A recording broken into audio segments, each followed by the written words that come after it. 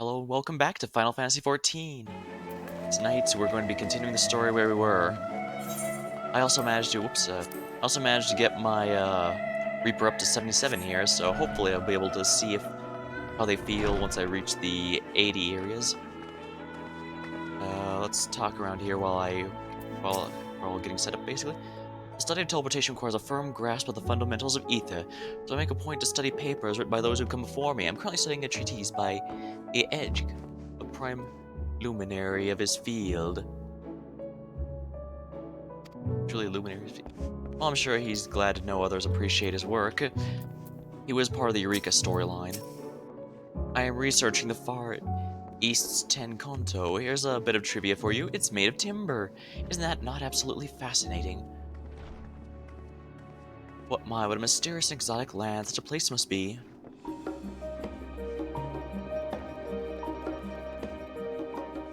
I can't go down there, but that's all modeled. It could just be decoration, or it could mean we're going there. Perhaps using the old methods are simply not productive anymore. Researching teleportation magic is difficult. That requires an abundance of space, which in turn requires an abundance of funding. And thankfully, we can use this public facility free of charge.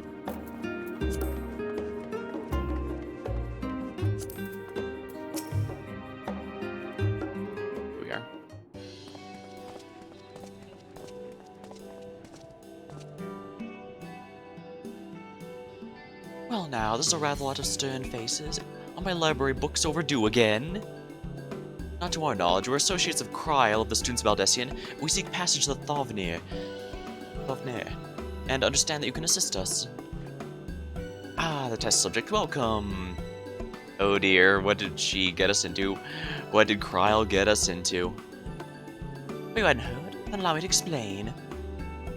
So in order to travel to an aetheryte, you ordinarily need to be attuned to it beforehand. Otherwise, you can't use it as a beacon to seek out while you're a mess of ether hurling along the life stream. An inconvenient but incontrovertible limitation of aetheryte teleportation. But if I were to tell you there's a way to travel without being attuned to it, why teleport instantly to a place you've never been? I like how even her earring is an aetheryte. Wonder if that means she can teleport to herself. Oh man, that would probably be a little crazy. For long years, we've labored to make such travel possible that people might move about more freely. And we've finally done it. We created a new kind of aetheryte that doesn't require attunement. Truly, that changes everything. Well, my language may have been a bit misleading. The user need not attune to these aetherites, but the aetherites themselves must be attuned to each other, thereby facilitating travel between 2 points. But it just so happens the first of our pair of aetherites, one installed here in Charlian, and the other over in Edilmod, a port town in Thavnir. As you may know, our nation has long maintained strong ties with the Radz-at-Han, and indeed we owe much of this breakthrough to the contributions of their alchemists. So to sum up, we're to test these aetherites. How fortuitous for you. I should mention that an accident has impaired my ability to channel ether. Will this be a problem? Oh, not at all. In fact, you might say these aetherites were made for people like your good self. Magic imbued within will whisk you away without any effort on your part.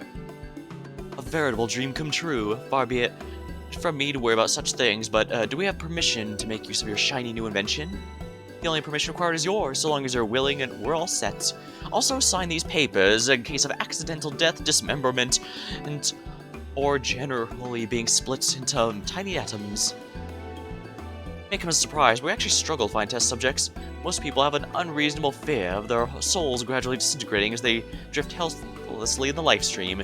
In the statistically unlikely event that something goes awry. Let's plain you are most people. Miss Kryl truly knows how to pick 'em. Excellent.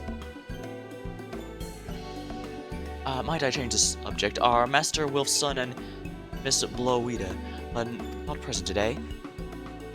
Oh, didn't you hear? They've recently resigned their posts. Their expertise was needed elsewhere. A very large-scale project helmed by the Forum themselves, I understand, but I'm not privy to the details. I see. Oh dear. Any other questions? No? Let's get going before you change your minds. Please see to your preparations, sign these waivers, and then head outside to the Aetherite Plaza. I'll be along shortly. Homebreeda's parents are even getting caught up in the Forum's conspiracy, for lack of a better term. unfortunately, this also means we won't be able to talk with them. I was hoping to save the talk about Moonbrita until we spoke with them, but it looks like that's not going to be happening all too soon, so I guess I can do so now. As a quick recap, she was a major character in the story, but mostly during the Realm Reborn patch storyline, meaning she wasn't in the main Realm Reborn storyline, and unfortunately met her end before Heavensward arrived. Fortunately, while I don't dislike her as a character, I do feel she just plain didn't have enough screen time. Now, for being there during this patch storyline, it might not seem too bad, but if you're doing it now, anyone joining now would probably only have seen her for a few handful of patch storylines before she dies, which is unfortunate because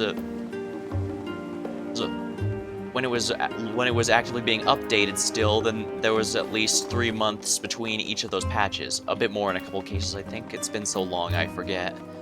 I believe I joined shortly after the Leviathan patch line. I think that's 2.2. So yeah, I was not here at the absolute Realm Reborn drop. But I was pretty early. A friend kept insisting that I play this game. I thought I've been out of it. I think I mentioned before, but I've got a pretty decent back story when it comes to MMOs I've played, free-to-play and not. But at the time I was feeling like there weren't too many that... Well, they're a big commitment, so it wasn't that I disliked them, it was just that I wasn't sure I could fit another one in. But a friend insisted on it, I gave it a try, and obviously I'm still here to this day. Yeah. I shall teleport to the train. Chat demands more emotes. Hello, Moni. Yeah.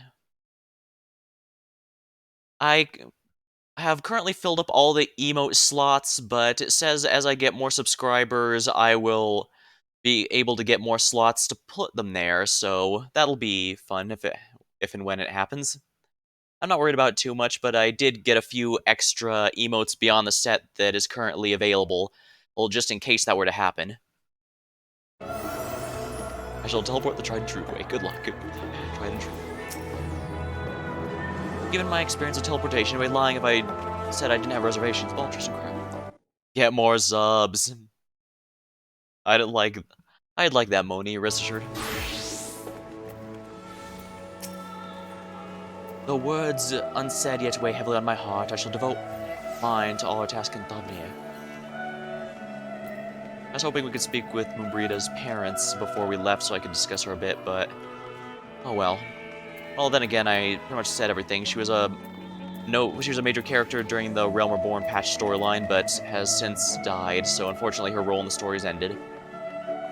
Though rest assured her sacrifice was not without value. It's because of her we were able to find a tool against the main villains, the Asians, so that was good at least. Alright, let's just wait for the mysterious teleportation experiment. And let's hope it actually works and doesn't lead to, you know, a portal that leads aliens into our world, a portal that leads demons into our world, or whatever, or... 22 in the KC Cup second stage, how did I fare? I didn't push myself too hard, if we're honest. I've had finals... oh, with Witchcrafters, neat. A friend of mine loves those. The gameplay, that is. Yeah, I've had a lot since the finals for my class are over, but as soon as that's done, I finish graduating, and that's going to be really fun. I think I might have mentioned before, but years back, I went to college, but I ended up flunking out, so I recently went back, and I'm just about done. Feels nice having that finally no longer over my head. Harpy ladies are insane in this meta. Honestly, Harpy ladies don't feel very oppressive. I think the next few boxes could definitely shake things up a bit. Alright, we're all set. Just the 4 of you, was it? 3. I'm already attuned to the crystal in Thavnir. You are? Oh. I would have preferred more test subjects. Sounds like the voice actor here is trying to channel Tracer from Overwatch a bit. Oh, well, never mind. If our 3 travelers could line up here, please. how much of this game is voice acted. Most of the main story cutscenes are. Anything that's discussed, I'll be reading out loud. Anything that's not a cutscene that's just a discussion out in the overworld is not, and I'll usually talk about it. I'll usually voice them when I... Right there is fine. Take a deep breath, and I'll soon have you soaring through the ether. I'm surprised they give her a voice. She seems like a minor character, but we might see her again later on. Or maybe they decided to just add as much voice acting as they could. Oh, and one last thing. You might experience a teensy-weensy touch of violent ethereal sickness. Good luck! She intentional. Waited until we were leaving before saying that, I swear. Yeah, even Yuri Anjay, her just face palming a bit. Did you see that before we left? Tried DBZ Kakarot has got a lot of voice acting. It's not as epic as this game. Well, to be fair, this is an MMO. Not to mention, it's from a big company like Square Enix, so it makes sense they'd put a lot into the voice acting. Alright, here we are. Teleporting to basically the other side of the... Yeah, because if I remember right, the island we're going to, yep. Practically on the other side of the Atlas. Well, it certainly saves us time. Thavnir, home to city-state Radz-at-Han. Rising from the southeast waters of the Bounty, this Isle of Plenty served as the battleground for a conflict between two peoples. Their cultures bled into one another until a unique amalgamation was distilled from the chaos, in a process not unlike their precious alchemy. Once solidified as a single nation, an adamant stance of neutrality would hold invaders at bay. For a time. Yep, there's the pillar we need to stop. Well, looks like I teleported here just fine. Across this vibrant isle creeps a fog of malice. What choice do you have? Oh, crap. Which choice do you have? Oh, crap. Even the narrator was messed up. What chance? Yeah, even the narrator doesn't know what to say.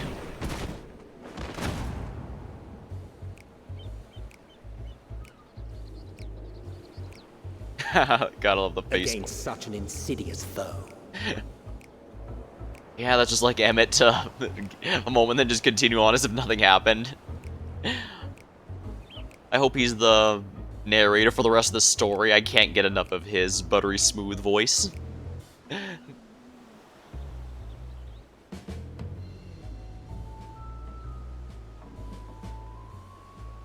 Well, just because teleportation magic exists doesn't mean that it's free from motion sickness equivalents. What's a rabbit-looking thing? The character... Seen fairer faces after a bout of bad shellfish. The character in the lower corner is Zero from Zero Escape 2. He's basically one of the antagonists. He's mostly just there to block the chat so that, well, first of all, if guild chat start talking about anything, it won't be put on stream because, well, I doubt they'd mind. I figure it should be kept private.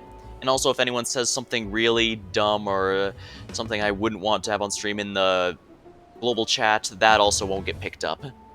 So yeah, he's just there to block the chat, but if he starts getting in the way of cutscenes, I can turn him off.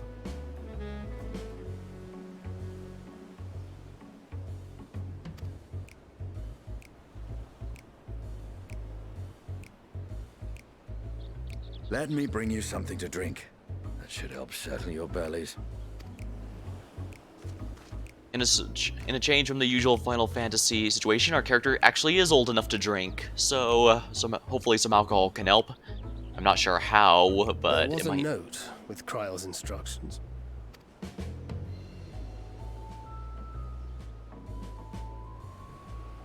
Don't let Estinian roam the markets alone. He's alarmingly bad with coin. Wait, alarmingly?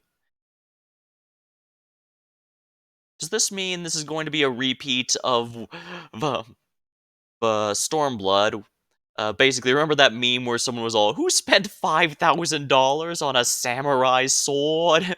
basically something like that. Oh, my mouse is visible. Hopefully that won't be a problem.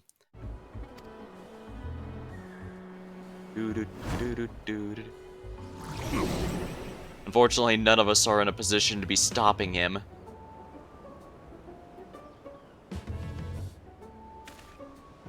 Well, I guess I gotta power through it. Maybe if I'm lucky I can walk it off. You managed to will yourself to your feet, but given your condition, can you reach Estinian in time?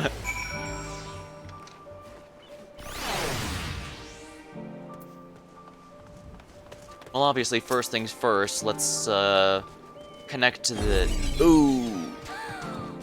Well, so much for my plan.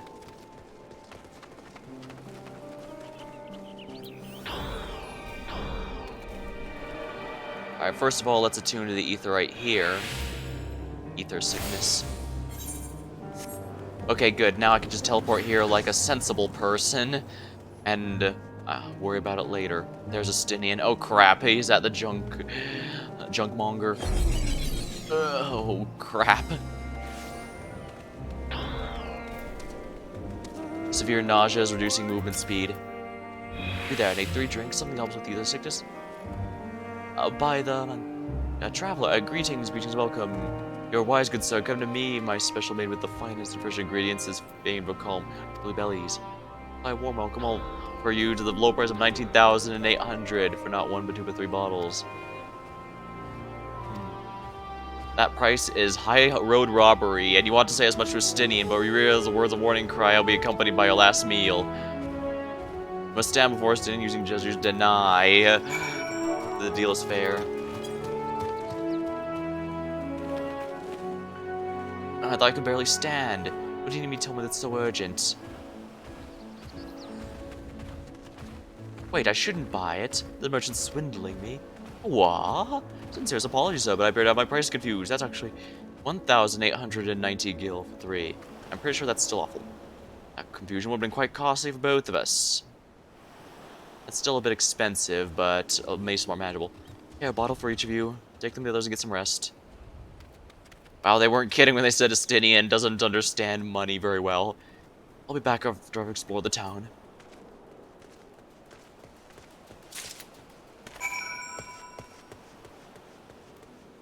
Ugh. I believe this is the first time in the game they've had something like this happen. That is, your character have an affliction while moving about the overworld. I mean, it does happen in those instanced events where you do special battles in an area that's not the overworld, but...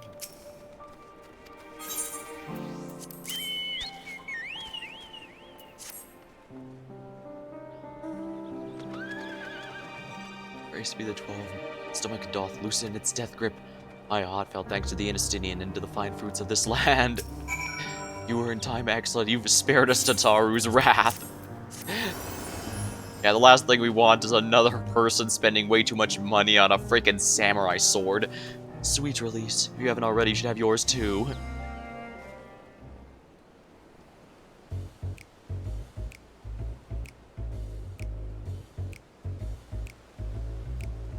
Right, I'm ready to get on with it. That lassie truly worked wonders.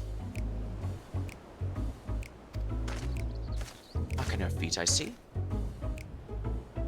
Thy hair. Ponytail. I found it.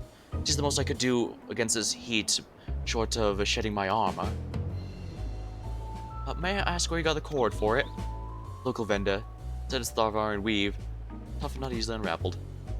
And how much did it cost? 9,400, so a steal I was told. This is nothing fancy, but about function over form. That's incredible, I dare not say. Even Alphino could hold a candle to you. Yeah, Alphino was the one who spent that money on a samurai sword.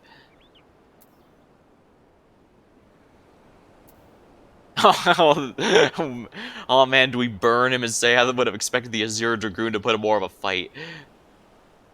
It's not uncommon for merchants set their prices high, but doesn't that seem excessive? I'm inclined to agree with thine assessment. It doth seem excessive, unusually so.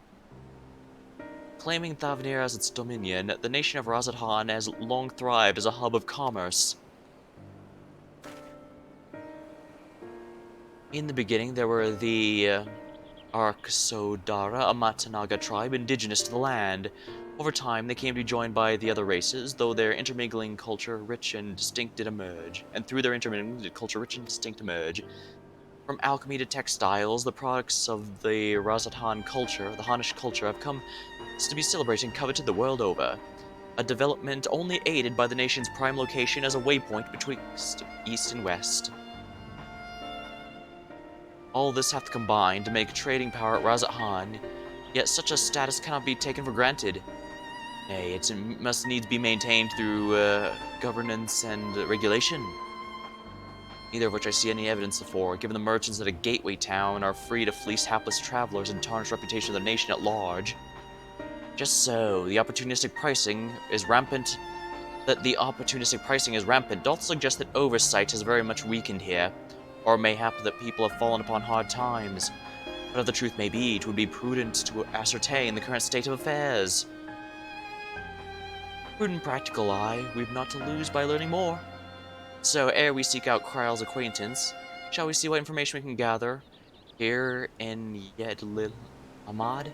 There's no possible way I could pronounce that right. Excellent. We didn't exactly get off to a flying start, but we'll make up for it.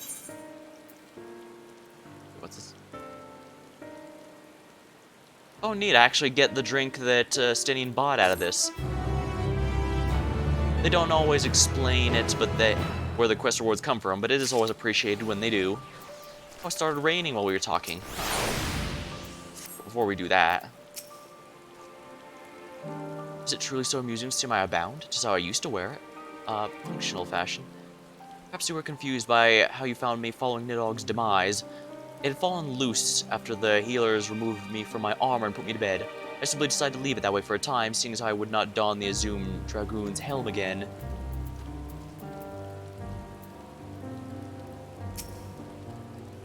Be thou assured I am quite recovered. Lassie is truly a boon for unruly stomachs. Right, let's split up and make inquiries in town. Coda, the piers are yours. Once we have learned what we can, we will regroup by the Aetheryte, off-putting though the mere sight of it may be. Is it really that off-putting?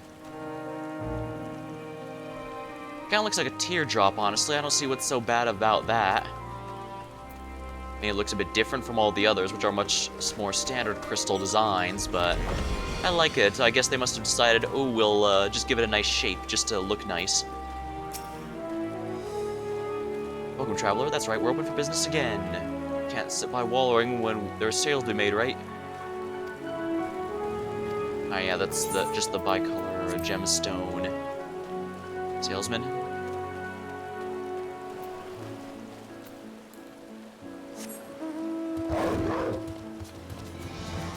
Ooh, that guy has the nine-tailed fox mount. It's not too hard to get the drop mounts, it just takes time and dedication. Crate of fruit. The crate is laden with fruits, but they're on the verge of spoiling as if they've been left here for too long. That is rather interesting. Why would someone leave something perfectly important as food there?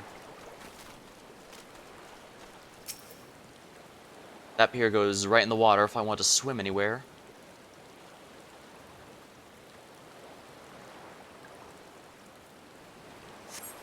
Gazing from the pier, you spy boats moored off the nearby isles, with the silhouettes of larger seafaring vessels further away. Compared to the other ports you visited in the past, there seems to be very little activity. So there's very little trading going on here for some reason.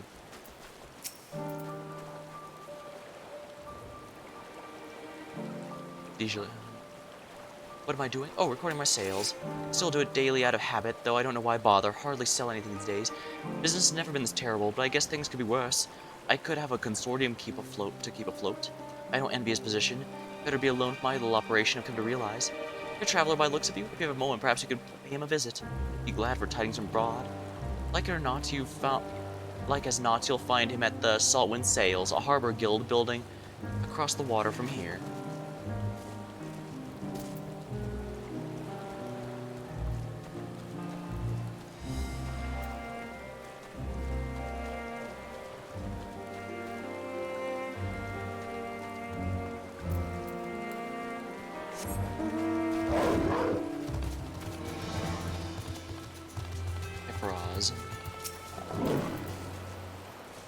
Well, now, if it isn't Traveler.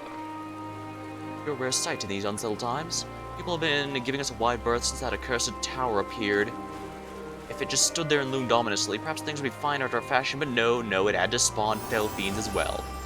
We still have our lives thanks to the Radiant Host, but business as good as dead.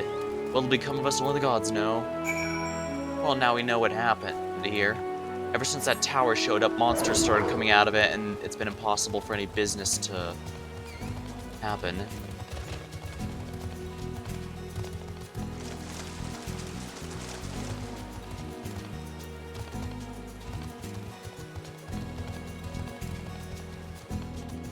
Excuse me, you're fine with pets in this building, right?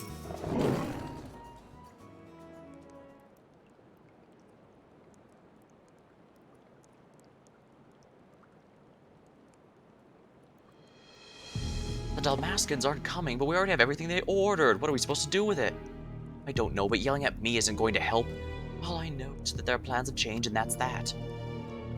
Look, you must have known this might happen. The Empire's at war with itself, and the provinces are in chaos.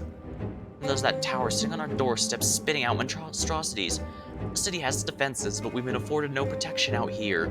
We can't blame foreigners for not wanting to take the risk. Ah, but this will be an enormous loss. Alright, forget about the Damascus. Surely some ships are still coming. We have produce, handicrafts, medicines, all the perennial Hanish favorites. Our consortium works closely with merchants and artisans to supply only the finest. Our quality is guaranteed. I know all these cause all I do. Well, the player doesn't, that's why I'm saying it. Which is why I regret to say I have nothing for you. All voyage has been cancelled or indefinitely postponed. Oh, and you are? Wait, you're a foreigner, not a merchant? Please tell me you're a merchant. I'm afraid I'm an adventurer, actually. I see, 'tis a shame. I'm sorry, but we're discussing important matters. If you need something, please talk to one of the others. Excuse me. My name is Matsuya. I'd like to see Kalzal.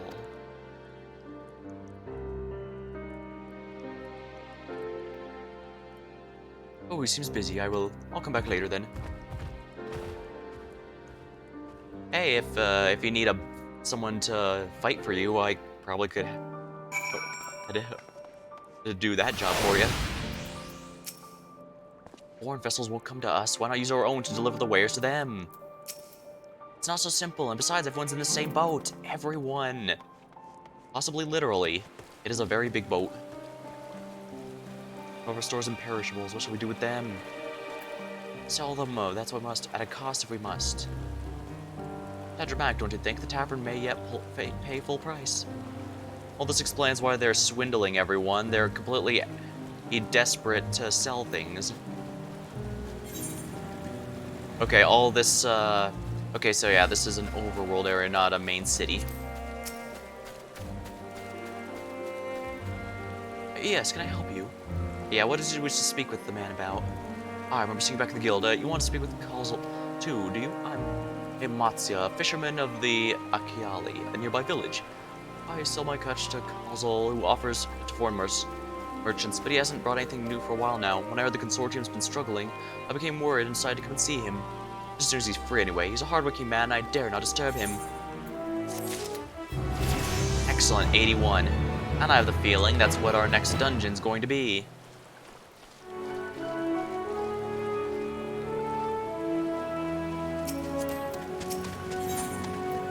Matsuya regards you nervously. If I may ask, what does he do? I'm an adventurer by trade. An adventurer, you say? You travel the world helping people? That must mean you're great at dealing with strangers. Please, will you teach me to be like you? See, I brought some fresh fish with me, a portion I couldn't preserve, and I want to sell them. The problem is I'm terrible with people. I've only ever dealt with Kalzal, and I can't talk to customers without getting my trunk in a twist. So please, still as it might sound, would you peddle my fish instead? It's done. If you're willing, please let me know and we can begin at once. The events follow cannot be skipped. You may wish to cancel any pending beauty fighter restorations. Oh, interesting. Yeah, if you're about to go with something that's gonna last a little while, for example, if there's a lot of cut scenes, the game will usually warn you, hey, this is gonna take a while. You probably don't want to be queued for the duty finder during this. We'll do it then. Show me how to deal with them. I'm in your debt.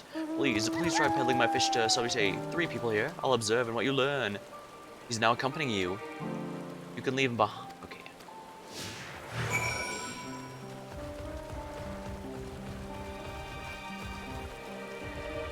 Wait, he just walked in the water? That's interesting. Arrow.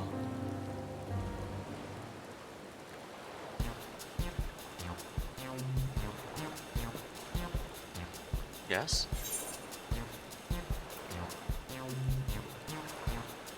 Straight from the sea. Greetings, Brenda. How are you of late? Greetings to you too. I suppose I'm well enough given the circumstance. Things have settled down somewhat, but it was not the chaos when the tower first appeared. Everyone grabbing whatever they could. I remain here for now, but couldn't stay away. I had to come back into my life such as is. But then I was right. Just time will tell.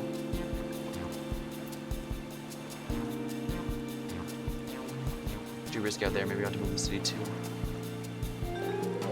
Little place like home, but don't do anything too dangerous, okay? Oh, trust me, I don't. I make sure to keep well clear of the tower. More monsters emerge from it. I need the Radiant Host instructions. I hope they deal with this soon so we can go back to our normal lives. The days when you could earn as much as you gave, tucked into a meal satisfied you did good work.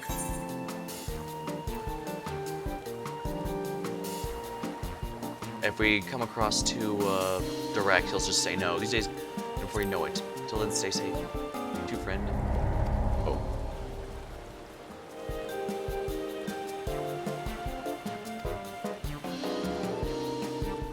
Honestly, I don't think he was gonna do it no matter what, given I'm allowed to fail that. Usually, the game won't allow you to fail anything that is actually necessary.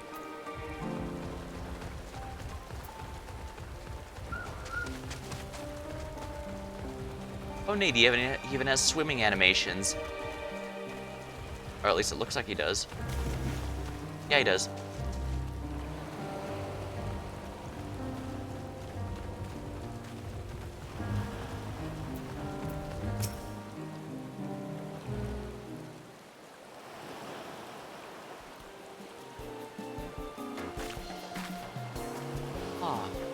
Do you sell fruit? To buy a smile, let's say a dozen, don't eat a pork.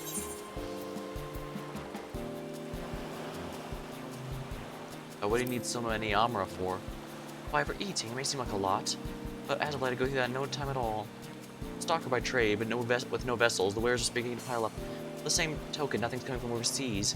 Not a day goes by that someone isn't coming asking when the next shipment's arriving. It wears me down, I'm feeling constantly hungry.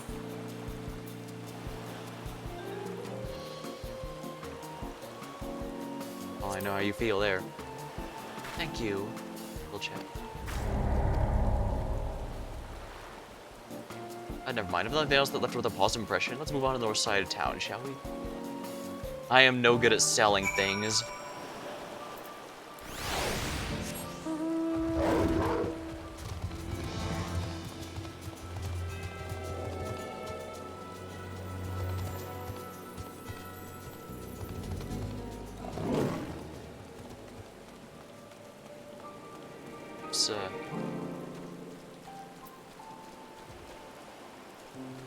Yeah, I can't be mounted for this, for better or for worse, so I do need to walk. Not a problem. I can keep going like this just fine. Smashy, smashy. Nah, I can't smash anything here. They're probably already smashing themselves, actually, just to try and get whatever's inside. That said, I do think I could have gone the sale with there, because she said she just needed food.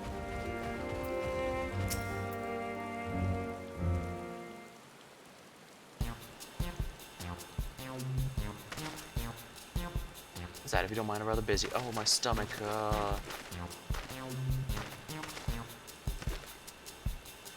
Eater sickness? No, nothing's unusual. I heard get to back work, I just ate so little. Fresh fish. Why the vegetable? Food's the last thing I need right now. Go inside and fish someone else.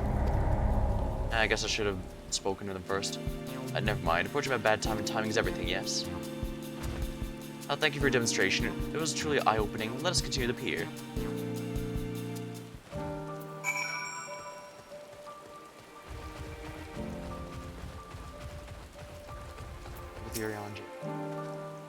as a storehouse like any other at first glance, yet in contrast to scale, there's a distinct lack of activity.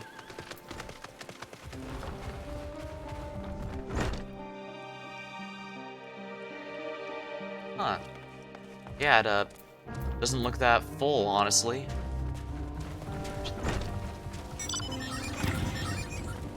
Well, hopefully... well, I suppose you can learn in failure as well as success.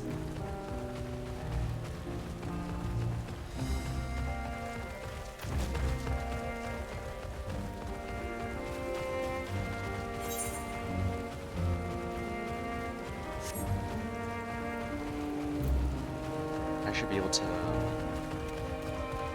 oh dear, what's... oh yeah, that's the marker area. Accompany Matsuya to the pier and then speak with him.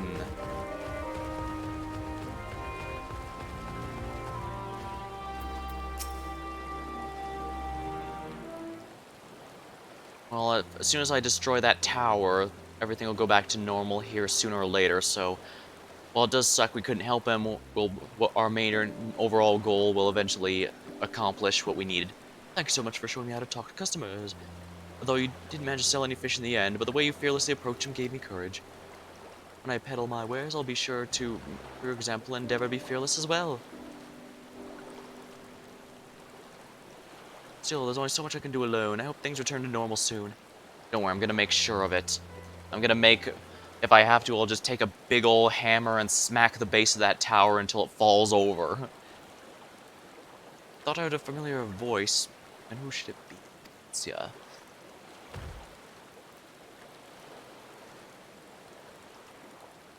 Oh, Falzal, have you finished your business at the guild? So you were too. Forgive me, try as I might, I cannot find buyers. No ships coming in and hardly any going out. There simply aren't any options. At this rate... so you can't buy fish anymore. Sorry, Matsuya, I truly am, but for now, you must peddle your own goods. Oh, but by myself, I can't. I want to help you, I really do, but as it stands, I can barely help myself. I poured my all into the consortium. I'll be damned if I let it fall apart. My friends and families depending on me. I won't fail them. The sisters is my witness. Also. Not to worry, using what I've learned from you, I'm sure I'll manage somehow. Well, I'd best return to my village. Thank you again, and please take care on the road.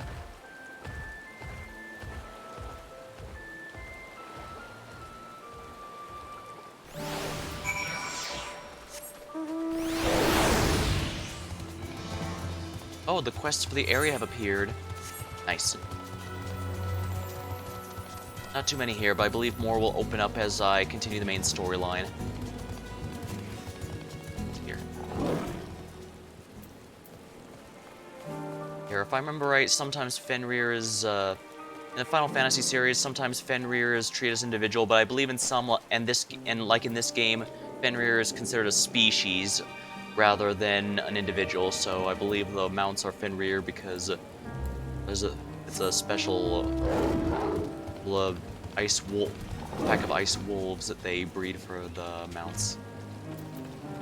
Something like that. It's been a while. Oops. There you are, gotten over the ether sickness, have you? Mayhap owing to the island's small size, the tower is intact upon the people's lives doth appear to be more pronounced here than even in yours, yeah. So you've been busy. Managed to learn a tidbit or two, I trust? Yeah, the tower's basically ruined everyone's lives. See, we also heard the tower's affecting many locals' livelihoods, but to think would be such an extent. For another notable, if not wholly unexpected discovery, disappearances and kidnappings are disturbingly commonplace. As before, the culprits are almost certainly tempered Imperial soldiers. And as before, they mean to use the faith of their hapless thralls to call forth the lunar primal. Business as usual for the Telefori. Judging by his brow, something important has occurred to Justinian. That Matsuya fellow you were helping, he's an Arcastores, not? Apparently, 'tis almost exclusively his people that are being kidnapped. Should he really be traveling alone? Oh dear. If summoning is the perpetrator's aim, I doth stand to reason, and Arxidora will be their primary targets. For 'tis the faith of their ancestors which prevaileth in this land, and many are devout adherents still. We'd better go after him. Achiali lies to the west, as I recall, the same direction as Kral's acquaintance, incidentally. It's settled then. Keep your eyes peeled as we make for the village.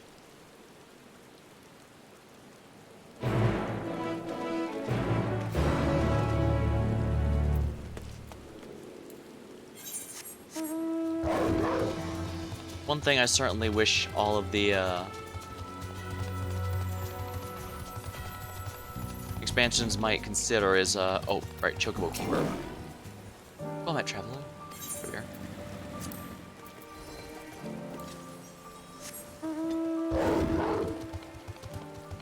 Yeah, as nice as the quest accepted and quest completed jingles are, the music can sometimes be a complete mood breaker, or if it's in the wrong place. I wish they turned it off for those big emotional story beats.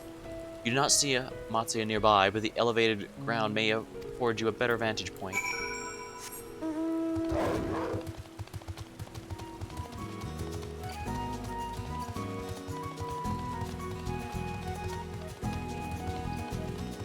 Those triangles around that enemy is hostile. So let's avoid the giant killer turtle.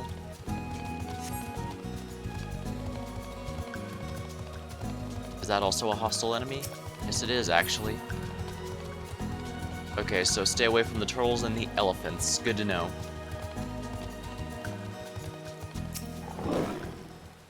Surveying should give me a better view.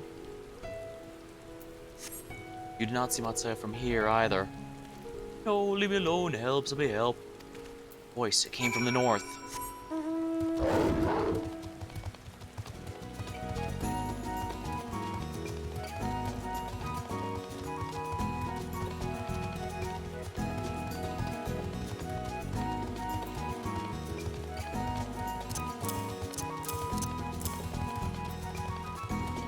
Not sure if this will be necessary, but we'll find out the hard way. Especially once I start running up against my own muscle memory.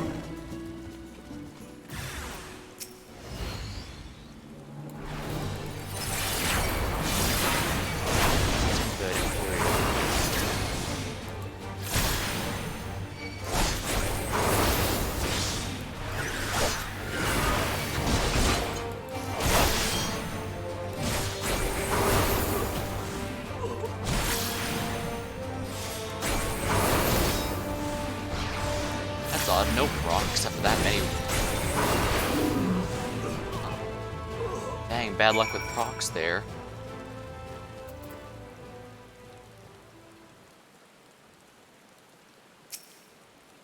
Alright, let's aid our buddy here.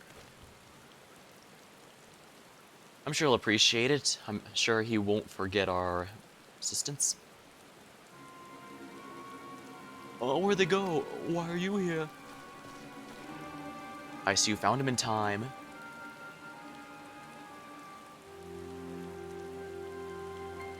You and your friends came to look for me. I don't know how to thank you. On my way home, I took a moment to stop and rest. Think about what to do about, well, everything. And then those men came. Kidnappers. We'd heard that the Arcsador are being targeted. Surely you have as well. Well, perhaps it'd be best if you took refuge in the city. We consider it, me as well as the others, but fishing is all we know. The ocean's all we have. See, that's our decision to make. We should be careful not to travel alone, then. A question, if I may. It is our understanding the strange fiends have emerged from the tower. Canst thou tell us of those beings? What can thou tell us? Too much, I'm afraid. I have no idea what they are, but I've heard that some bear an uncanny, unsettling resemblance to our divinities. So indeed, a lunar primal's been summoned. Possibly even many.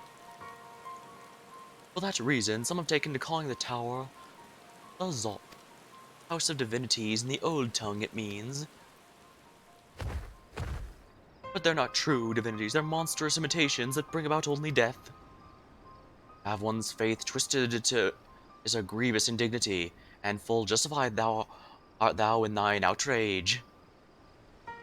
Knowing that 'tis for no other purpose but to neutralize the tower that we have journeyed this land, In time we may be forced to contend with these false gods, and thus we would learn all we may about them. Wilt thou not tell us of thy divinities and their true nature? Go all this way to save us? Really? And to think I had a paddling fish! But to answer your question, yes, of course, I will gladly tell about our gods. I say, because I am a terrible storyteller.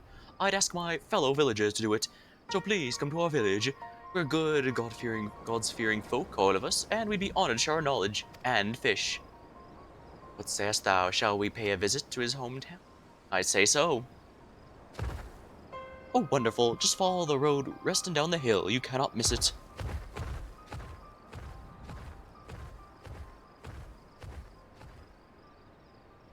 He keeps saying gods in the plural, so they don't have a single deity like the other beast tribes do. So, 'tis a simulacra of the Thavarian gods that are being summoned. If any doubt existed before, there can be none now. The kidnapped Hanish are being imprisoned inside that tower. I pray we're able to save them. Though indeed, saving them will mean confronting their false gods, like as not. Aye, as you said, we do well to study their religious traditions. To Akyali.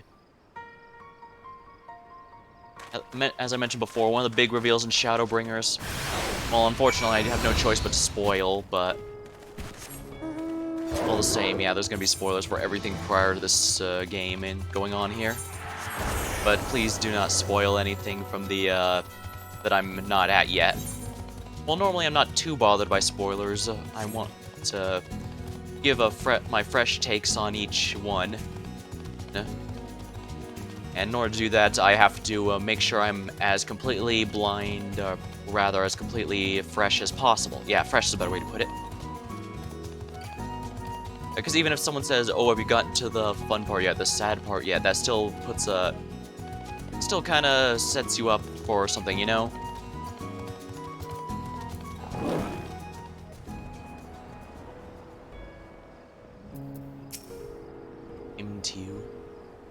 Sure, I can catch a few fish if I take the boat out, but I've got nowhere to sell them. And even though I do what I can to preserve them, all they'll end up doing is filling my storehouse instead of filling my pockets. Familiar though I am with the myths and legends of this island, to hear them spoken by heirs of the storage inheriteth giveth them new life. Another big rule is the primals are technically not summoning, but rather creation magic, used to create false deities in the image of the true ones that the beast tribes worship.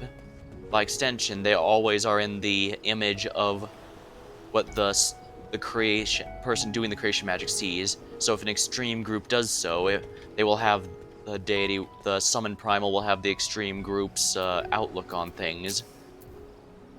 Welcome to our village, traveler. Is there anything I can help with? What is this place exactly? This is the fishing village of Akyali. You can think of it as the Fisher's Yomad.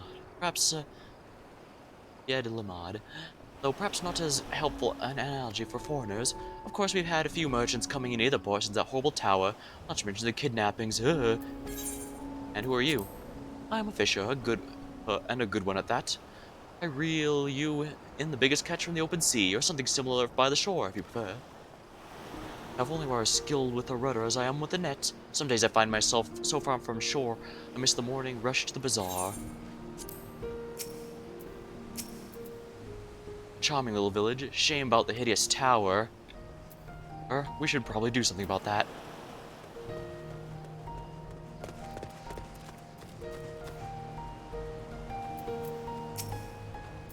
Welcome to Akyali, my friend. The name means the White Beach. And there isn't much here save that, but please make yourself at home. Your companions have already begun talking to everyone. Feel free to show yourself around and do the same. Any one of us can tell you about our gods, but you could do worse than start with the Kanga and the old Asveda. They're free at the moment as it happens.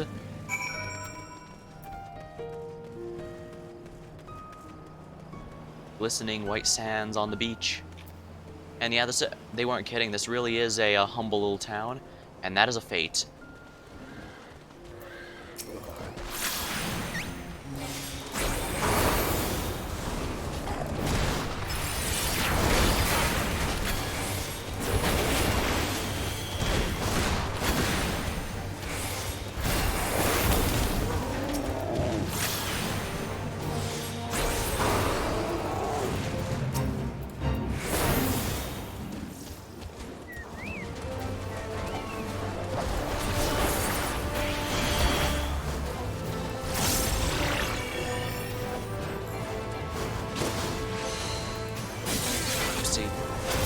You know what? Forget it. We're gonna use Moulinet.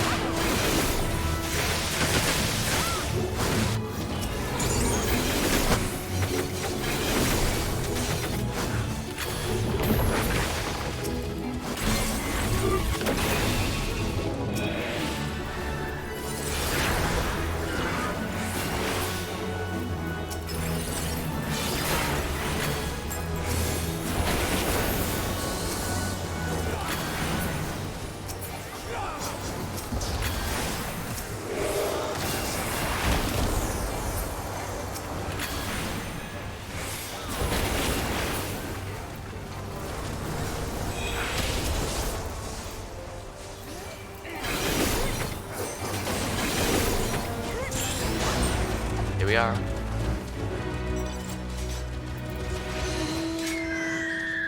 Twist of Fate bonus means like the little icon on the Fate here means I got an additional little XP boost out of that, so that was worth it, I think. We should know about our gods. What a curious visitor you are. Most want fish, and in case I'm happy to oblige. Now, I don't know how it is whence you hail, but our island home is home to many gods. They can be divided into two groups: the Mansuya, beings of wisdom who assume the form of men, and Moraga, beings of might who assume the form of beasts. Together they are the divinities, their forms and personalities many and varied. Some are kind and gentle, others stern and temperamental, just like we mortals can be. All the process of great insight and experience, and by heeding their teachings, we strive to better people and live better lives. Strive to be better people. Interesting take on things. I remember during an interview with Supergiant when they were making Hades, they mentioned they decided to go with a Greek theme for the... Since they decided to have the whole thing based around family drama, they decided to go for a Greek theme because they mentioned that Greek gods are popular not because they're gods, but because they are human. I thought that was an interesting take on the whole thing. Hard to say, since, you know, ancient Greeks aren't exactly around to ask as to what their thoughts on the gods were at the time, but... Asveda. Interested in learning about our gods, you say? Huh, that's what I like to hear. Perk up your ears and listen. In ancient times, the Mansuya and the Magra, deities who look like men and beasts respectively, were locked in conflict. Eventually, seeking the wisdom of the the Moraga cast aside their own heads and took those of their foes. Likewise, the Manusia coveted the might of the Magra, so they too resolved to trade heads. Thus were born new gods, possessed of both might and wisdom. They ushered in an age of harmony between the two factions. From then on, as a sign of their esteem for one another, the Mansuya have worn animal faces, their limbs of men. Interesting.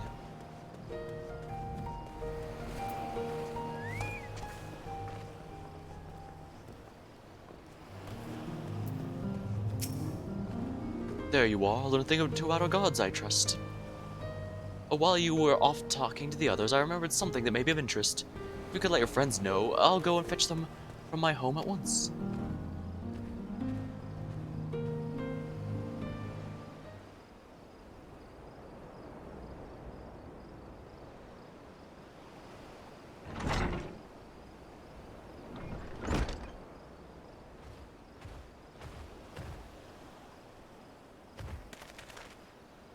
Apologies for the wait. I wish to show you this hanging scroll which depicts 3 of our most revered deities.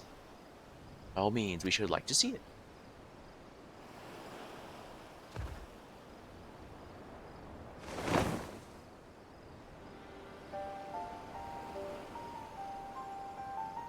They are the Mansuya. You heard about them already, yes? The 3 sisters.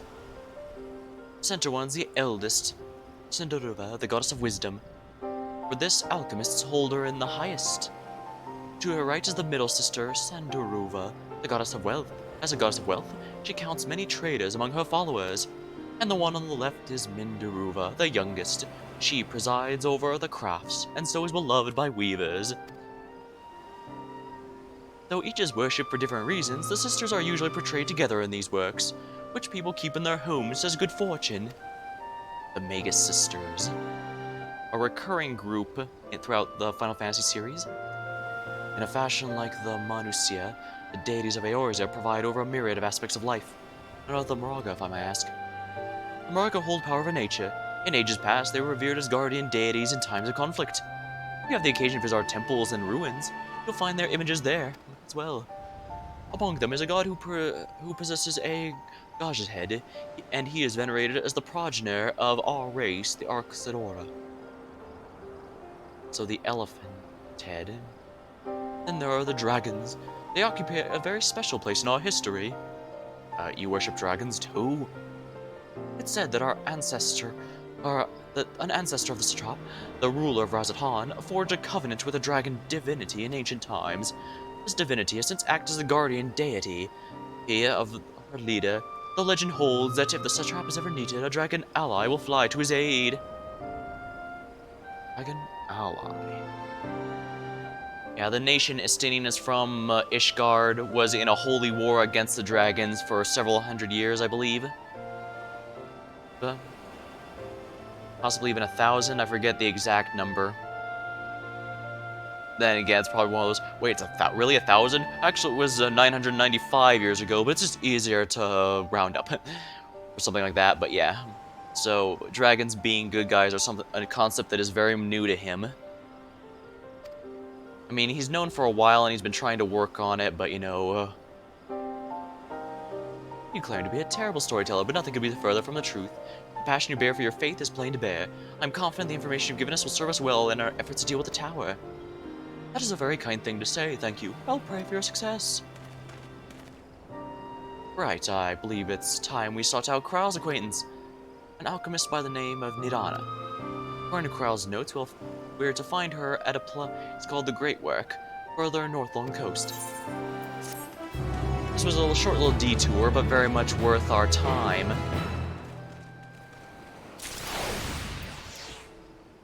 Alright, guess I have to grab the quest from him. Matsuya has a shine in his eyes that wasn't there before. Did you say you were going to Nidana? Oh, how I envy you. She's brilliant and beautiful, kind, understanding. Did I say she's beautiful? Oh, I could stare at her dainty little ears and adorable trunk all day. And those eyes, when you meet her, take care you don't drown in them. Don't worry, I'll make myself a map so I don't get lost in them.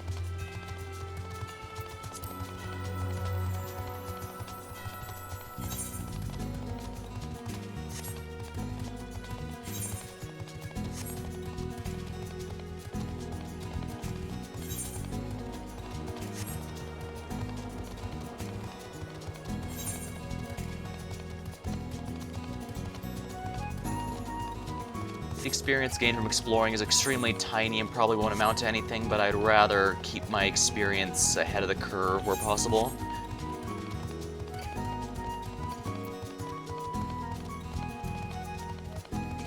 Let's see here, 86. I'm glad they decided to give Red Mage some more team support. I felt that, while it's nice that they do have a heal and a resurrection, I felt they were a bit lacking in and of course a party buff, but for some reason this decays. Oh no, it doesn't decay anymore. Yeah, increase zone magic dealt by 5%, damage dealt by nearby partners 5%. So, okay, yeah. Back in Shadowbringers, this decayed over a certain period of time. It's not too bad, but it seemed a bit unnecessary given it's far from the biggest damage buff in the game, and no other damage buff in the game decays. Sure, it's nice to make the Red Mage's buff stand out a bit, but if it's going to decay like that, it should be at least be stronger than your average buff to compensate, right? Or at least that was my logic.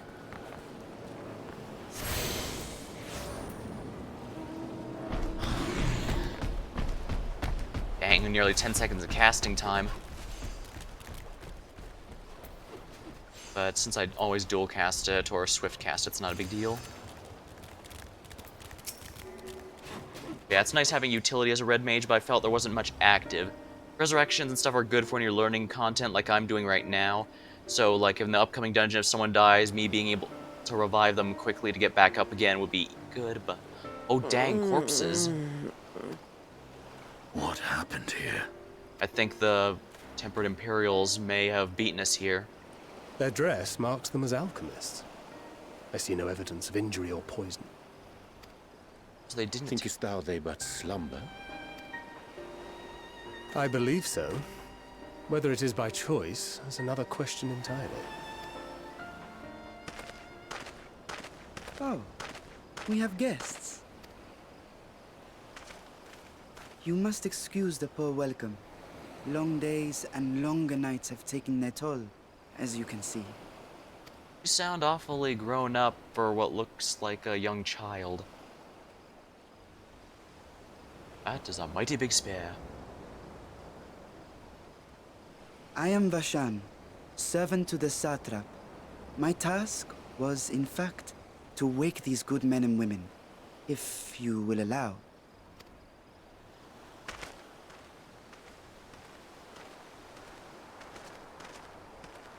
People of the great work, I come bearing new scales. Scales? We have new scales?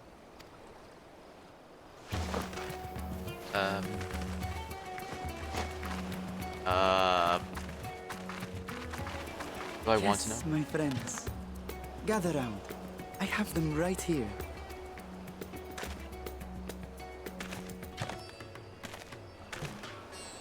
Oh, happy day.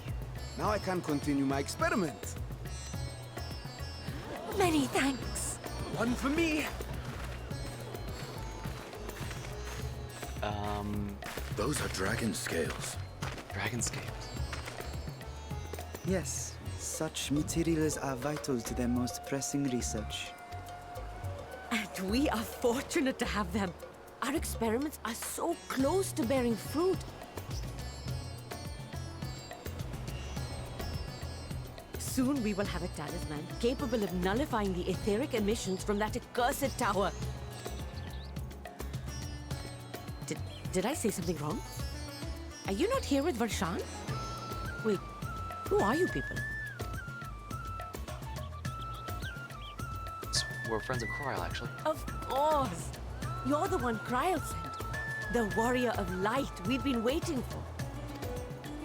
Ah, this is a day of celebration. Praise be to... Look at outside the window by accident. The winds have shifted. I feel it. The end to our toil is near. I feel it too. My head hasn't been this clear in days. Tell me, how did you acquire those scales? Curious that it concerns you so. Well, he's dealt with a few dragons But in his worry not. They were freely given by the dragon with whom our satrap has forged a lawful pact. That's good to hear.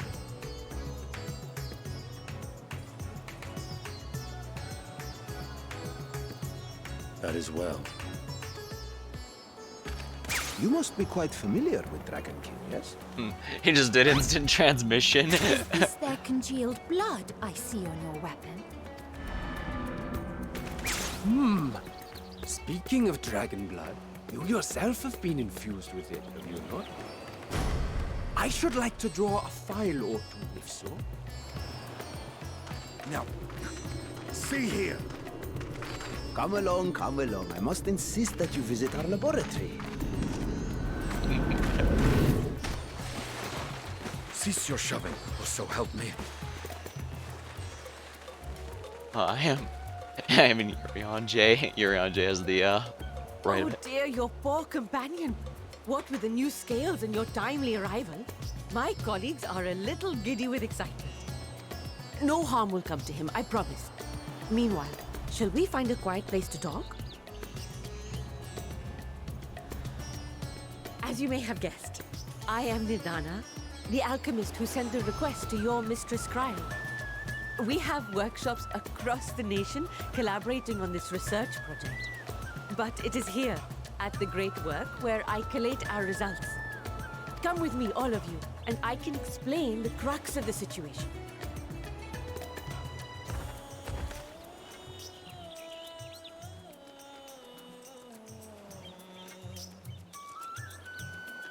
That's another research facility. Neat. Might as well speak with the Chocobo Keeper here.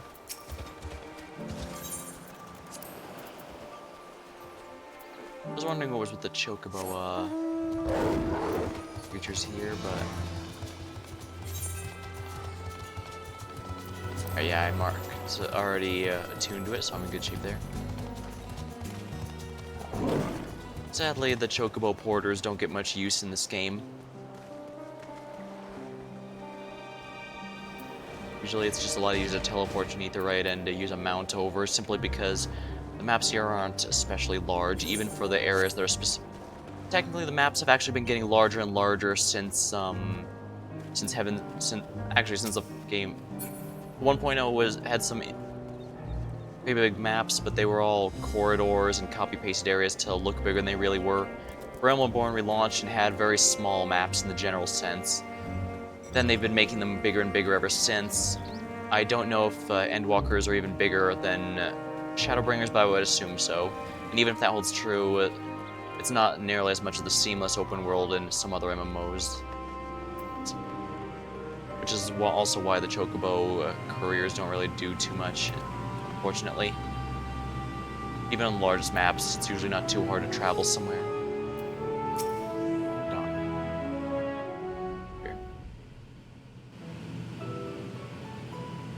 Allow me to thank you for answering our call. Many towers have appeared around the world, and we are grateful that you would assist us with ours. Though Kral herself is tied up with another investigation, Code is an eminently capable substitute, and we will spare no effort to aid you. If I understand it correctly, you seek to make talismans that can nullify the etheric emissions. Indeed we do. As you know, the tower emits vast concentrations of ether. One cannot go even anywhere near it without being tempered. As such, we can only study from afar, and are powerless to deal with it in a consequential way. In order to strike back, the satrap bade us alchemists and create enchanted talismans. Talismans that allow our soldiers to venture into the tower, even should they lack innate protection. Could such a thing be possible? Admittedly, we're still in the midst of testing, but we are quite confident. Even prior to this, our people have long pursued countermeasures against the etheric corruption of primals. Of the methods tested to date, those utilizing dragon scales proved the most promising. Owing to their etheric density, the scales are highly resistant to disruptive forces. The mightier the dragon, the greater the resistance. We seek to amplify this protective property through our alchemy. Thanks to the scales provided by His Excellency, we have been able to make steady progress with the talisman. Soon we'll be able to conduct a field test, and here's where you and your blessing of light come in. Rather than having my blood drawn, I suppose. What does it exactly need me to do, though? Nothing complicated, I assure you. We ask only that you serve as an escort. I'll explain in greater detail later, but you'll be venturing the tower's field of influence. And so for your own safety, I would first test how well your blessing shields you, with your permission, of course. In that case, Yurion and I will find other ways to make ourselves useful, seeing as how you all work to the point of collapse. I suspect you could do with more hands. We'd be very grateful for any assistance you can provide.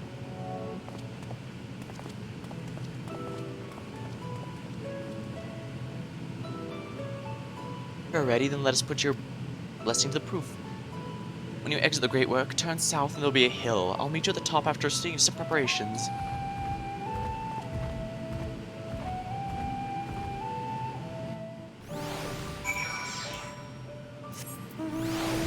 I guess they're fine with allowing pets in here. Awesome. I cannot see that sinister-looking spire when I'm working, but it's always there, lurking in the back of my mind. Excellent. Oh yeah, I'm gonna have to climb up here, aren't I?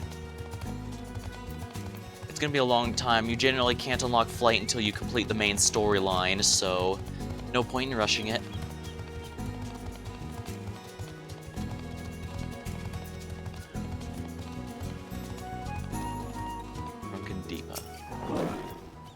See a lantern designed in the local style. Oh, what's this? I hope you didn't have trouble finding this place or climbing the hill. Not all are accustomed to the physical strain. I'll give you the fruit of our sweat, tears, and many sleepless nights, the drunken Deepa. The Deepa is a lantern presented to the gods in offering. Taking inspiration from the tradition, we created this device to test the talisman's efficiency. Upon activation, it will move a certain distance before emitting a powerful blast of ether.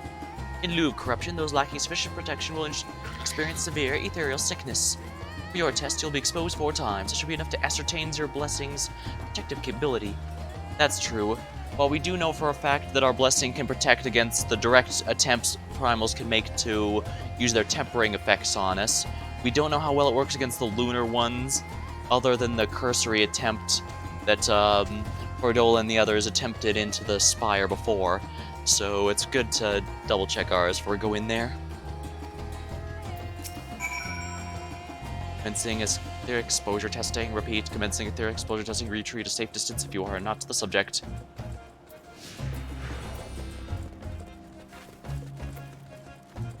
It's bouncing.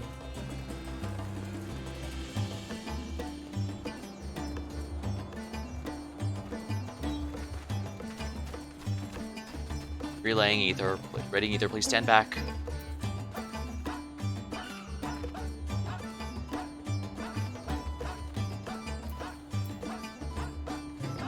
Test subjects, please gather near.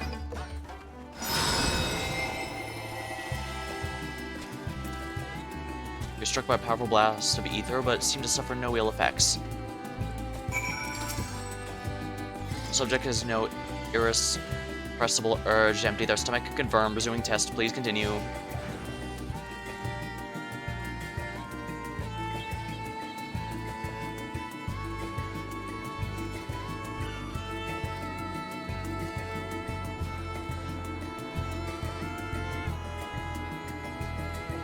Rating ether, please stand back.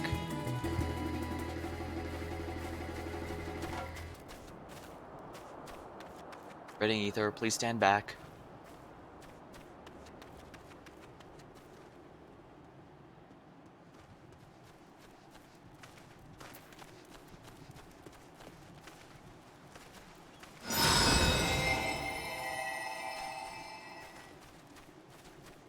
Struck by another powerful blast, but experienced no ill effects. Please subject stomach and bowel integrity holding confirmed. Resuming test. Please follow.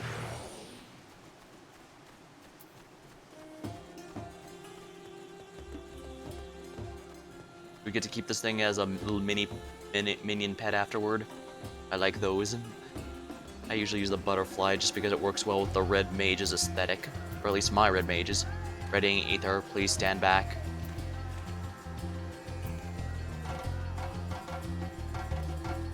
Readying ether, please stand back.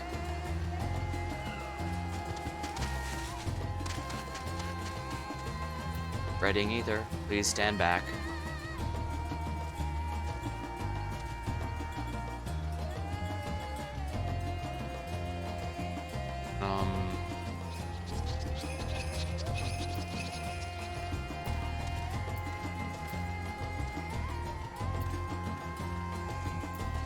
Ready to discharge. Warning, discharging ether. You're struck by yet another powerful blast of ether, but suffer no ill effects. The blessing of light seems to be keeping you from harm. Subject, fortitude related, impressive. No irregularities confirmed. Resuming test. Please follow and brace for final discharge.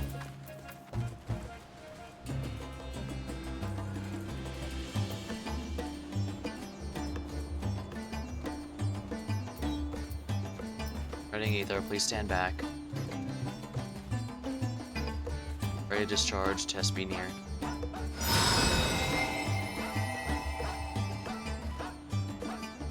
Struck by the strongest blast of ether yet, but survived completely unscathed. Etheric exposure testing concluded. Please collect and deliver me to the supervising alchemist. Congratulations on retaining your composure and your humors.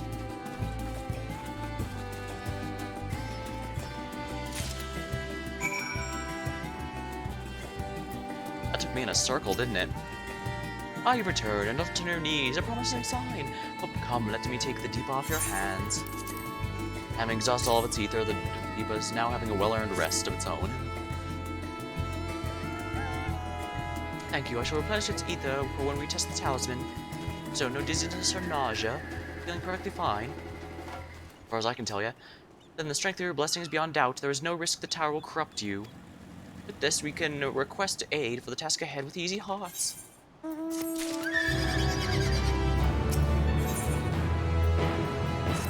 She regales you with eyes you could drown in. I need to get a drink. My throat is really dry.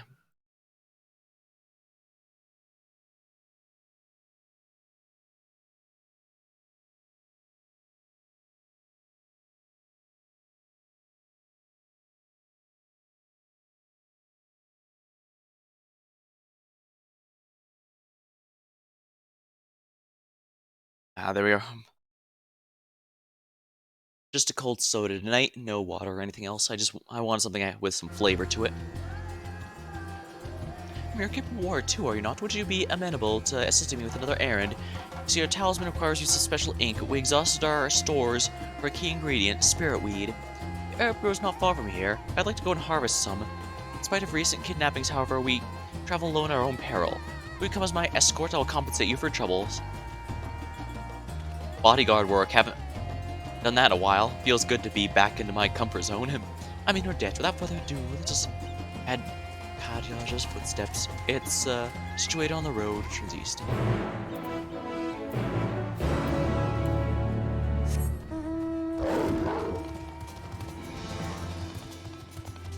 Bodyguard work is definitely a classic when it comes to adventure jobs, and one my character can do rather well, I'd say. Well, rather he'd say.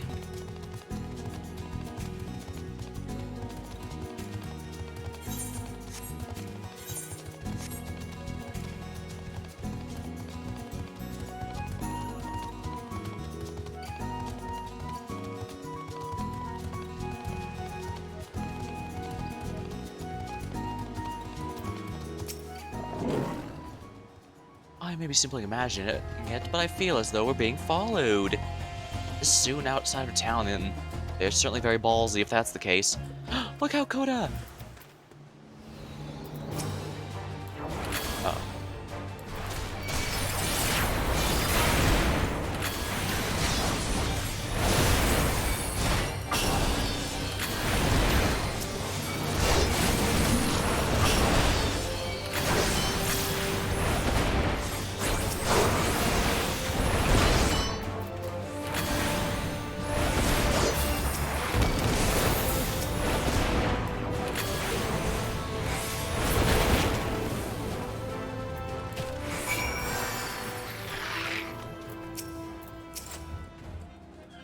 Oh gods, but that gave me a fright. I think the moment I ventured outside the safety of work.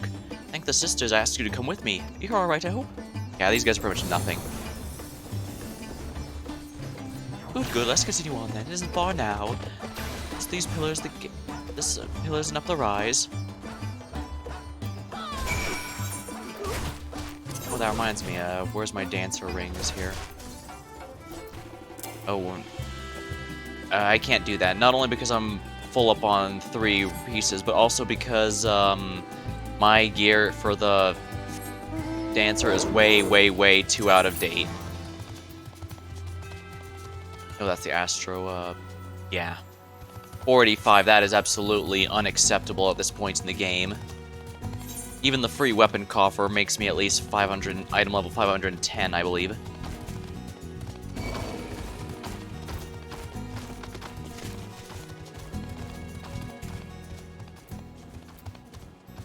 Leashes in this game are pretty short, for better or for worse, so it's not too hard to lose something if you get its attention. Ah, here we are, Kadyaja's footsteps. Kadyaja was a great dancer, and those who followed her, well, you know, they come to this place to train and dedicate the dance to their ancestors. Happy benefit, this is the spirit weed grows here in abundance. I will set about harvesting it once, if you would be so kind as to stand guard. The kidnappers aren't likely to return soon, but better safe than sorry.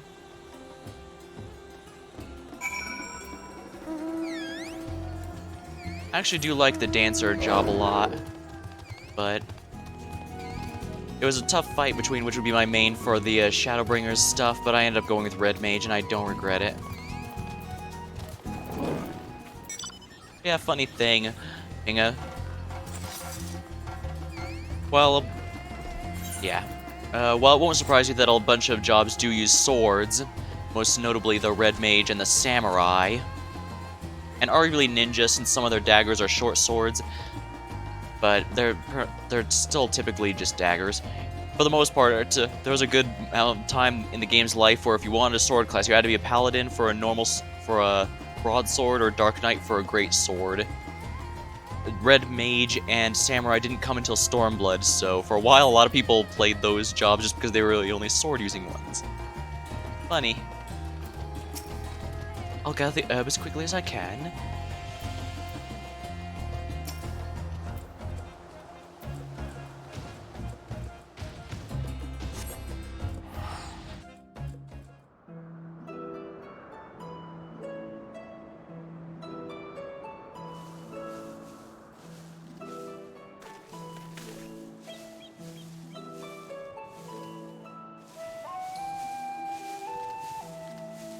Yes, that would be Radz-at-Han.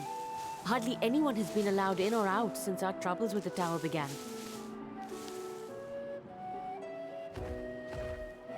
The faithful citizens huddle inside the city walls, and commerce has all but ground to a standstill.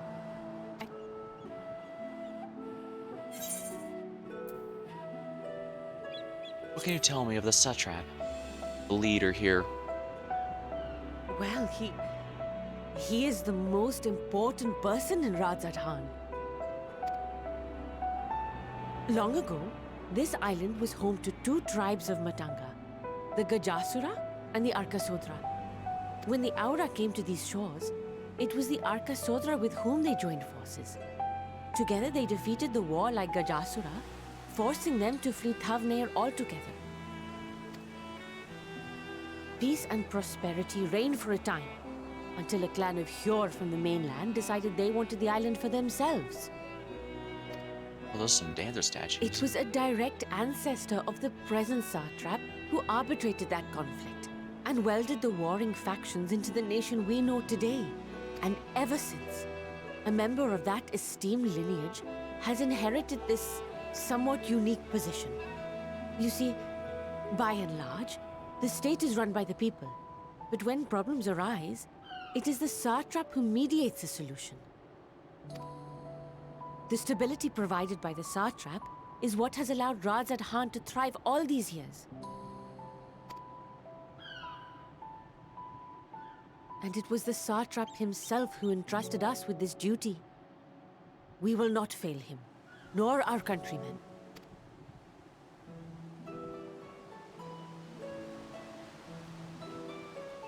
I really like the architecture. This really does feel exotic yet familiar, since it has aspects of, What is the delay with the vessel? I told you I need to adjust those ratios.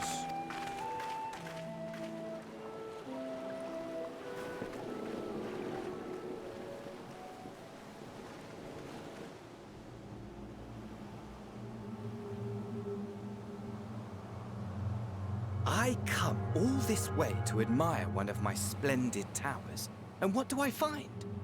Fools attempting to ward off its tempering influence with magic trinkets. well, if it isn't our good buddy Fandango. Yes, I'm intentionally getting the name wrong. I seem to recall a similar experiment in ages past. What was that man's name? Oh, something? Oe? He might be referring to Orin, which is a attack reference. Another body, another time. Who could be expected to remember every trivial detail? Allowing them to construct such handy talismans would be counterproductive to my plans. And yet, I find myself deathly curious. How will they manage this feat with the limited knowledge and resources at their disposal? I suppose immortal beings like the Ascians would have a lot of curiosity about how someone with such less information and abilities would be able to function. Complications be damned, for we cannot escape the nature of our souls. And I, as ever, am my own worst enemy. And Daniel's showings in Shadowbringers were mostly straightforward, without anything too complicated. Then this almost implies there's various other sides to him. What is going on? So basically, he's openly admitting he's willingly letting us work unimpeded because he doesn't think we can do it, but he wants to see if we can. Ooh.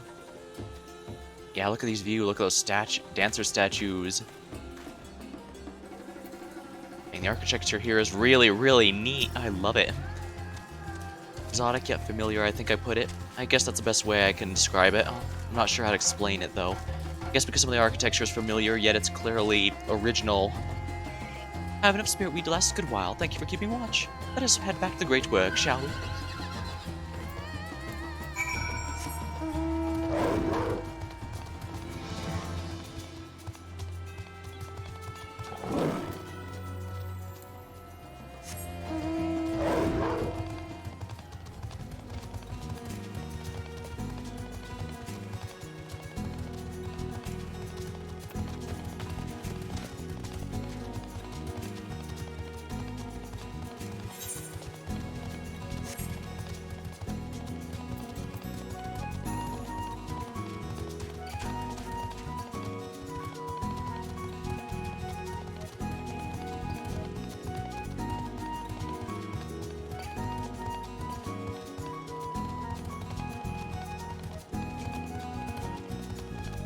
But dang, people are in the chat are complaining about the login issues. Yes, the surprise of absolutely no one with the new expansion. It's a bit of an ordeal to log in these days because of how many people want in. Can't really blame them after all. It's you know, a new expansion.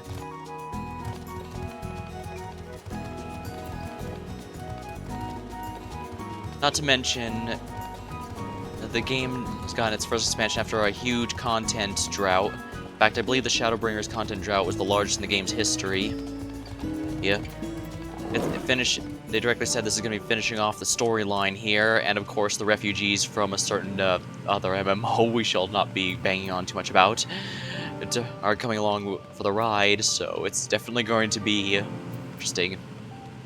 I mean, rest assured the devs did try to prepare for this. They got some new servers up and running and everything to prepare, but there's only so much you could do. Kota, my thanks to you for your assistance. With your help, we're a little bit closer to complete our talisman. This isn't much, but please take it. Just a bit of cash. That's fine, I think.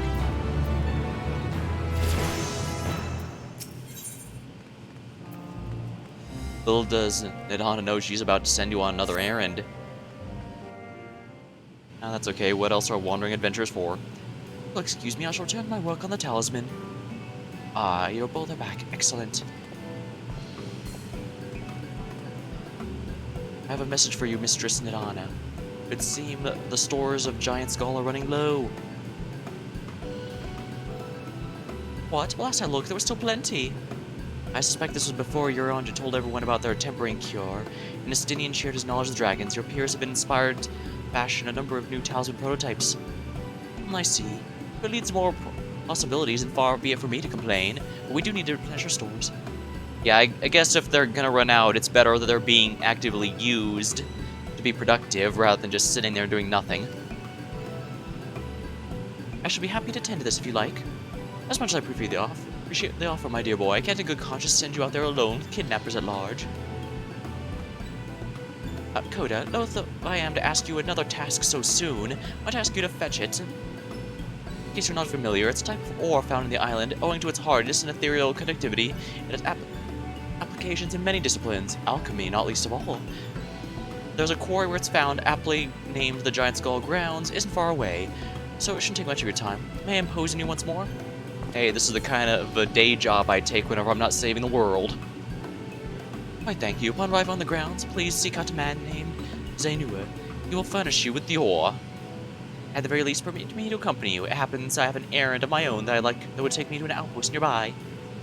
May we borrow a pair of Hamsa, Miss Knight? Oh, by all means, do be patient with them. Those that survived are still training. I'll bring the Hamsa at the entrance. Meet me there when you're ready.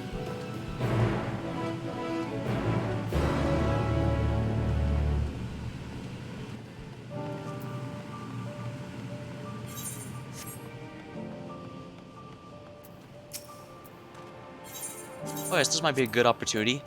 Yeah, for anyone who doesn't really play this game, when people bring up something like, say, Ruban Extreme or Ruban Savage, that's not referring to an actual fight. Basically, during the Stormblood expansion, they didn't take enough precautions. So basically, an important instance where you worked with Ruban for some major event at the start of the storyline, to minimize the spoiler stuff, it led to some problems namely the instance server kept running out of room.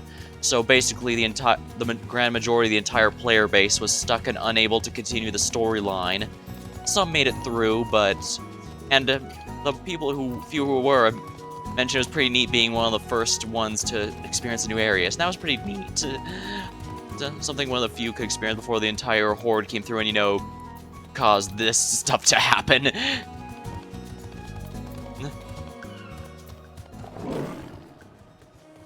But yeah, for a long while, a lot of people were stuck on that quest because the instance server didn't have enough room to take any more people, and so people were just plain stuck there.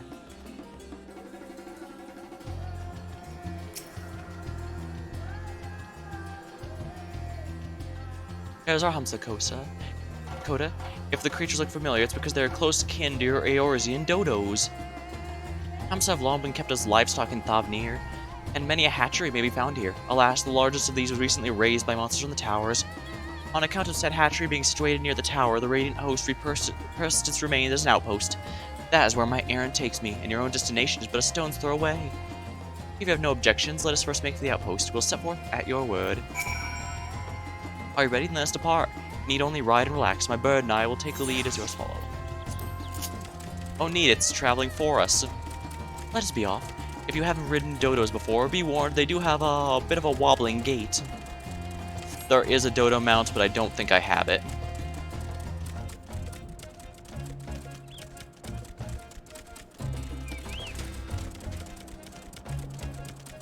I don't think this has happened in the story before. If it has, I don't remember.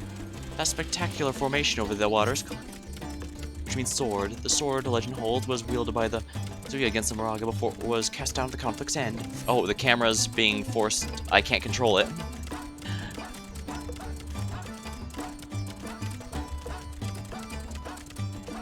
To the left, and requiring no introduction, is the tower. As you can see, it straddles on a small isle. I assume that's going to be my level 81 dungeon.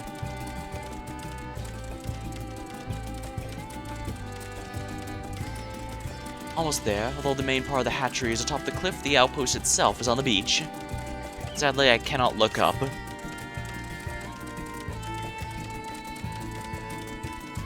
Which incidentally was how I was able to get some surprise backstabs in Team Fortress 2. Although I don't really play any multiplayer FPS these days. At least none of those types. I guess I've never been too big on FPS ones, though I won't say I dislike the genre. It's just that only a few have managed to capture my attention for extended periods of time. As I mentioned in the Deus Ex stream, that was one of my first PC games, so I absolutely am not entirely unfamiliar with. So I'm absolutely not against them. Rest assured. And here we are, manned by the Radiant Host. This outpost is the first line of defense against the tower.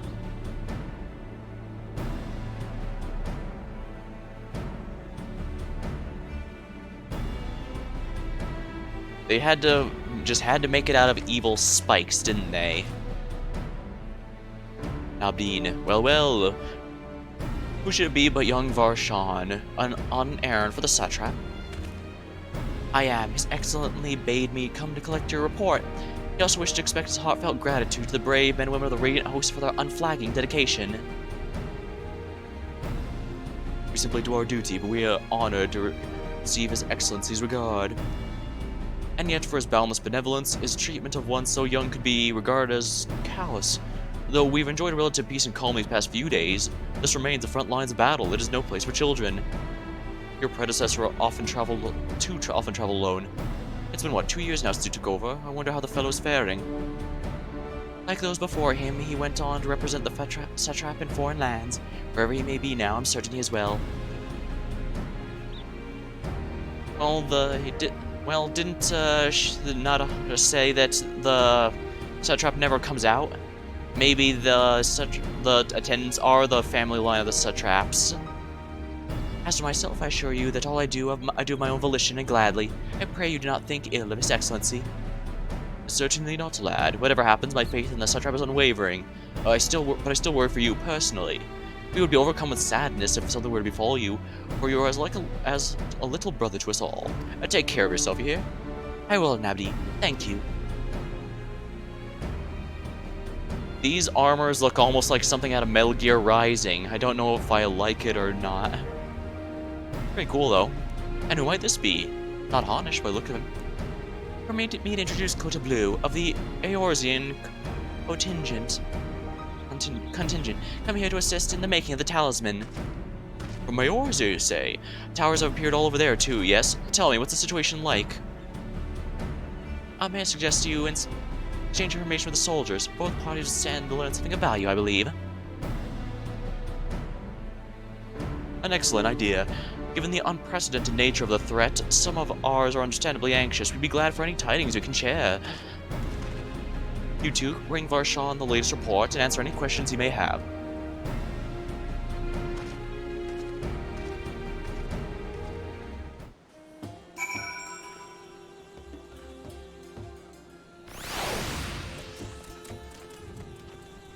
What does Varshan have to say? All appears to be quiet at the tower at the moment. I dare say the soldiers won't mind if you approach them. Radiant Beastkeeper.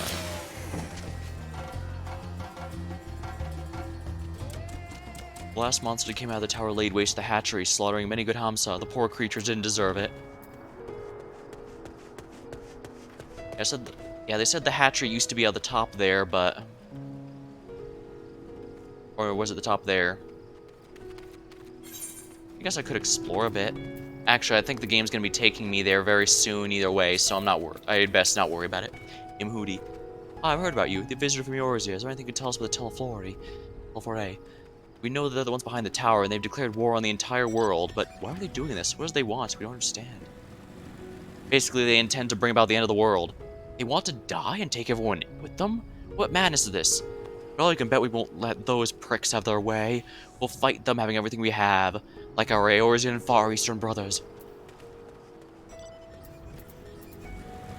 Yeah, the final days is absolutely an apocalyptic event, and it's made clear that, yeah, Fendaniel made it clear that he and the others involved have absolutely no intent of, or no, at least no care about their own survival. They're fully aware that this end of the world will mean their end as well, and they absolutely do not care.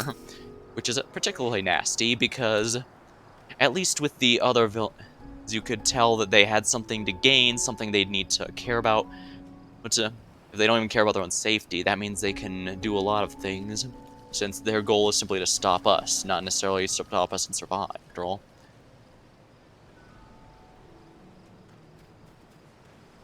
We should know about the tower. To be honest, we know little about it ourselves. This Tower of Zot, as people have been calling it, suddenly appeared where it did on the Isle of Narunar. We're safe from its influence at this distance, but get too close and you'll expose yourself to its corrupting ether. You're foreign, aren't you? How are they dealing with the tower in the homeland? Our struggles are not unique. That our hopes still lie in the talismans. We must keep the monsters contained until they're ready. Unfortunately, it's even in our location, it's difficult to take any of those down. I forget if we destroyed one at the tail end of the Shadowbringers patch line or not. Even if we have, though, that's not something we can really I don't think we have taken down any yet. Pretty sure. It occurs to me I've got to properly introduce our little company.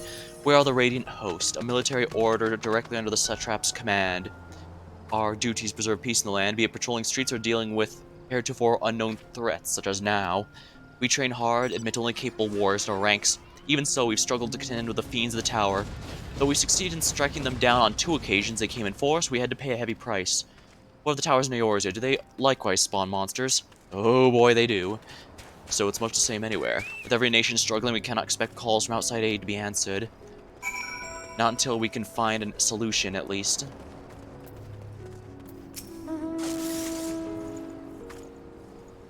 Finished speaking with the soldiers, have you? I hope it was as enlightening for you as it was for them. As a neutral nation and trading hub, both, Radz-at-Han ordinarily receives a steady stream of news from Rod. Alas, the stream died up when trading vessels stopped coming. Amidst the dearth of information, everyone will be grateful for your account. But come, you'd best come see your original errand, as mine will keep me here longer. However, I'm afraid I cannot guide you the rest of the way. Worry not, the path is straightforward. You need but follow the road east. Upon the Hamasa, you'll arrive before long. Brief as though it was, I enjoyed our time together. It's possible he's actually the satrap, the leader, and it's just he's only posing as an attendant. Or perhaps it's his family, and so the last one attendant is now the satrap, and now he's taking over, just claiming the last one left. Okay, yeah, this was the nests before the lunar primals destroyed it. Ow. Yeah, falls in this game absolutely cannot kill you unless you are already in combat, so you cannot die to fall damage in this game unless you are already battling something. Although the Hamsa wants to appear home, it reluctantly offers you back. You become separated, speak with the Radiant Beastkeeper, and announce again.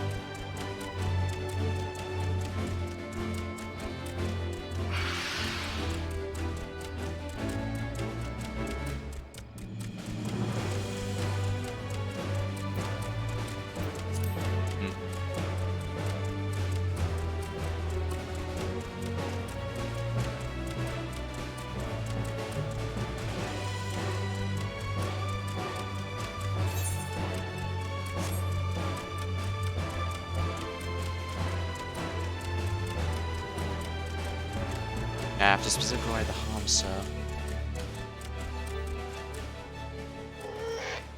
No sooner you arrive at your destination than the Hamsa darts off.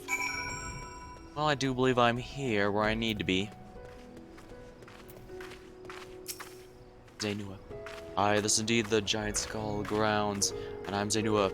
Is there something you require? Giant Skull for the alchemists? But of course they shall have it. They labor tirelessly to deal with the tower, which is the least we can do to provide them materials they need.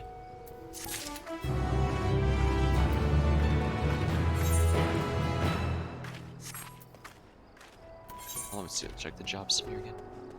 Oh, wow, I'm already almost level 82. Well, halfway there. I should be reaching a... Wait, what level is this? Yeah, it's level 80. Honestly, I probably should have leveled a second job with this, but I guess it doesn't matter. Staying ahead of the game just means I won't be stuck grinding unless I really want to get... Aside from, I guess, Reaper. Here you are, sack the purest Giant Skull. We always set some aside for our alchemist friends.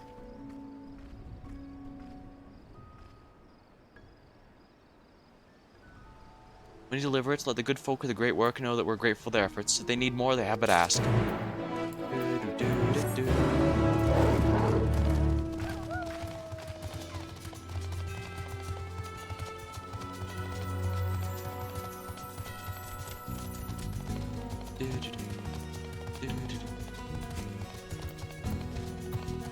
A camel. Maybe some mix of giraffe and camel.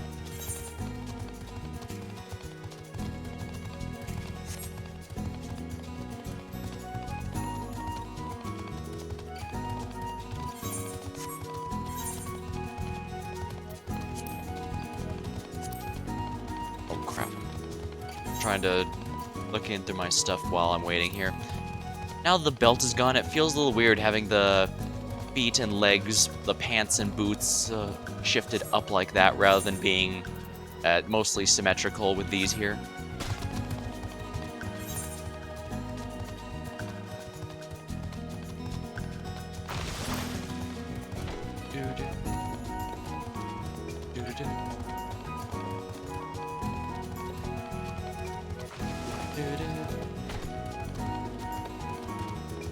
I noticed I forgot to hide my mouse cursor for the game, but hopefully that won't be a problem. I try to keep it off screen during the cutscenes, but I might forget here and there.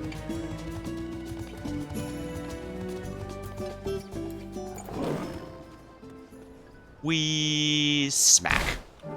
Splat.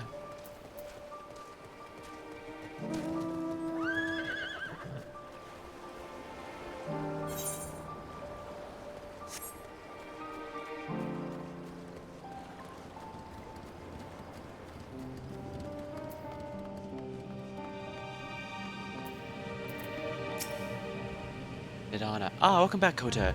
I hope you have the giant skull. Hempen sacks filled to the brim with chunks of pure giant skull.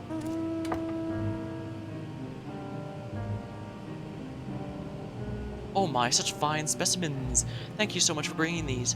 We now have everything we need to make our next prototype, one that should be capable of passing our most rigorous of tests. When it's ready, time for a true test, so please take it easy while you can.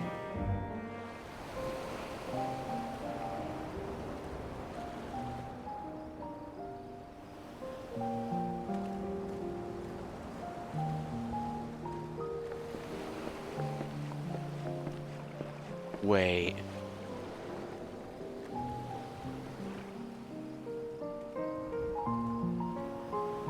Oh, I thought that was going to turn out to be someone important.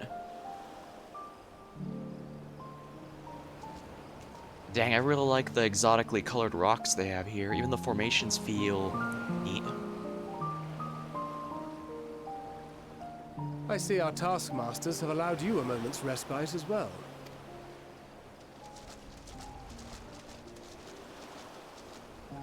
You have to hand it to these alchemists. They are determined to see this endeavor of theirs succeed. I've never been one for blind optimism, but I sincerely get the sense they're close to a breakthrough. They had better be, or all this effort was for naught. The peoples of Eorzea, of the Far East, of Thavnel. children of this star united in common cause against a dire threat. Well, you know what they say, necessity is the mother of all invention. Yet ere they succumbed to suicidal madness, were not the Telophoroi born of her body as were we? The Telophoroi. I bet I'm gonna forget how it's pronounced very shortly. They who cling to life and the promise of the morrow's dawn, against they who desire death and an ending of their own orchestration. The victors of this war alone will hold the right to answer the question of existence, of its meaning, and its worth. Well, that's generally how it goes. The winners get to write to the history of the future. The other become its villain. Then again, I don't think there's much ambiguity here. To a fault. That said, if it's an existential debate in nature, then our arguments might not be as persuasive as you'd think.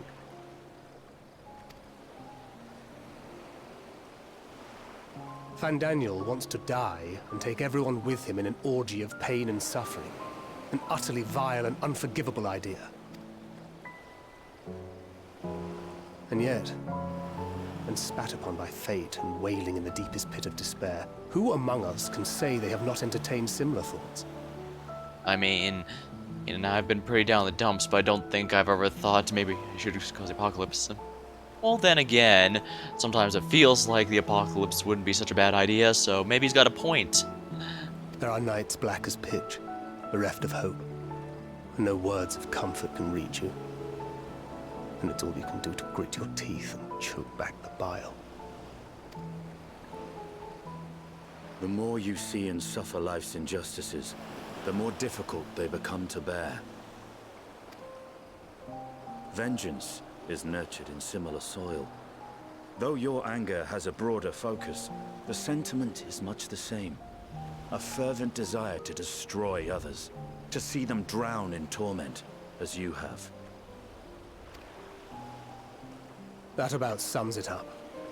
The will to endure is not always as strong as the urge to burn it all down and salt the earth. Survival be damned. It's a struggle, often close and brutal. Indeed. Well, I, for one, shall pray survival proveth more appealing in the end. As will I. Besides, our chances are much improved when we've the company of others committed to the cause of life. Our vengeful dragoon here is proof of that.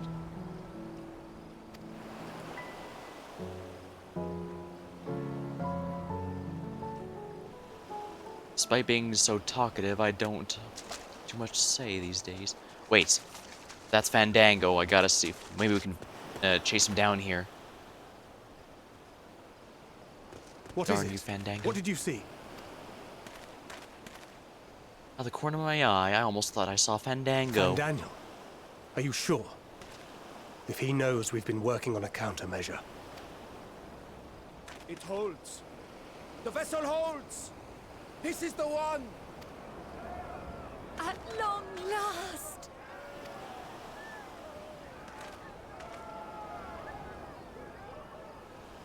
We need to make records of that immediately. Make sure that even if Fandango tries to attack here, we can keep it safe. Look, we have finally created a talisman strong enough to withstand our experiments. We've named it a warding scale for the time being. With this in your possession, your soul should be completely shielded from corruptive ether. Afforded such protection, any one of us may approach the towers without fear. Thou hast mine admiration. 'Tis an invention of historical significance. I thank you for your kind words.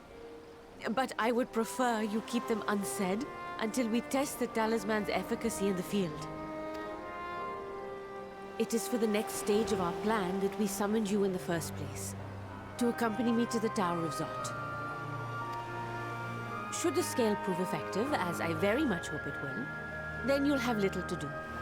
But should the effect be weaker than anticipated, I must ask that you restrain me, or knock me senseless. Well, let's hope it doesn't come to that, shall we? Either way, we are fortunate to have you with us. Looks like we have enough people for a dungeon party. Dana, are you certain you wish to do this?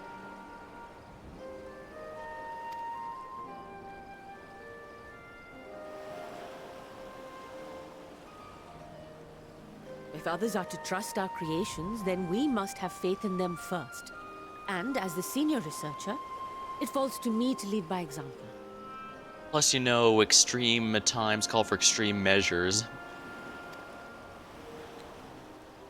But should I fail to return, then learn what you can from this attempt and apply it to the next. Our work must continue. Is that clear?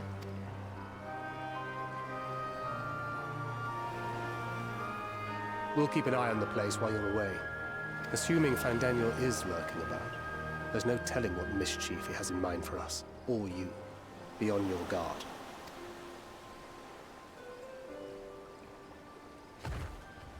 Shall we be on our way?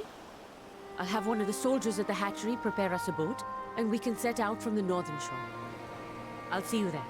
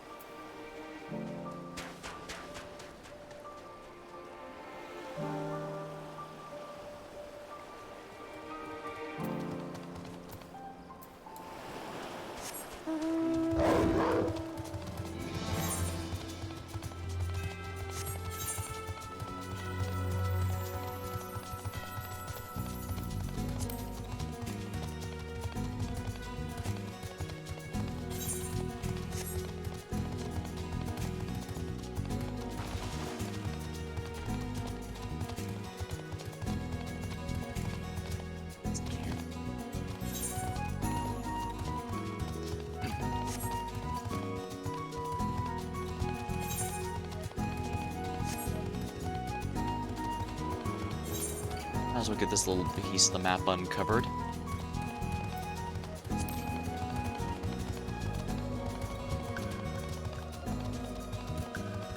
I doubt there's any ether currents down here. Usually they're at the highest location in a given area. Not always, granted, but they're usually high up, which makes sense. They're supposed to be air themed after all. Or maybe they're the opposite of deep-sea anglerfish. I don't remember if it's actually the case, but you know, people always talk about how they supposedly explode if they aren't at a certain depth. I'm sure they die at the very least because if they aren't, because their bodies are specifically made for deep-sea pressure, and underwater pressure can get very heavy, very deep.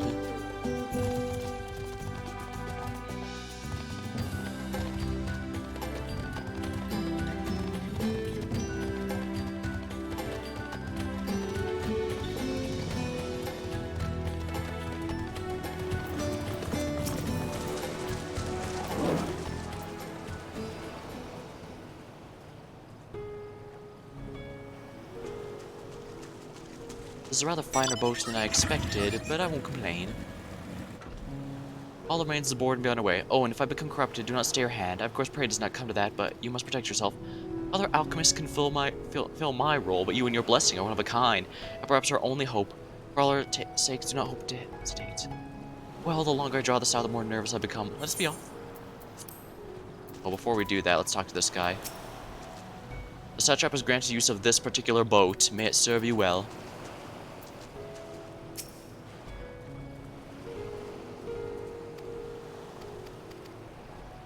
Yeah, even she's nervous.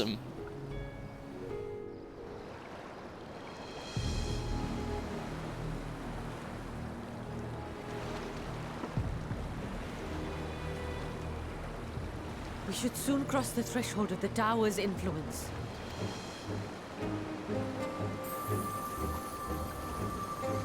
Any moment now.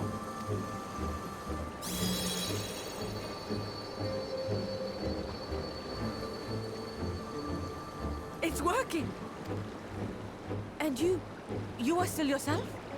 Then I'd like to see how it fares closer to the tower if we could.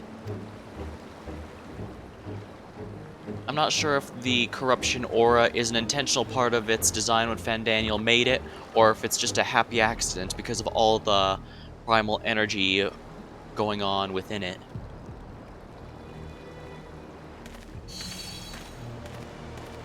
A happy accident for him as far as he's concerned. So far, so good. The scale's protection appears to be holding.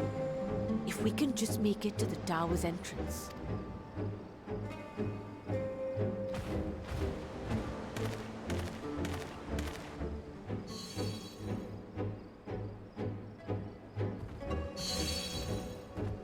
A few more steps.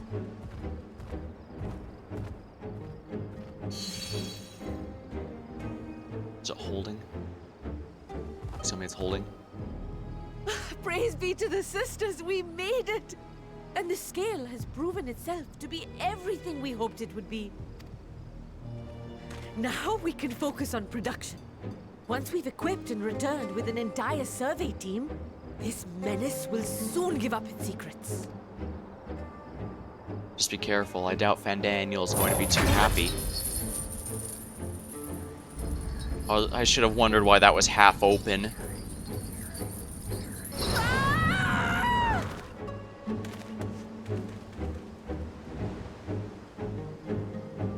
Alright, this is officially now a rescue mission. The good news is she won't be corrupt as long as she has that, but... Cordola and the others have been at the side of one of these before, but I haven't.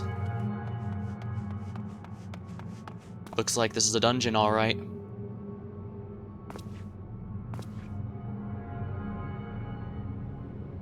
Or is this a solo instance? Oh dang, look at all those guys. They're all the elephant people stuck in the walls.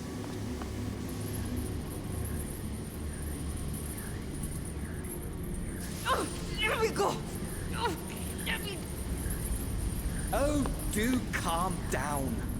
You'll only hurt yourself thrashing about like that. Stop! Oh, you can't do this! Please! Out of ranged. I should be able to do something. I've got a range attack after all.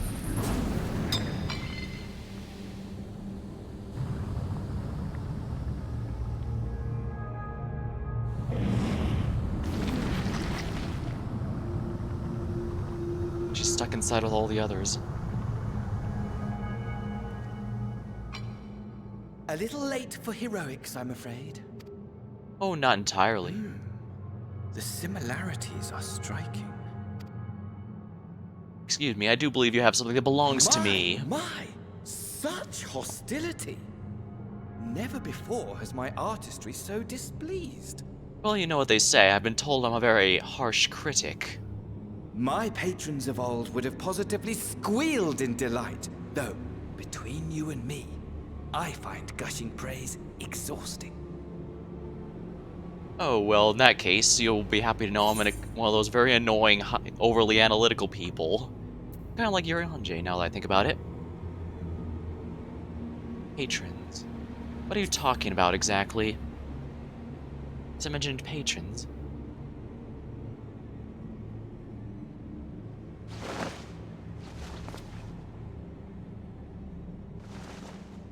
Allow me to tell you a story. Surely you've yet to hear the one about Fandaniel, the sundered Ascian. So he's not an unsundered like Emmett Selk or La Habrea were. I inherited the position and the soul of the Fandaniel who sat on the convocation in the time of the final days, theoretically speaking. Theoretically speaking. Yeah, my understanding is that each with a title was a member. Practically speaking, that fact is of no consequence. I was born and lived as, well, me. Eventually, I was recruited into the Ascians and imbued with the former Fandaniel's knowledge and memories, but I never felt that they were truly a part of who I am. So he was inherited the memories and powers of the previous Fandaniels, but he didn't agree with them in some fashion or didn't have interest.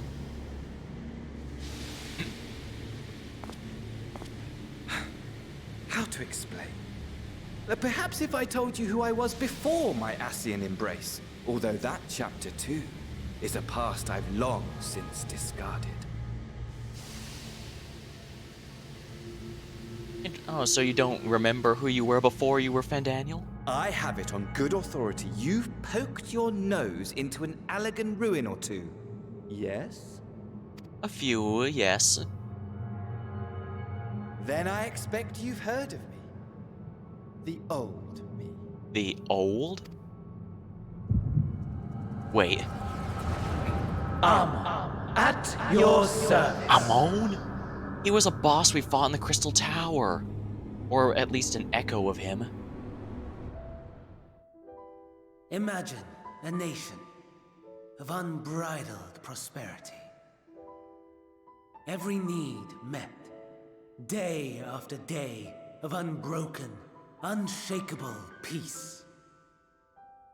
Existence fulfilled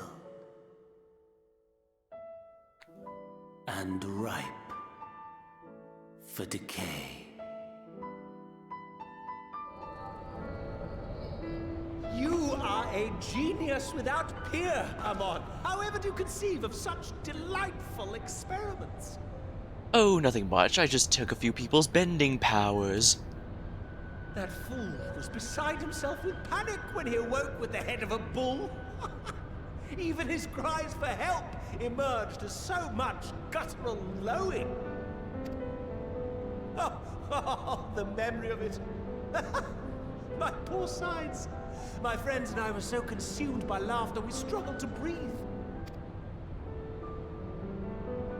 No more than entertainment for bored wastrels ignorant of its worth. My all-consuming work. But it was not their only indulgence.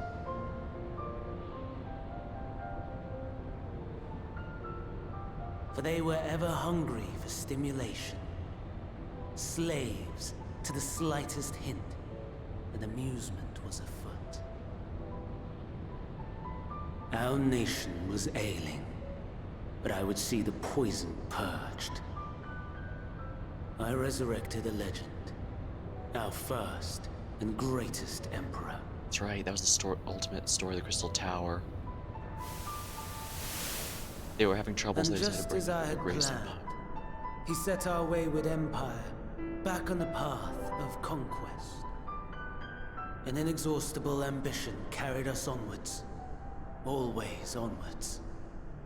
Yet, he who delivered to us such glory was not to be satisfied.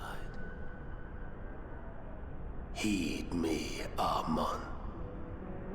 No matter how vast one's empire, or full one's treasure vault, all is rendered meaningless by death. In the end, all is lost. For the record, this is an ethereal research lab that was explored during the climax of Heaven's Ward.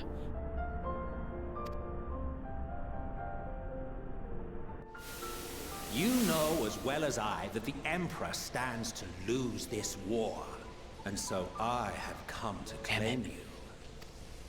For while your methods leave something to be desired, we cannot deny the results of your work. And as fortune would have it, the seat of Fandaniel, your rightful seat, lies vacant and waiting. Take your place amongst your peers, rather than die a pointless death amidst the ashes of your doomed nation. Send one of your clones to the Crystal Tower that you might see for yourself. See what lies ahead. And so that was the one we fought. It wasn't the true, it was the Ua'amo. It was the clone he sent there. The fall of the Empire affirmed the truth. Majestic and tragic, as the Emperor foresaw. funny this of all games gives more Scheme respect as to you Zand like, than... build as you will, nothing endures. What is life but a brief jaunt ending in emptiness?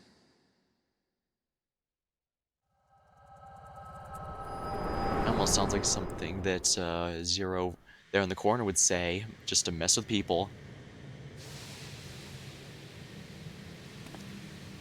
But yeah, I was thinking, I was gonna say, it's funny that this game seems to treat Zand with a bit more respect than Final Fantasy III proper. For those who haven't played, Zand is supposedly the one you're supposed to be fighting for the majority of the events. Easily distracted. Why? I almost left without saying farewell. Yeah, but during the majority of the events of Final Fantasy III, you're actually supposed to be fighting Sorcerer Zand, but the fact that basically every Final Fantasy game crossover that uses a villain from there uses Cloud of Darkness tells you about how memorable he is. Meanwhile, Cloud of Darkness only appeared at the tail end, and without much fanfare. He just, after you defeat Zand, he just reveals that he made a pact with the Cloud of Darkness, and then she shows up, but opens the gate to the World of Darkness, and then that's where you fight her for the final battle. So yeah, it says a lot that she's given a lot more recognition as the main villain of Final Fantasy III, despite the majority of the story actually being about Zand. Meanwhile, here, Zand is at least regarded as the Emperor of the first Emperor of the Empire. And the main crux of the Crystal Tower raid story is that he and the others were, like including Amon's clone, were all sealed away in the Crystal Tower. There's a bit too many details to go into for the moment, but yeah. In fact, apparently Zand was even planned during the 1.0 because there was data mined in a dungeon called the Tomb of Emperor Zand, so they were absolutely planning him even from the 1.0. So Realm Reborn, of course, basically revived him, and that became the Crystal Tower raid. Sadly, the 1.0 never had the proper raid battle against him. I don't know what kind of raids they were planning, but I guess we'll never know, but at least he still matters to the Realm Reborn onwards storyline. You're right. Alright, so what's up with that? As for your friend, you needn't worry. These pawns are far more useful to me alive as fuel for the primals.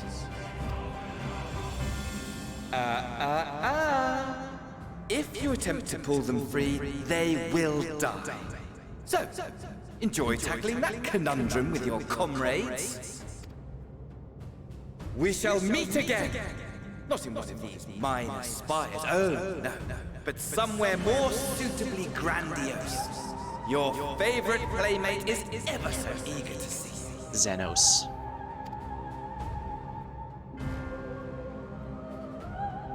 I admit I was always a bit iffy on Xenos being returned after the events of Stormblood, but I guess with Fandango and him actively planning the end of the world directly, especially now that none of the unsundered Ascians are left alive, because, you know, we took them all out by this point in the story, this means no one can stop them.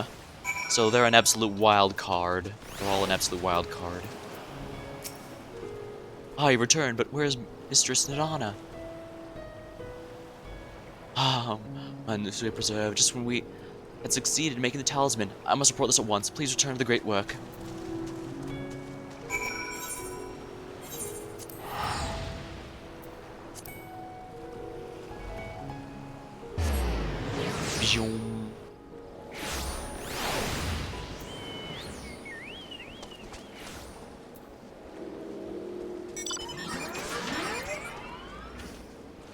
Alright, let's tell Thancred the disappointing news.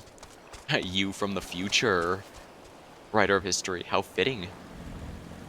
Something's gone awry, hasn't it? Alright, tell me what happened.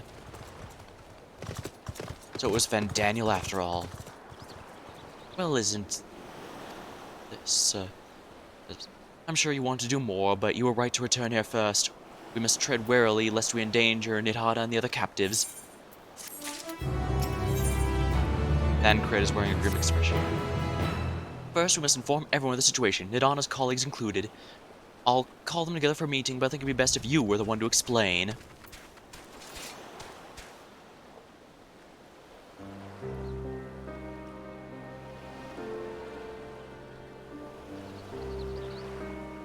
Nidana. Can you answer me this? Though Nidana's trapped in the tower, she is still alive, yes? Van Daniel confirmed that he refuses to let them die as long as he can use them as batteries. They're basically stuck in that one scene from The Matrix. Then we must make warding scales, as many as we can. Yeah, we have confirmation it worked. The prototype worked perfectly. This Nidana proved at peril to herself. So let us make more, then she and all those who were taken might be saved. As alchemists, this is how we help win the fight. Yeah, what matters more than anything is we proved that the talismans work. My friends, the satrap has been made aware of the tragedy. Offers his heartfelt condolences and reiterates his pledge to provide all that you require. To that end, he bade me to give you this link pearl that you might personally discuss the production of the warding scales to you. As for our Eorzean visitors, a bare invitation.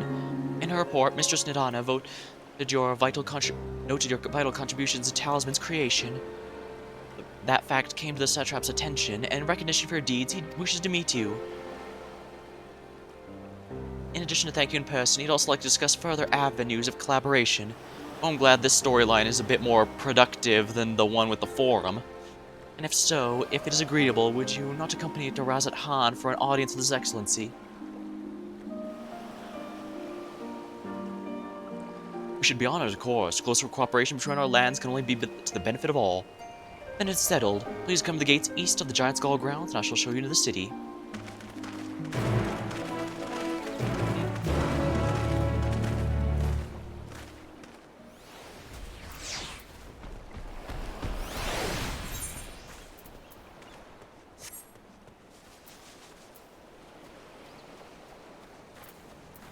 I wonder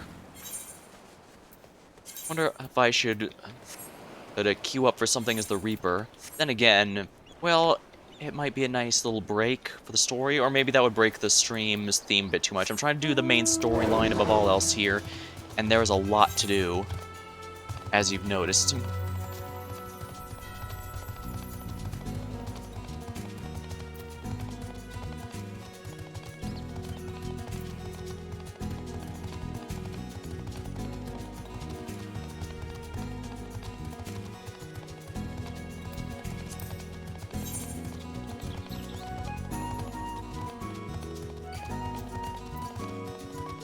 See.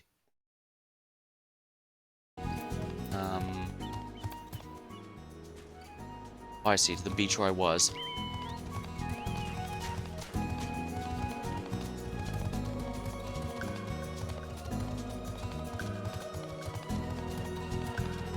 Full pedal, Alchemist, risky return. I could swear they've used that pun before, but I'm guessing that's what risky return's about. To the surprise of absolutely no one, they usually use a bunch of generic puns or jokes for quest and fate names. It's understandable, they have to fill out those with something after all.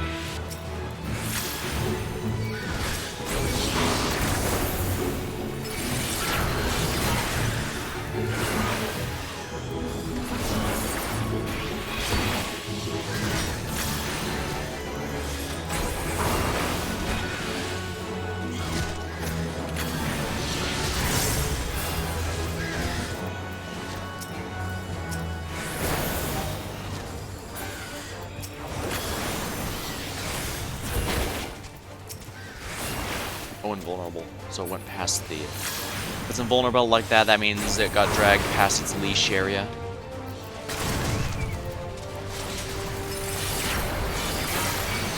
Oh dear. See ya. Oh crap, a bot. Let me get rid of that.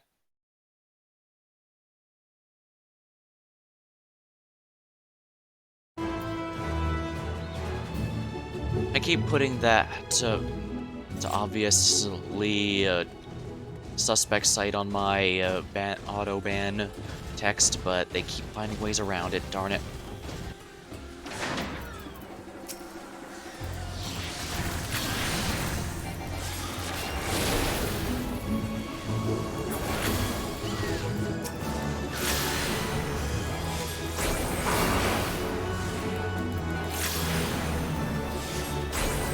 Wings of whoa!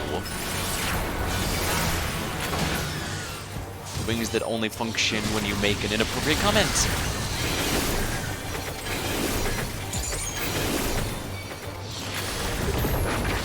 Ah, so that's the purpose of those crystals. I know I did skim over the patch notes for the changes to Red Mage, but at the end of the day, I feel that the only real way to understand the changes is to actually play it, you know?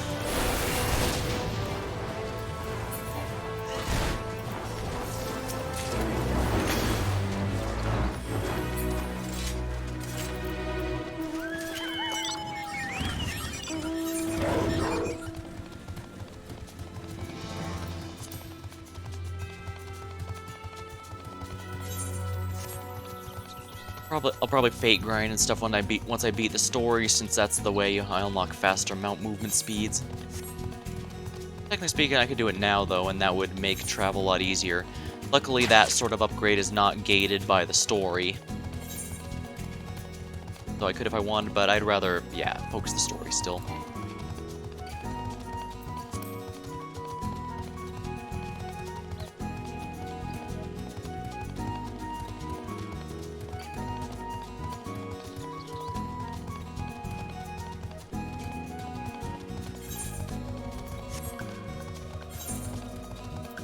So I guess while I'm traveling here, when I first started the Realm Reborn, I ended up sticking to Bard as my main.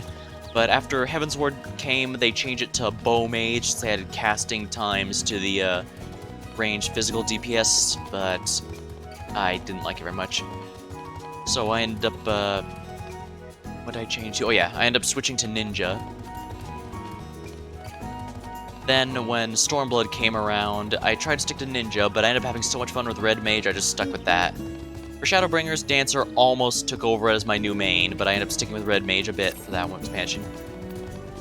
I can understand why some Red Mage were disappointed they didn't really get too much more from that expansion. It was mostly just upgraded and refined previous abilities.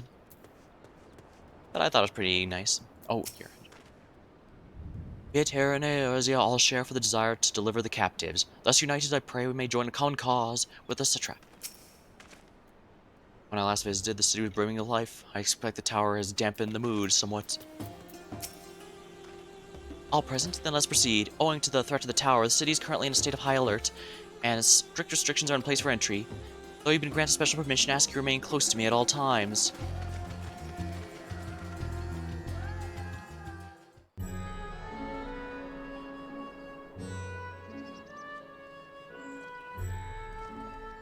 A vast rock squats upon Favnir, and to its stony surface clings the city of Radz-at-Han.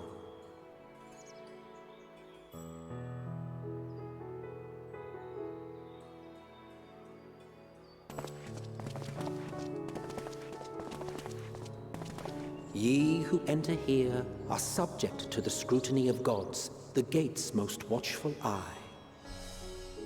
The orb which beholdeth the truth of all things. You can tell it's based loosely off the Eye of Horus, but not quite.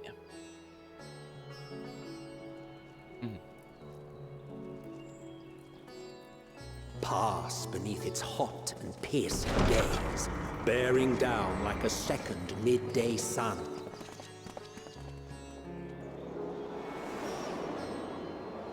Ooh.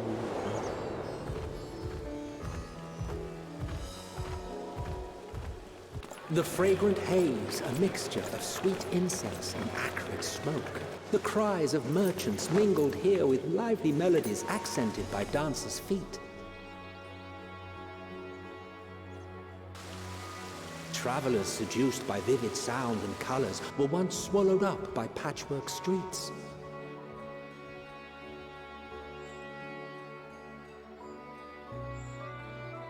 Ilsabard, Radz-at-Han. We're finally in the main location. Ah, so that was a no flashback. such scenes to savor now. To what somber present does that divine eye bear witness?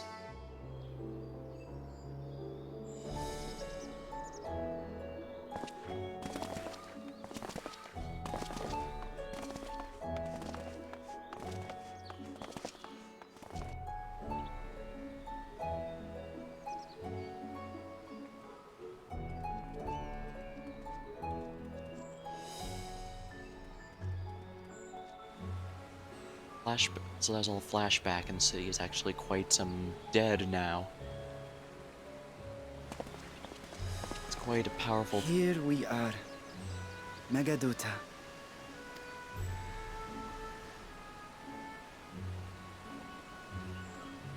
It seems a shame to bring you here directly.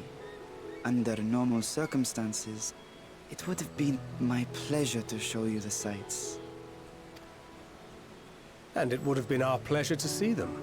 Alas, it seems our tour of the city will have to wait. I'm afraid so. Come, we should head inside.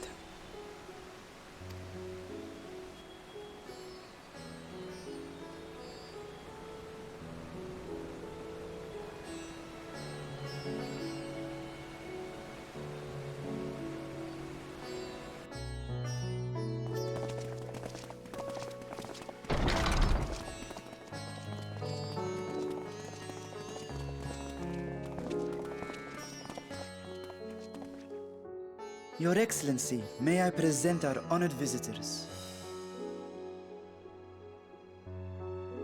Ah, splendid. Most splendid. Allow me to introduce myself. I am Ahawan, satrap of Radz-at-Han. Okay, so my theory that it was actually Our the alchemists kid as tell me well. your assistance was invaluable in the creation of the warding scale. Such deeds ought to be recognized in person. Thus did I have young Varshan convey you here forthwith. On behalf of my people, may I express to you our sincere gratitude.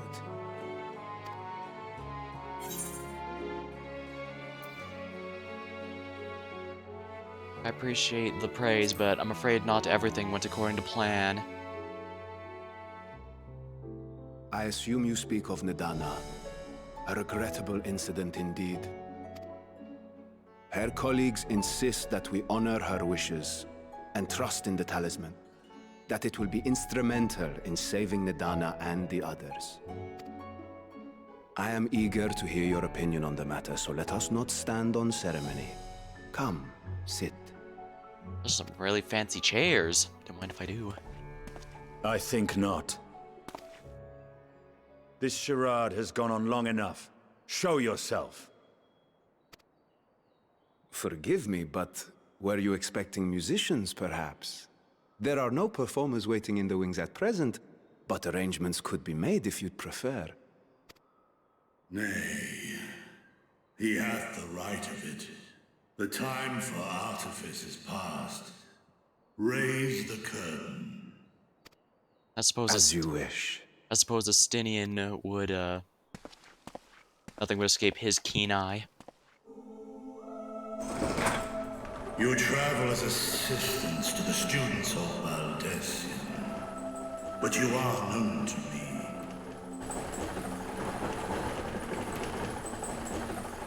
Even here have we heard of the scions of the Seventh Dawn.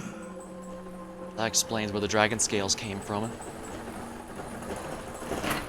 I am Vritra, and for years uncounted hath this isle served as mine abode. Vritra, of the first brood. sibling to Hraesvelga and Nidhogg. Yes, Vitra was very briefly mentioned during Heaven's Ward, since Hraesvelgar and Nidhogg were the primary subjects in that, as well as their father, our Midgard Somir.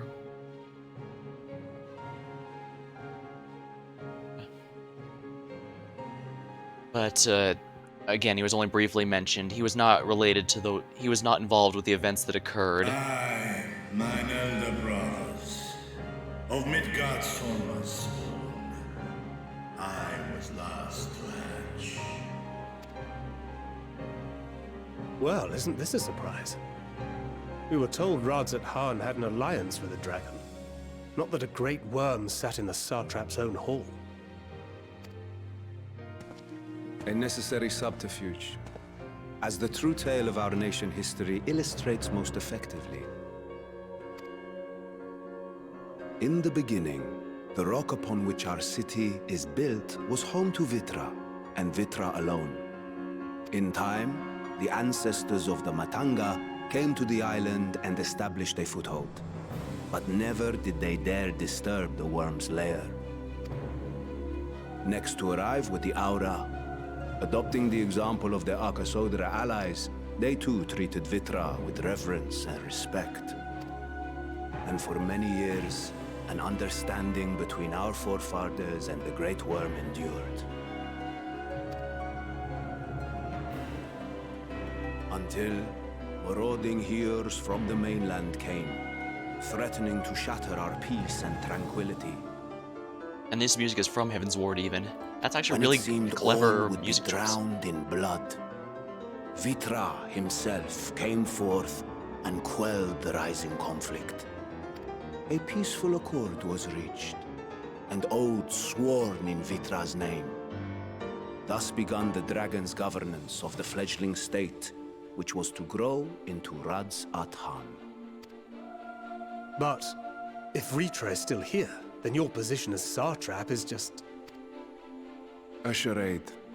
Yes, and one which my family has performed faithfully for generations. Many envy the great worms their power. Were it known that I ruled here, then the fires of war would burn without end.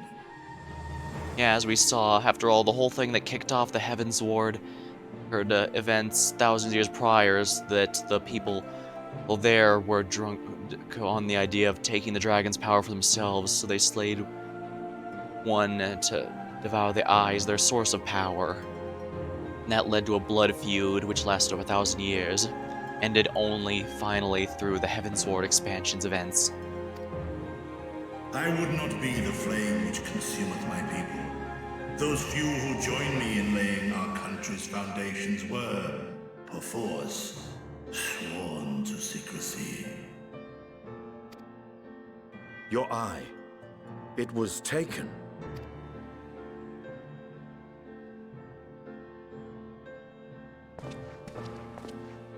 'Tis here, buried within the semblance of flesh. The body before thee is but a simulacrum, constructed by the finest artisans of Radz-at-Han. With mine eye nestled within, it doth serve as an inconspicuous vessel for my wit.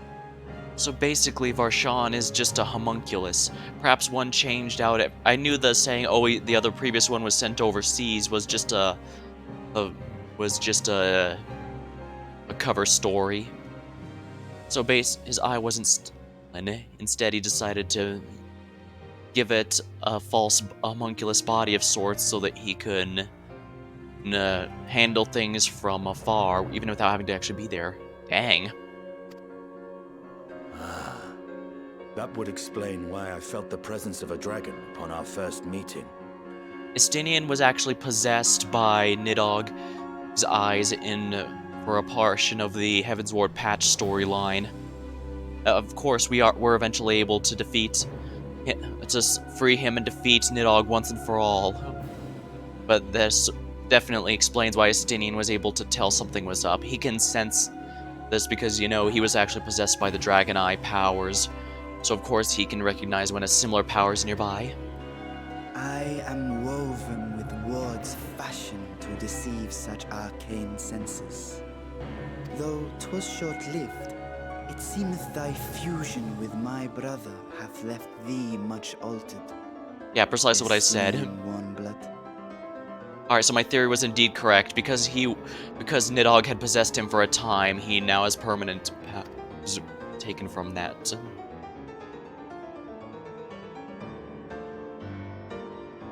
From the very first, we sensed the nature of one another. Yet did neither one of us bear his fangs. That explains why Varshan was unsure about him to begin with. That is all I need know of thee for now. Yeah, all I need to do was make sure that he wasn't hostile, either from anger for about Nidhogg possessing him or remnants of Nidhogg within him.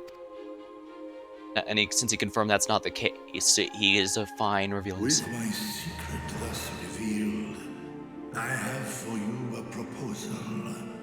Not as a worm of the first brood, but as the ruler of Radz-at-Han.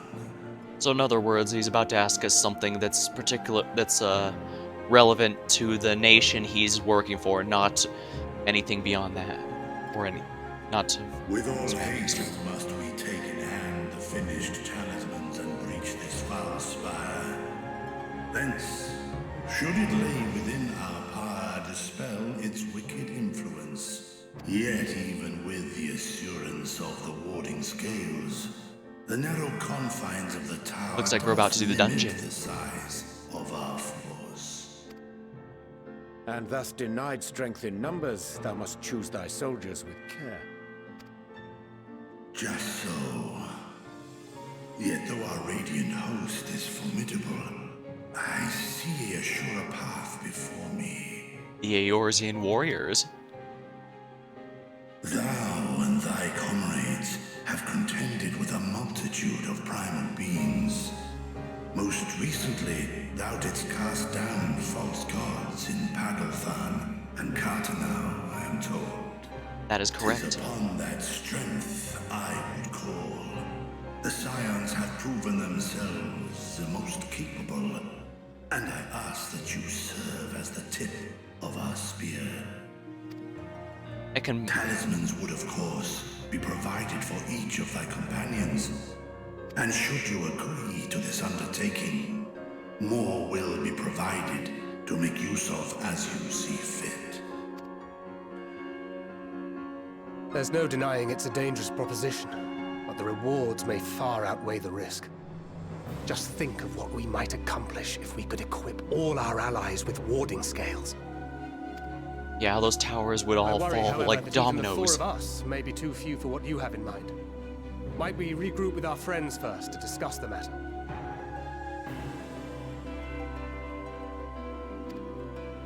Tis no trifling task that I have laid before you.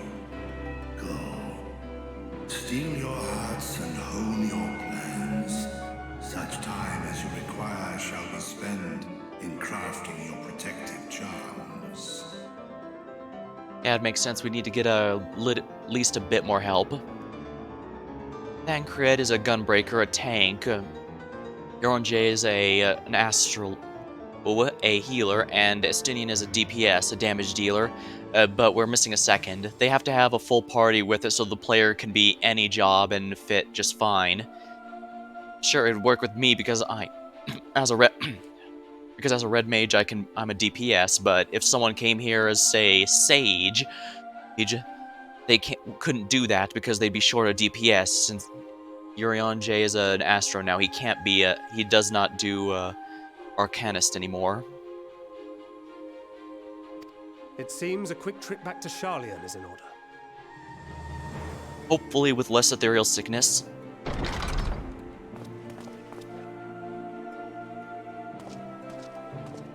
Wilt thou not lend thine aid?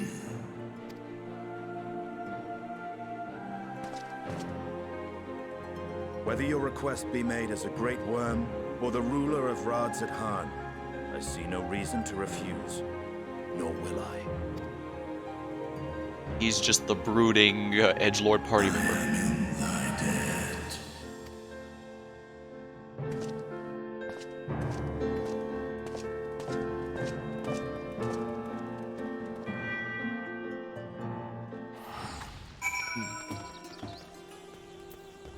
Thing. I just really liked the narrator thing when we arrive, the sickness, and he tries to narrate, but we keep interrupting him with the sickness stuff. And then he just continues on. You can practically hear the narrator just giving them an expression, tapping his fingers, waiting for the finish before finishing.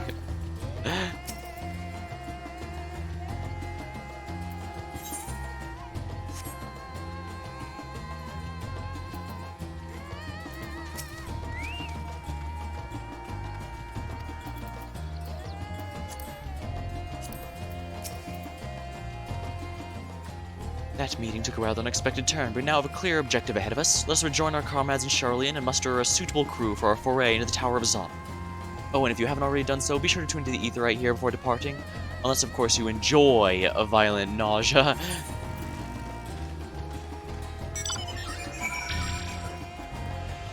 Yeah, I suppose they wouldn't let me in there to tune into that steezy right?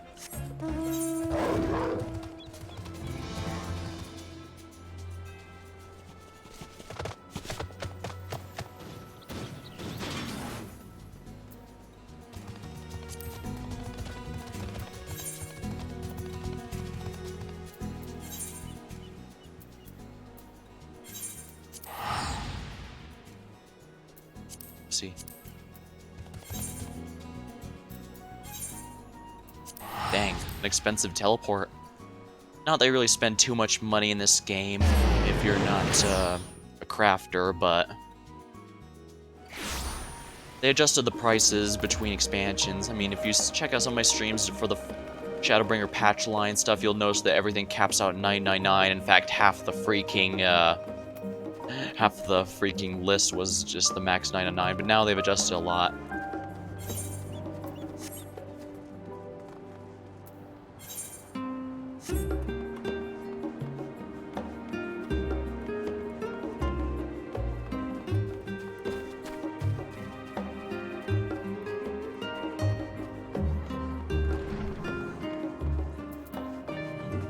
Main hall entrance.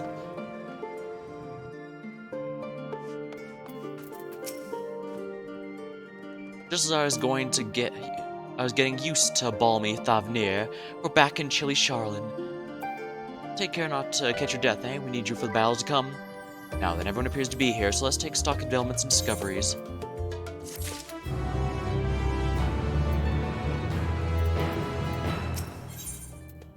Dark of the tower. Kryl glanced at you with expectant eyes. Since there's been progress in both investigations, shall we share our findings from our respective locales? In the dark of the tower.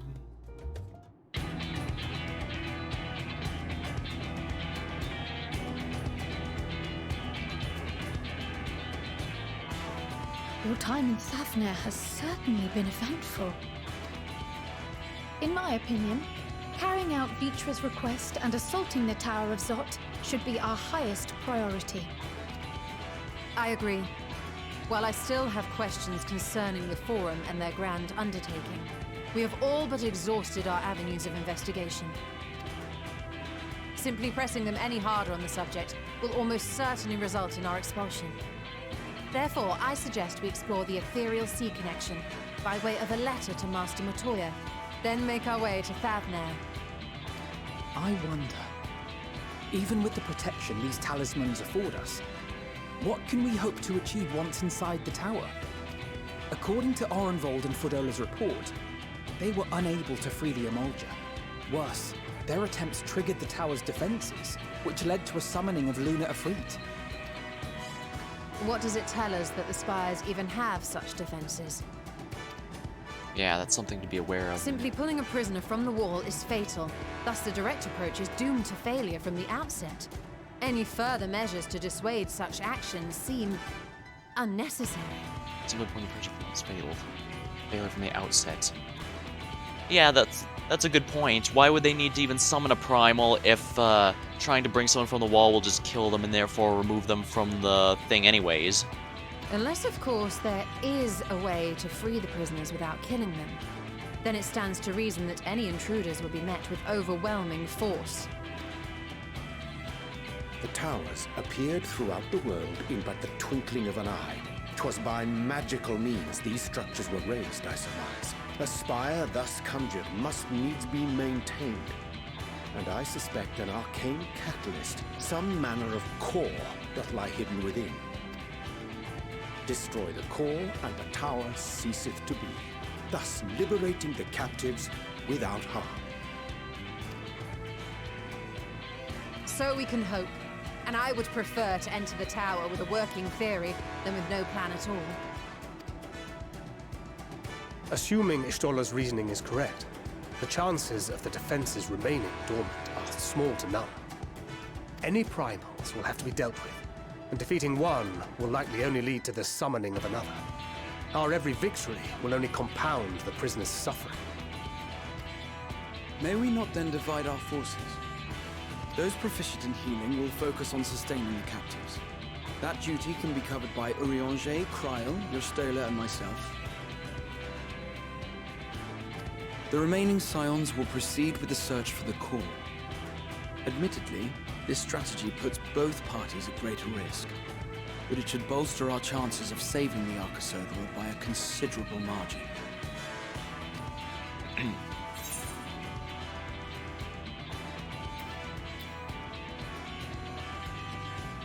Oh dang, and these are going to be funny regardless of which I choose. Make sure Alphino's in the right group. Balize, she knows a healing spell or two. I'm surprised you can't suggest yourself that... That she does. But I think Alize herself would assert that she's at her best when she's charging onto the breach. And from what I recall from the Grand Cosmos, there's a spring in her step when she fights by your side. Ye gods, will you never let me hear the end of that? Rest assured that I will do what is asked of me, regardless of who I happen to be standing next to at any given time. Yeah, it's funny. It's gonna be funny no matter which one I choose. It seems we have a plan. All that remains is to carry it out. I will inform Radz-at-Han of our movements, so let us make our preparations and regroup near the tower. A military post in what's left of the Hamsa hatchery should serve as a convenient staging point. That sounds perfect. And remember, the experimental aetheryte at the confluence is there for those who need it, so there's no excuse for being late.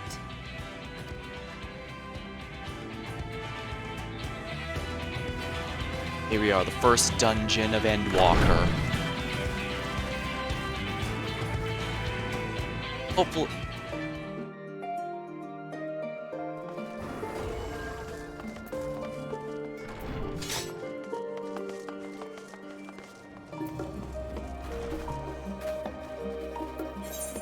Oh dang, it's snowing. In the game, I mean. I don't want to fall in the water. There might actually not be a invisible. There might not be an invisible wall there because you actually can. Because you actually can swim in this game. So during an update, they removed a lot of the invisible walls that kept you from falling in the water simply because it will.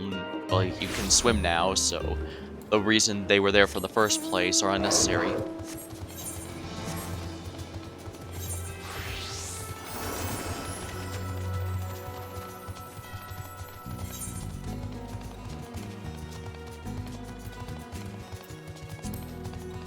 Well, the biggest change was definitely when they added flight to the game in Heaven's Ward. The swimming they added in Stormblood was also a nice addition.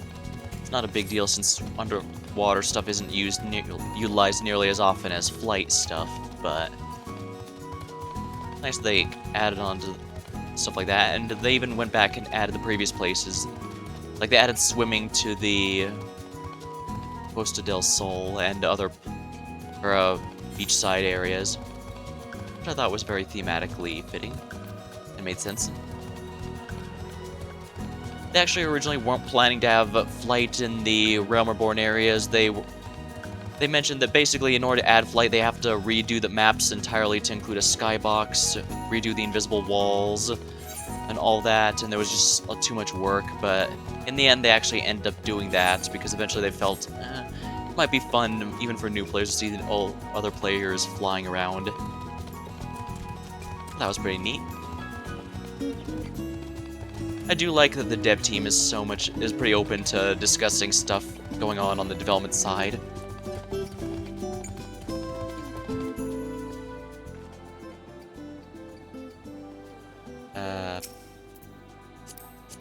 What's that one? The High Rapier. Okay, that's the Ravana Rapier. Ah, friend from yours, yeah. We've been expecting you. You and yours will leave the mission to the tower, I'm told. The warding scales will be delivered soon. Until then, please stand by the boat we have wrecked. When your fellows arrive, I'll direct them to join you. We pray for your safety and success. This weapon skin I'm using is from Eureka in Stormblood. There's technically 3 tiers of the weapon. I'm using tier 2 because I think it looks better than tier 3. This one is tier 3. It honestly does look pretty good, but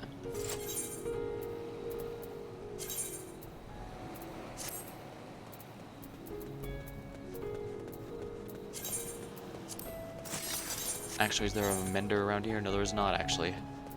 Well, it's not a big deal. But I will actually need to care about my gear for this area.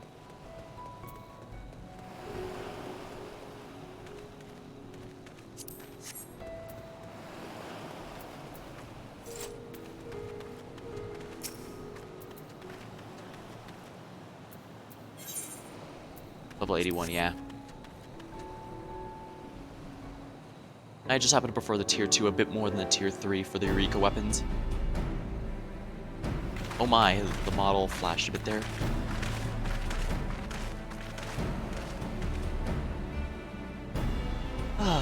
If this is the future of Ether I travel, I'll stick to boats. I know warming, however empathetic, could have prepared me for that. On account of which we are a little late, but fighting fit. Mostly.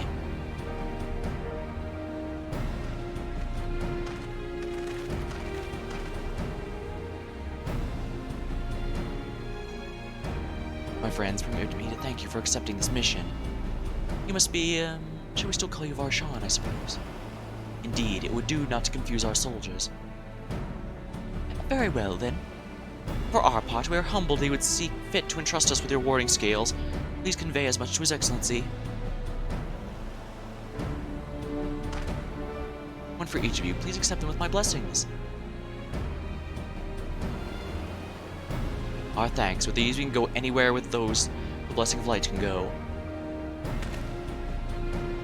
Not only for this operation either, but for all the ones to come. We can finally break your monopoly on primal slaying. In that case, they're all yours from now on. But I'm afraid I can't let you retire just yet. You're the Scion's brightest star, after all. I figured you'd have a good counter to that. If everyone is amenable to it, let us review our strategy for good measure. As previously agreed, we will divide into 2 groups. Kot and his band will break through the tower's defenses and locate its core. Meanwhile, the rest of us will tend the prisoners, who doubtless want for healing during the duress of the repeated summonings. The primals which the tower bringeth forth shall be deities of the Thavarian myth. We have no prior experience with such foes. Pray exercise the most caution when confronting them. We commence the operation at your word, my friend. For the people of Thabner, nay, the entire world, we must prevail. That's right, if we can take down even this one tower, everything will be a lot easier.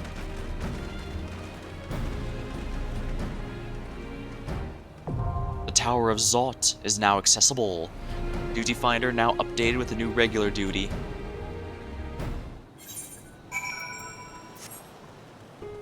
I could go with Trusts, but I'm going to just go with the Endwalker. Since I'm a DPS, it's gonna take a little while, unfortunately. Beecher, the Great Worm of the First Brood and the hidden satrap of Radz-at-Han, has bid the Scions across the Narunar to mount a foray on the tiny island's unnatural spire. Teleforo structure known to the locals, the Tower of Zot. Your companions join you on the journey, protective talismans in hand, prepared to face whatever unnamed horrors are within. Come what may, you cannot allow Nidhana and her kin to perish in the grip of the dark magic and even darker designs. While going with the NPC party is not a problem, I would really rather not do that for a number of reasons. The main one being that they really like to take their sweet time. By which I mean you actually can't do more than one pull at a time, and that's rather annoying because I'm pretty confident they design it so you could take 2 or 3 if you know what you're doing. 2 or 3 groups if you know what you're doing. Though our party separate, I will trust in you, and I know you trust in me. Let's both give it our all and add another rousing chapter to our saga. Aside from the primals within the tower, we shall, for a certainty, encounter enthralled Imperial soldiers. Vendors conveyed hither by means unknown will stop at nothing to hinder our efforts. Lest you worry, I've not forgotten my healing spells. Be it restoration or destruction, this sorceress can command whatever magics the situation requires. This is the closest I've been to one of the towers, such a sinister aura it exhumes. It's been a while since I last took the field. I can't help but feel nervous, but with everyone at my side, I'm sure we'll all be well. Small talk. I may have taken up new arms, but my role is unchanged. I am a healer through and through. It's in knowing who once wore the sage's mantle I wonder, when all's said and done, will I look back in these battles I chose to fight with pride? And just because it's your father's doesn't mean you can't take it and make it yours. After all, your mom herself said it's just been collecting dust and he doesn't use it. It might as well be yours. My warding scale is safely tucked away. I'm ready whenever you are, Coda. I may not be the Azure Dragoon, former or otherwise, but I guarantee I'll give as good as I get. With your Stola keeping them company, the other party will be able to hold their own against the enemy if needs be, so we can tackle our task without having to worry over them. Come, let's be about it. Ooh, dang. That was quick.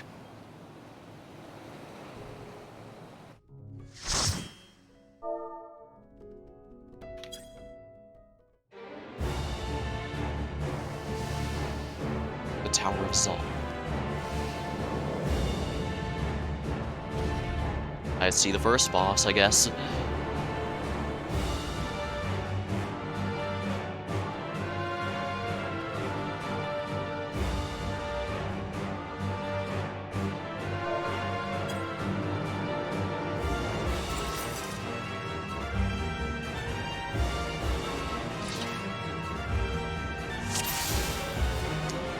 Foul place. Let us proceed with caution.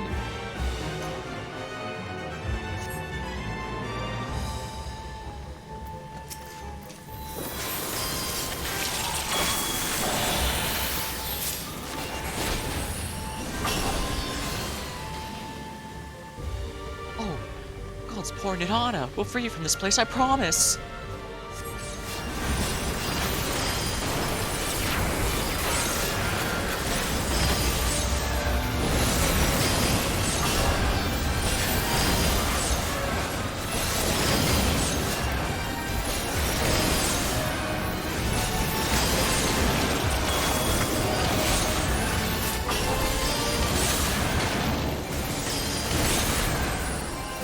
Still trying to get used to not clicking on anything, but I promised myself I'd make an active effort to do so.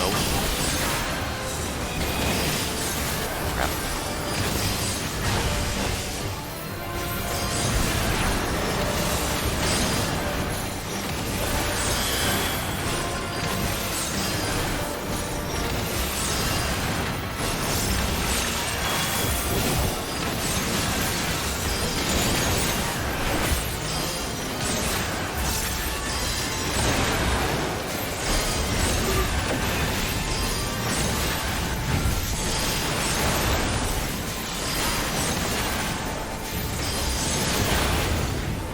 Largely the reason I'm trying to do this, I sense a great ether, as if a summoning hath begun. beastly masks. It's Mansuya, come to life! This is where our always due part, we shall surveillance below. We'll focus on sustaining the arc set over. The rest of you must keep going. Onwards and upwards.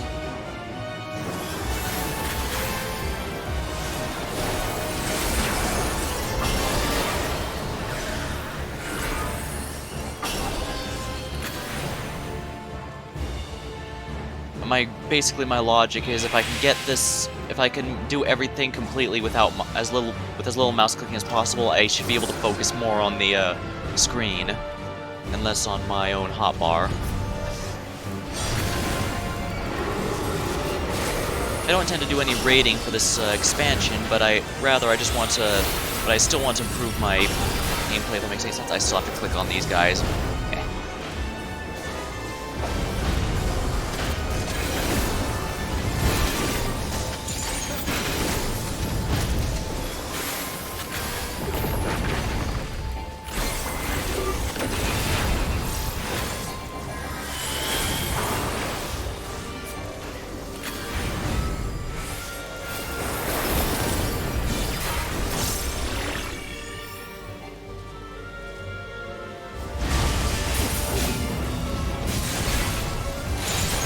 Oh, I see.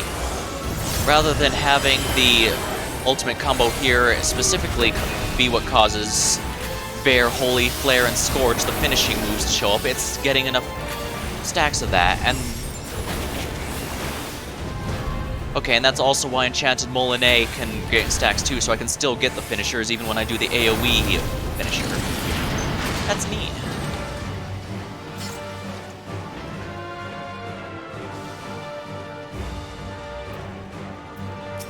Mindaruva.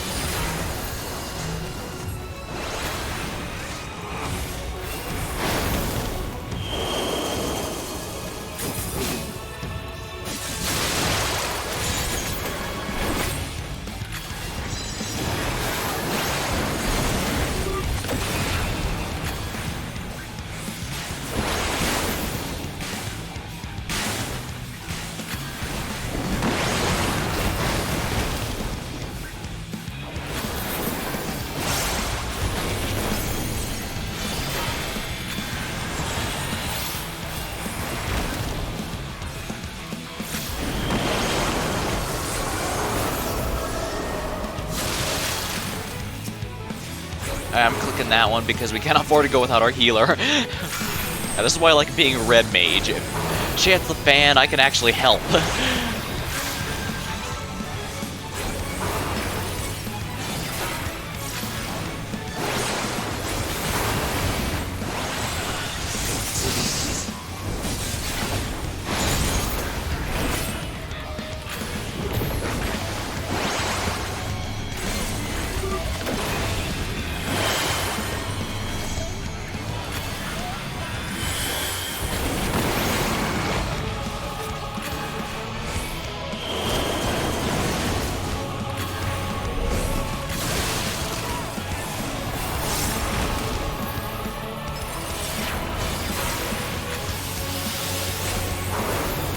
I know nothing about the healer changes, so I don't know how they...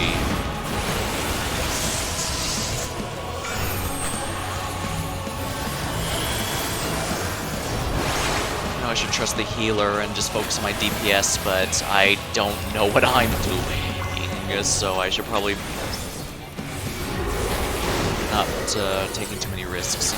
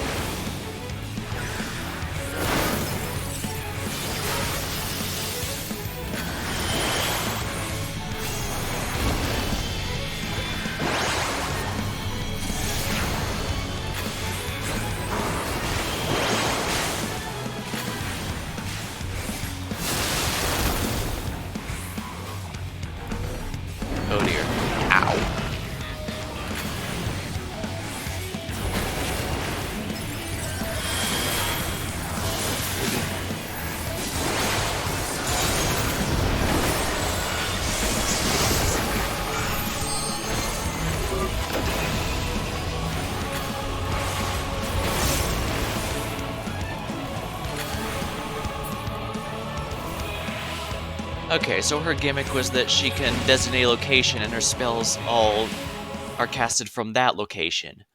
I'll need to keep that in mind. I'll need to keep that in mind for the future. Aiming, no. Striking, no. The one thing I can even consider are maiming, but we have a Dragoon in the party, so he's just gonna need it.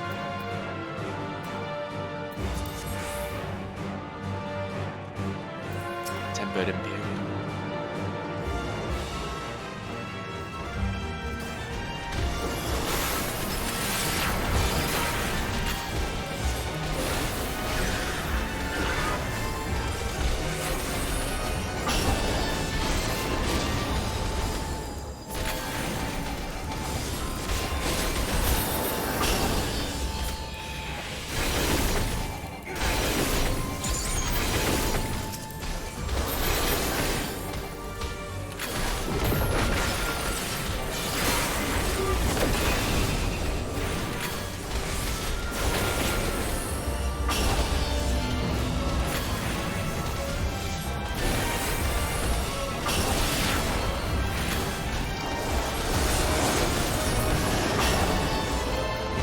So then the caster, this means I'm going to try and LB the next big pull.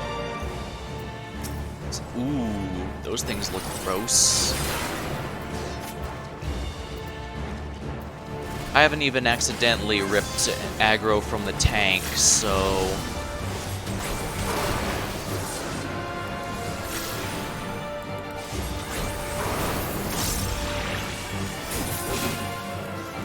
Alright, I'm forgetting to use acceleration for some reason. I don't know why.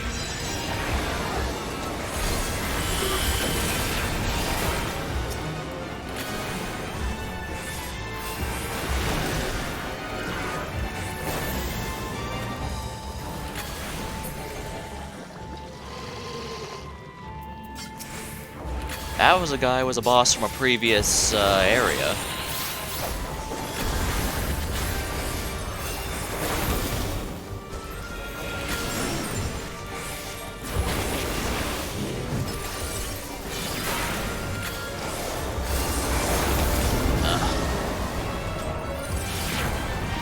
Practiced with the new setup before going on stream. I'm just embarrassing myself at this point.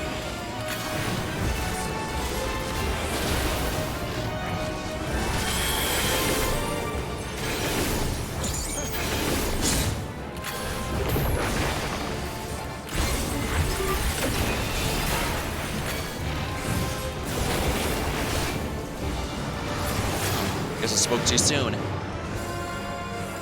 I'll have to check how they redid the tanking mechanics in the future. Because during Shadowbringers, it basically wasn't there. I remember testing it with someone where they basically used their, yeah, whatever that move was, that range that attacked enemies at a distance. See. And they never lost aggro the entire time, even though they never performed a single attack since.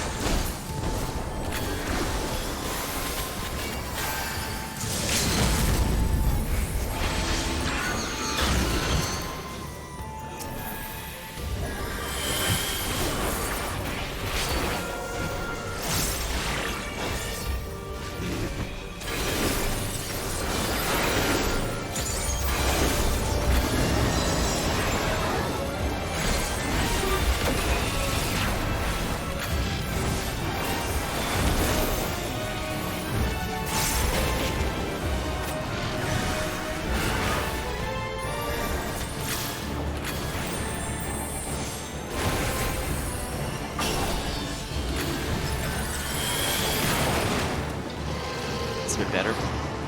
I should probably use Embolden, but I don't think it... yeah, I need to use it on my cooldowns a lot more. Earrings of Healing, Mask of Healing. Well, at least the White Mage is going to enjoy all this. Actually, if you have gear from... Oh, here we are. Sandaruva. The tower must be protected.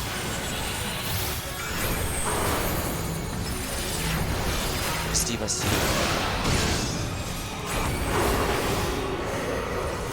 oh crap.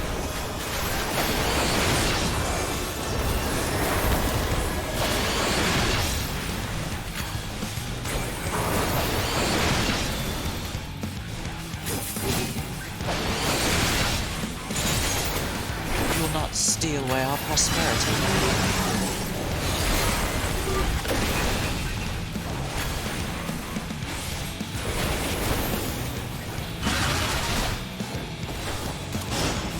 Oh dear. Berserk. Continuously auto-attacking target. Oh, she's a Dragoon too. Interesting.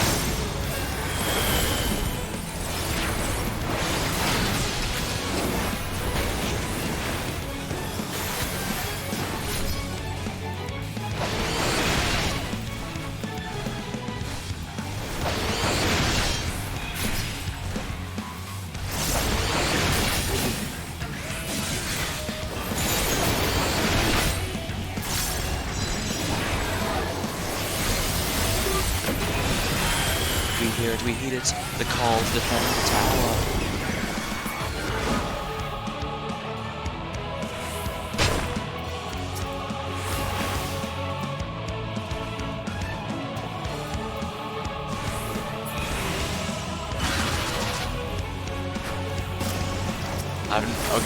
I'm gonna be honest, I only got that right because everyone else guessed it correctly.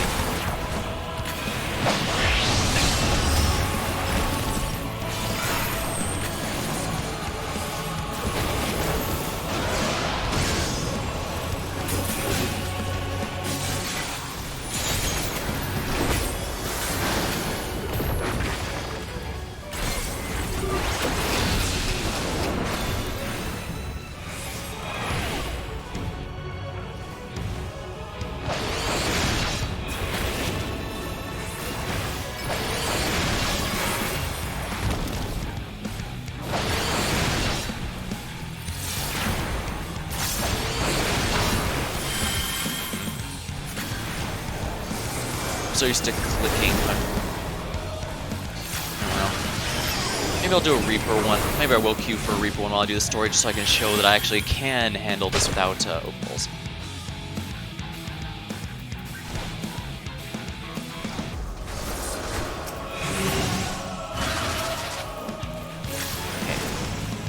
Okay, so I didn't get myself killed. That's a good thing.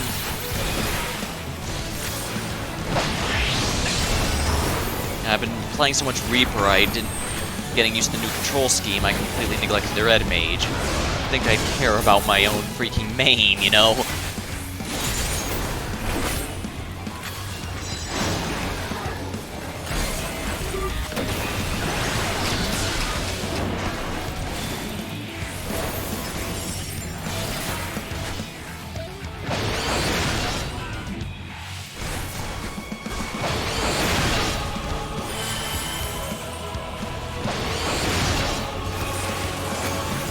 I thought there was a way to dodge that, but it doesn't look like there is.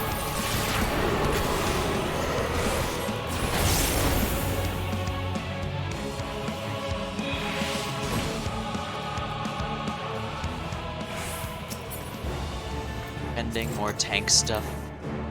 I'm gonna greed that, but I guarantee you that Dragoon wants it, but that's fine. The Dragoon's been doing a good job, as far as I can tell anyway. I am absolutely struggling with my new setup because I was not smart.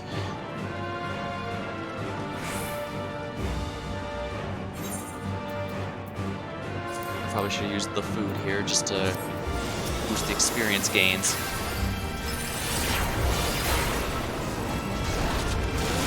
Oh my. Oh dear.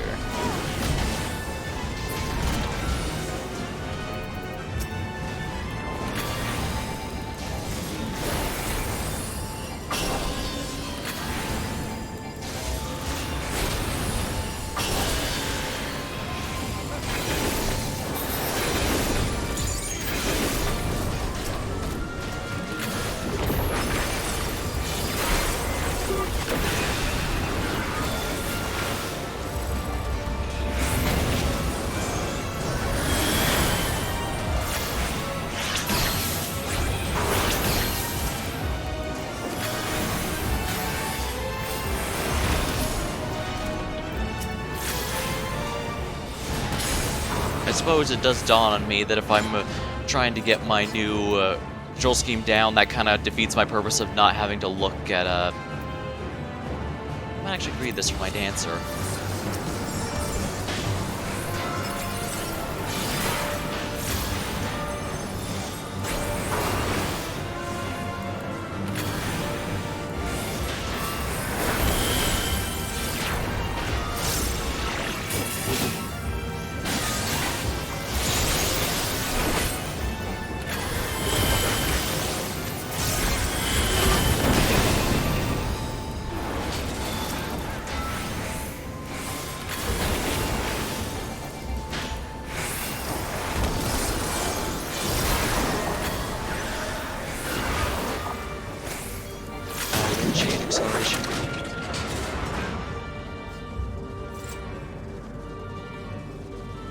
ensures the next can be cast immediately. That feels a bit different.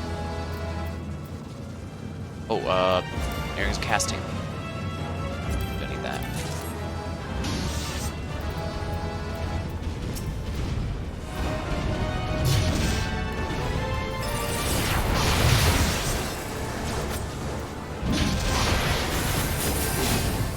Oh, interesting. They have the cost of these. I genuinely don't know how I failed to notice that I don't need 80 anymore.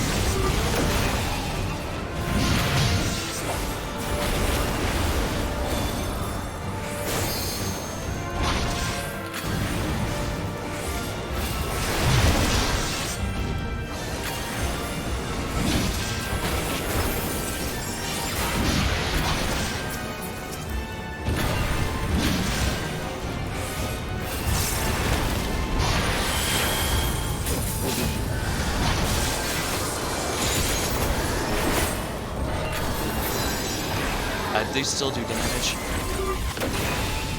They do. Well, that's kind of annoying, honestly.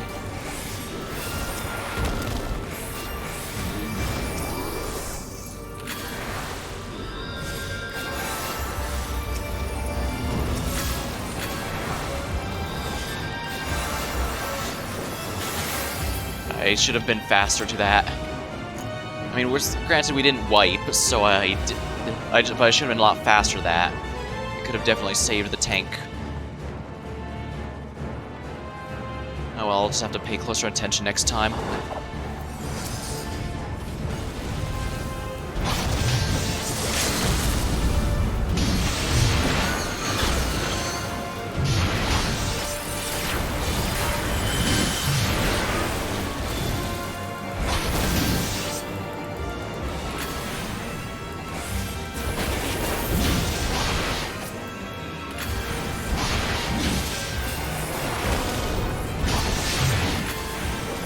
Red Mage's AoE is a bit weaker than most.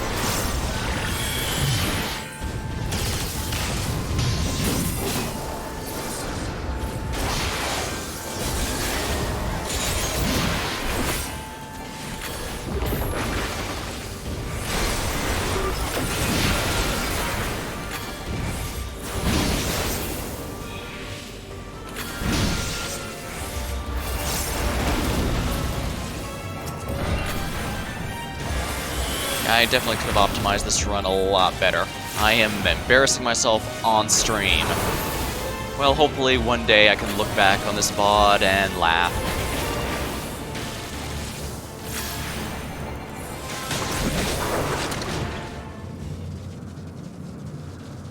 Alright, here we go, the Mega Sisters. No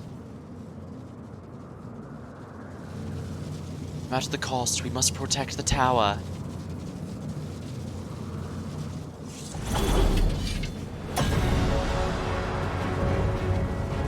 Hairbringers elect the Mega Sisters.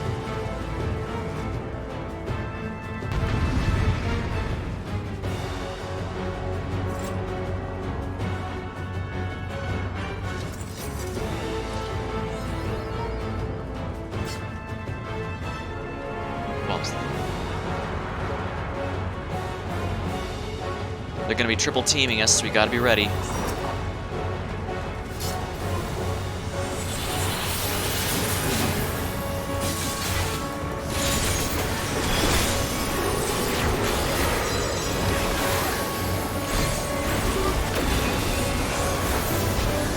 Feel the wrath of the Magus. Join me, sisters.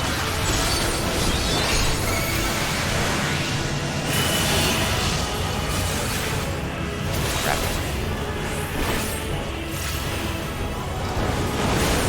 Oh crap, the server ticks almost got me. Actually, I think that's what saved me.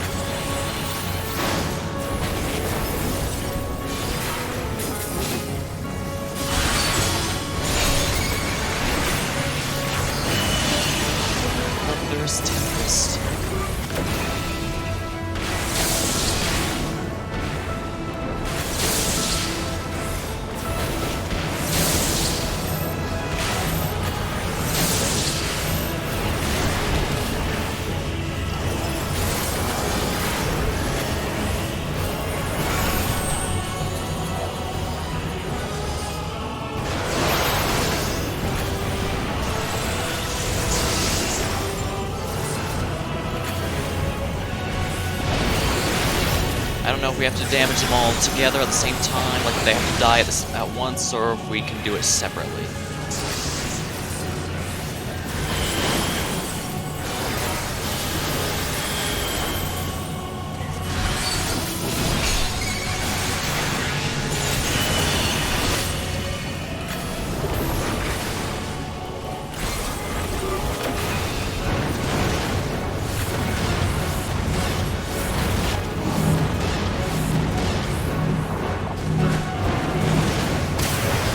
One down. Okay, so we can take them out one at a time if we need to.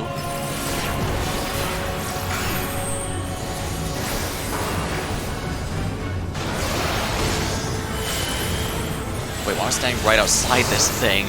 What is going on in my brain? I like this boss. It genuinely feels like we're fighting 3 people at once, rather than just one boss with united mechanics.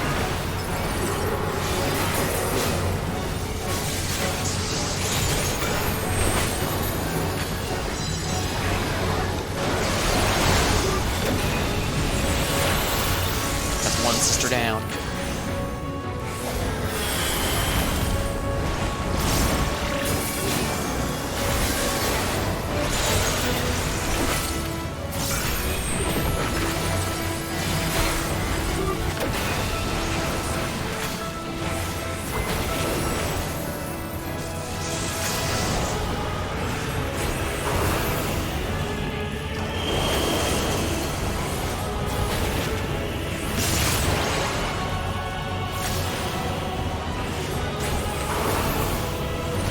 There we go, we got her. Level up. Wisdom Ward is no longer sealed.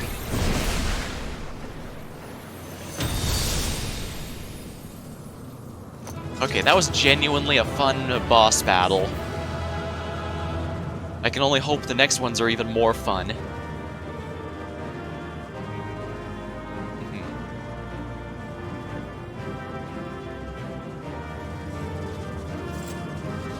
Bear Thunder 3 and Bear Arrow 3.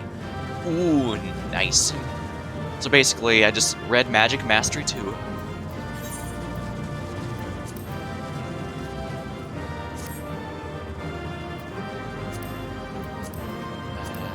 Monster Rod, do not need.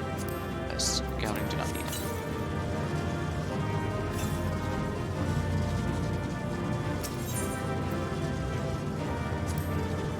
Oh, I got a commendation. Oh, maybe from the healer because I revived them, saving us a wipe.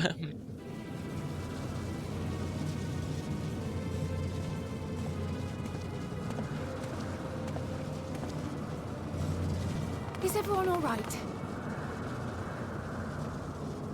We fortified the captives with what magics we could. Have the defenses been disabled? All appears quiet for the moment. Lower floors were disturbing enough, but this place feels wrong. The ether is heavy and thick, like wading through a quagmire. I believe we stand in the tower's beating heart. What sayest thou, Stola? I see it. Ether siphoned from the land runs up through the spire, flowing to a single point. This is the core we seek. So this is the core keeping this whole thing, basically hard magic, solidified magic, basically hard light. Yet something is off. As large as this structure is, it siphons far more ether than is required to sustain it. This means these towers have a purpose beyond just being... Tis as if the core is feeding on the energy, consuming it. I need to take a closer look.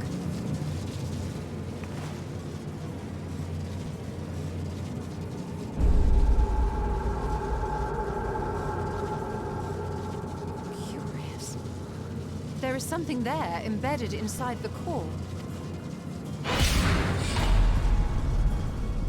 A man's limb. A limb? This is what we came to destroy? Yes, if you would be so kind.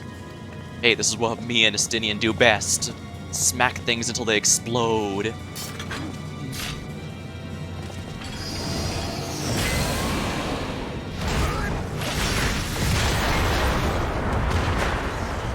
Jump on it. Jump in it like Super Mario.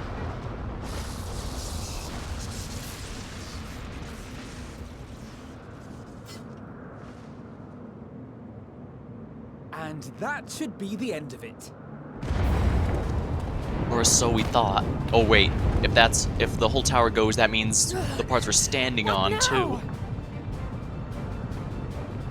My theory that the tower might come crashing down following the core's destruction doth appear to be correct.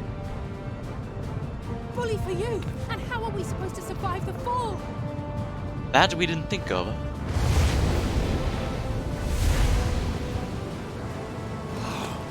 What of the prisoners below? The floor beneath our very feet dissolves. Brace yourselves! I pray I'm not too late.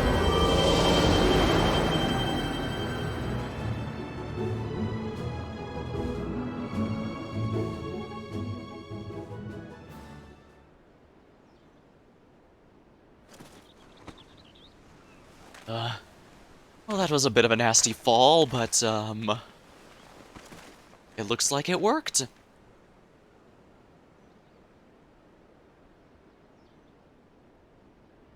Oh, what happened?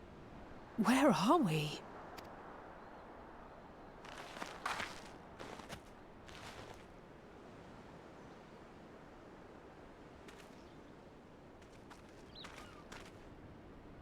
By my reckoning, we're still on the island where the tower stood. But 'tis as if it never existed. Hardly a scratch. But how? I guess it wasn't that big of a fall. Oh no, Graha.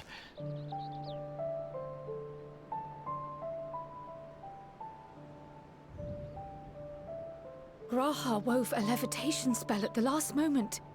Large enough to catch everyone, it would seem. Dang. Guess his skills really did carry over.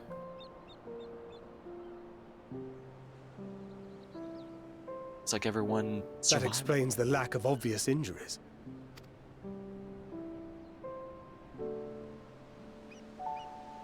The expenditure of so much ether has taken its toll.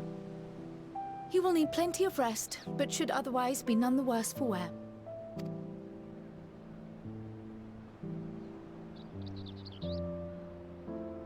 Then the immediate problem is what to do with our new friends here. They'll be much changed for their time in the tower. Even if their bodies are intact, I doubt we could say the same for their minds. But we have the cure for tempering. Angelo and I will take care of that. I have every faith in you, Alize, but there are just too many for you to treat alone.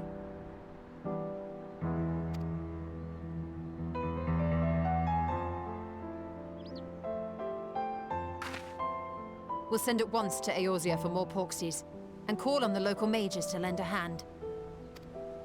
Hail, Scions! We were watching the tower when it simply disappeared. What happened here? The threat is banished, and thy people delivered. They are, however, in need of treatment, and we of a secure locale and helping hands to assist us in its provision.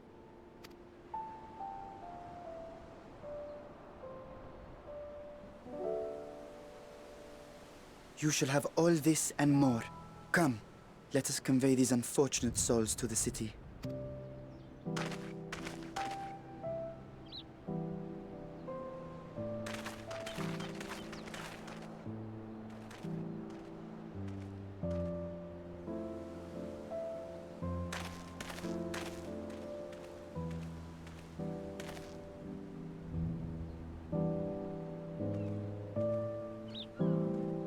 Well, we were able to save her in the end, thanks to her research.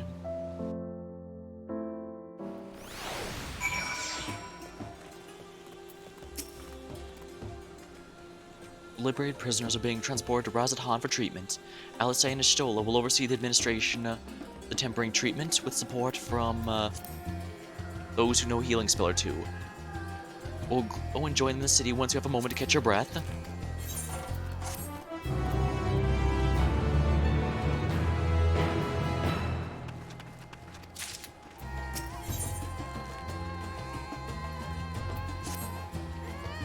as nice as the NPC avatars are, they're pretty slow, so if you don't mind being patient, they can be good to grind with, but in the general sense, it's a lot easier to go with players. Still, there is a title if you go with them, and sometimes you just don't want to have to deal with people, I guess.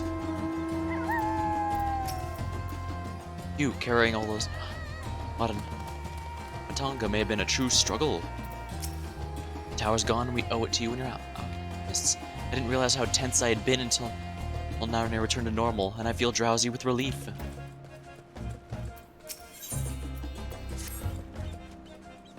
Had enough rest, have you? You're never one for being idle. Right. Varshan bade us to go to Magaduda at our earliest convenience. The others will join us there once they have finished tending the prisoners.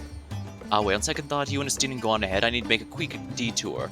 We left Graha in the alchemist's care. Best to fetch him before he's crammed into a specimen jar. It's you and me then. The guardsman at the gate should wave us through.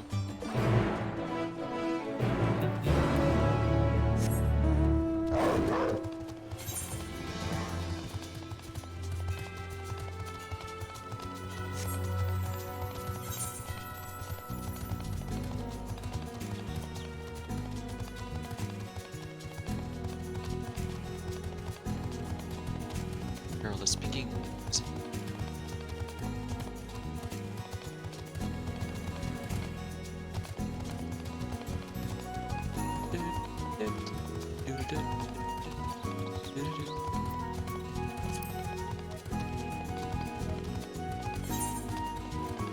Between our ability to destroy these towers, our ability to cure the tempered, and the ability to protect people from being tempered, I suppose even if the world wasn't ending, we'd be forcing King Fandaniel's hands at some point.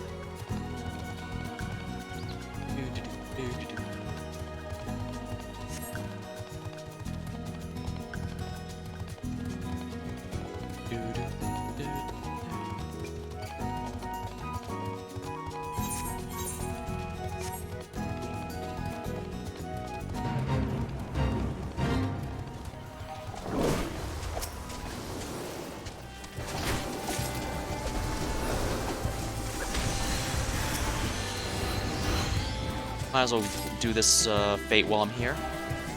I don't even have to fight anything, since it's an item gathering quest.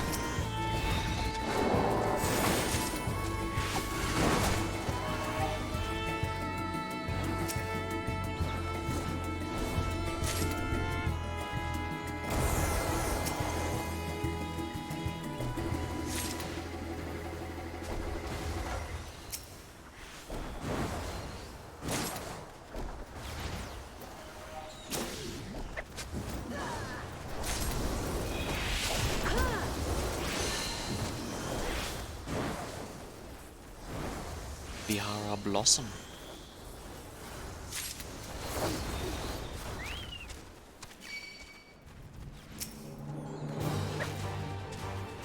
Oh, dang, a mechanical dodge.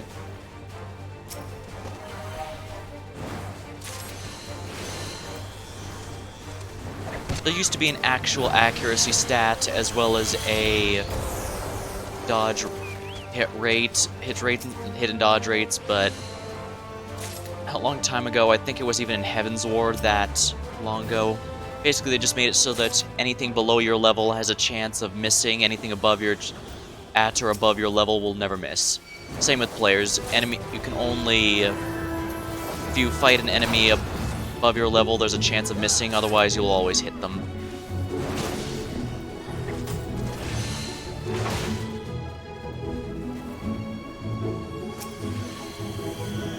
Feels like they revamp Summoner every expansion.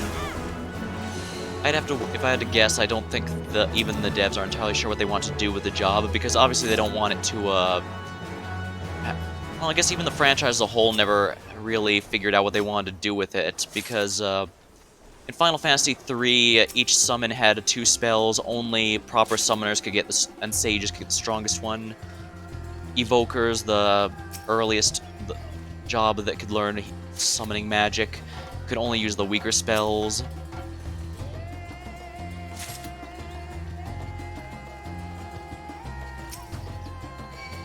But it was, one could argue that it was way more expensive given black mages and its upgrade, the Magus, were a lot cheaper and had typically stronger spells.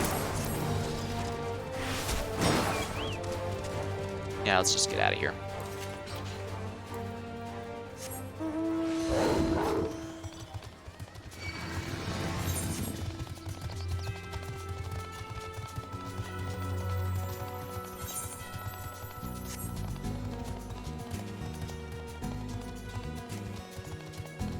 In Final Fantasy IV, that was Rydia.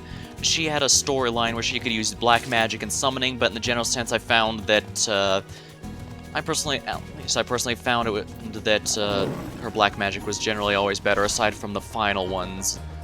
Because while Leviathan and Bahamut were great, you didn't get them until the tail end of the game, and everything before then was basically on par with the Tier 2 black magic, except way more expensive, so I just found black magic more efficient in the general sense.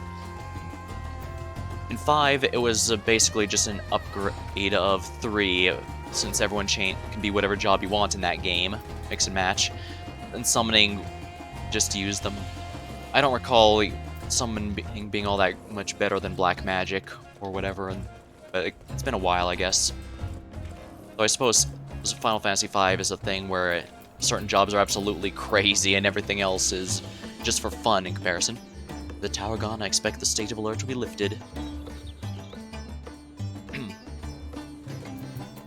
In Final Fantasy VI, anyone can use summoning because the Magicites, basically, anyone hasn't played it, the way it worked, the way you built characters in that game is you'd collect Magicite, each one had a different set of spells, which if equipped to a person, they could use them, and once you master the Magicite, the character would keep those spells permanently. Each Magicite also had a summon that you could use once per battle, but you could only do it once. But you had to have the proper Magicite equipped, you couldn't learn it. In Final Fantasy VII, which I played last year, I believe, it was basically an expansion of that. It's just that now you had materia that was dedicated to summons rather than each summon being tied to a materia. 8 I have never played. 9, you could learn summoning spells, kind of like materia, based on your equipment, but I found that generally the summoners were better for their white magic in most cases, because summoning is just really MP intensive. Final Fantasy X, Yuna had a fun way where Yuna's summons could replace the party for a while. And while they could be leveled and made really amazing, you could also just level your regular party and get the same thing, so she was pretty much better off used as a standard white mage. 11 is just an MMO like this game, so presumably, so I know it has its own thing. 12 I've never played. 13, I'm sorry, I could not get past the opening 20-hour mark. I cannot give a valid opinion on there beyond I could not get past the part. Honored Scions, you're free to enter at your leisure. As I cannot leave my post, I'm afraid you must make your own way. Should you require directions, the sentry station at the fountain atop the steps will be glad to assist you. But yeah, the summoner job has been changed for every single game in the Final Fantasy series. So I'm not sure even Square Enix knows entirely what they want to do with the concept. I think it's really cool in concept. I mean, even card games like Yu-Gi-Oh! And Magic the Gathering usually work around the idea that you're summoning creatures to do your bidding. It's a neat fantasy, for lack of a better term, but I guess representing that in mechanics is a lot harder. I've been to Radz-at-Han before. The place is a veritable maze. Rather than risk getting lost, we'd best ask for directions at the fountain. Lead the way, and don't expect me to act as a tour guide. I don't mind these escort missions, but I'm willing to guess they're probably gonna, if they aren't already, they'll probably end up controversial additions.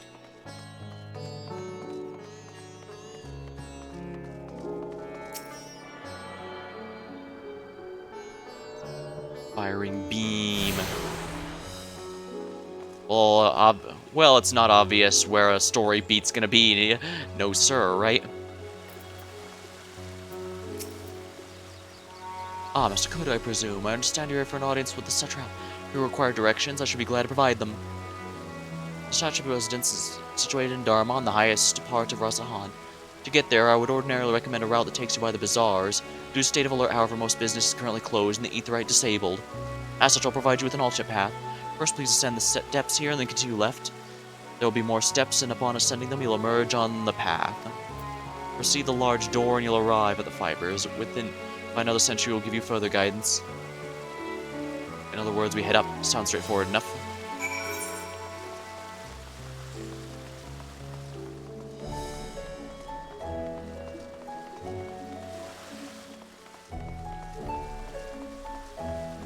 So I guess this is the scenic route, which we'd normally be taking.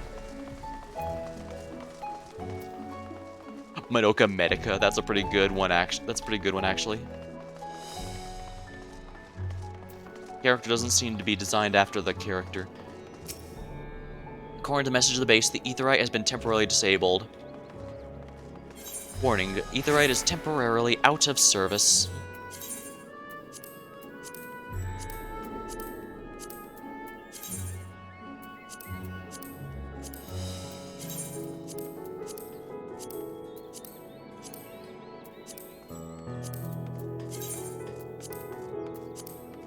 Guess that's fine. Might as well repair everything while I have the moment.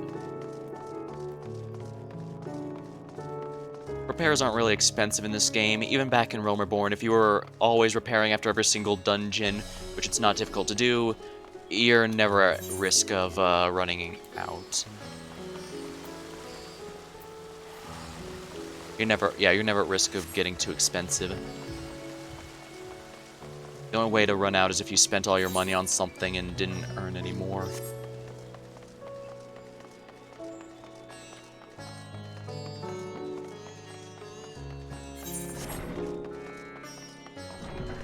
Watchful Radiant.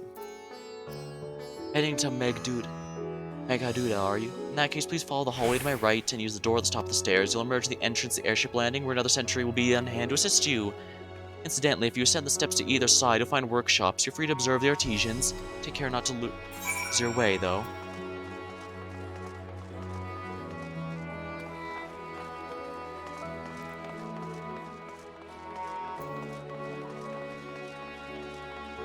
The airship landing, presumably for fast travel. Well, one of the fast travel options. 2P automation. I should probably tune to this mini Aetheryte here, just so I can travel between here once the area is unlocked.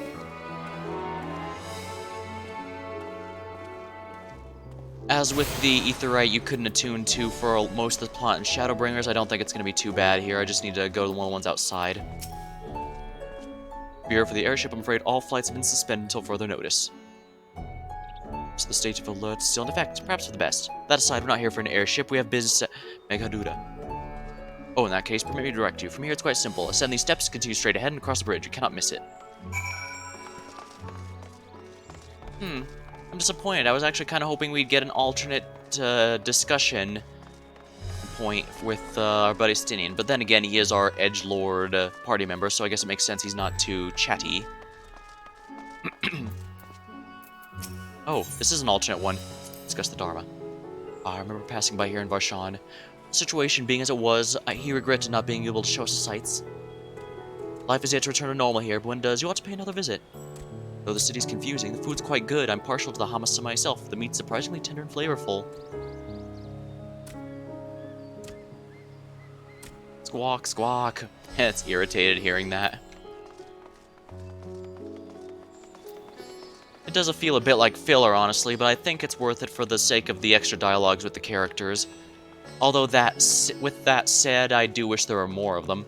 There's only a couple. There was only a couple even back when they were trying to show off the mechanic in Charlie and.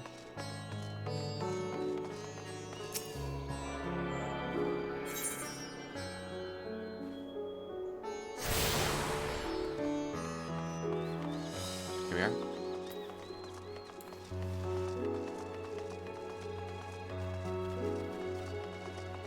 At least Justinian knows how to sprint. Oh yeah, sprint lasts longer, thanks. Yes, effect duration of sprint increase large settlements. That's one of the guild FC buffs right now.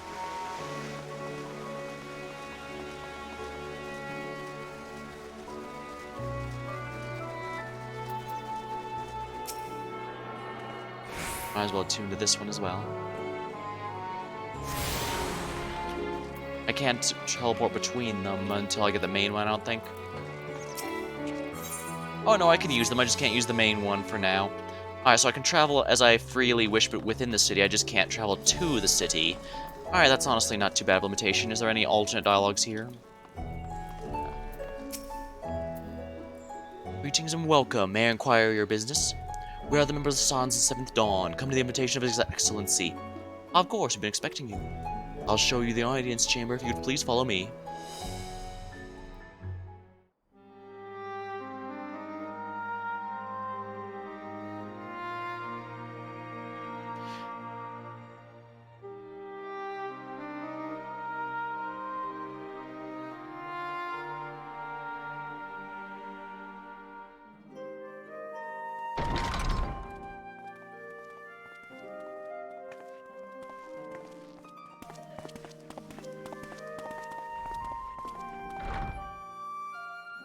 Are we the last to arrive?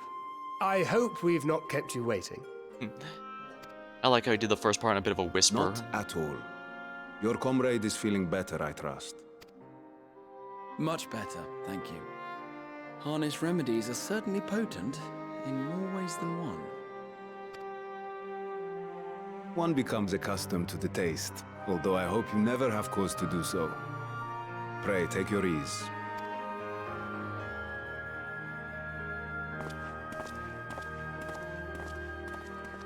Gonna grab a drink while this cutscene plays a bit.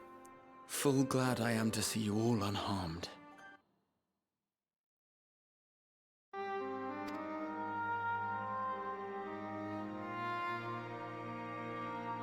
Valiant scions, for your heroism, you have my boundless gratitude.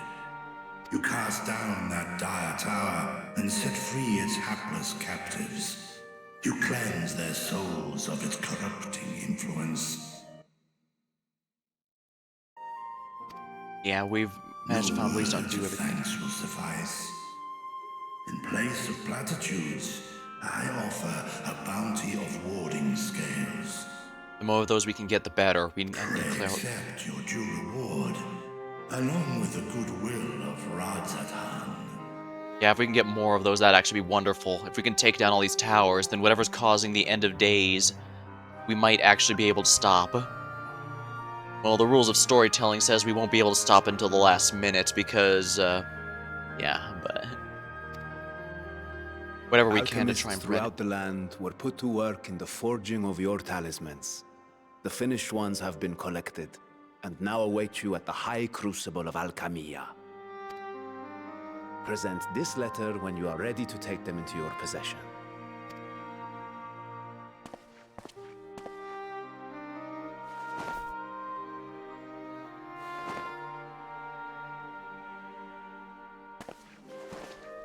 We are humbled by your generosity.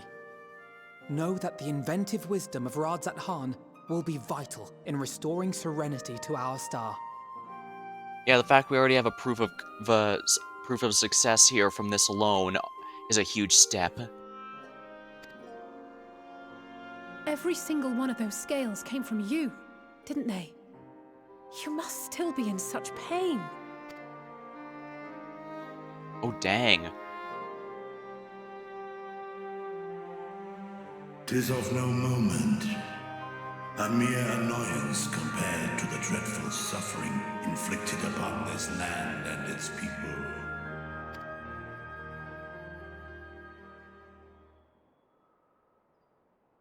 Albeit brief, my involvement in the Dragon Song War afforded me a glimpse of the myriad sorrows which consumed both dragon and man. Though you were half a world away, such tragedies as befell your kin must have affected you deeply. And yet, you chose to live among men.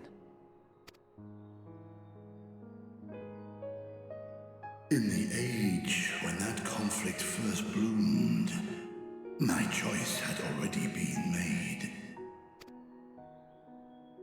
In some distant place, man slew dragon, and dragon slaughtered man.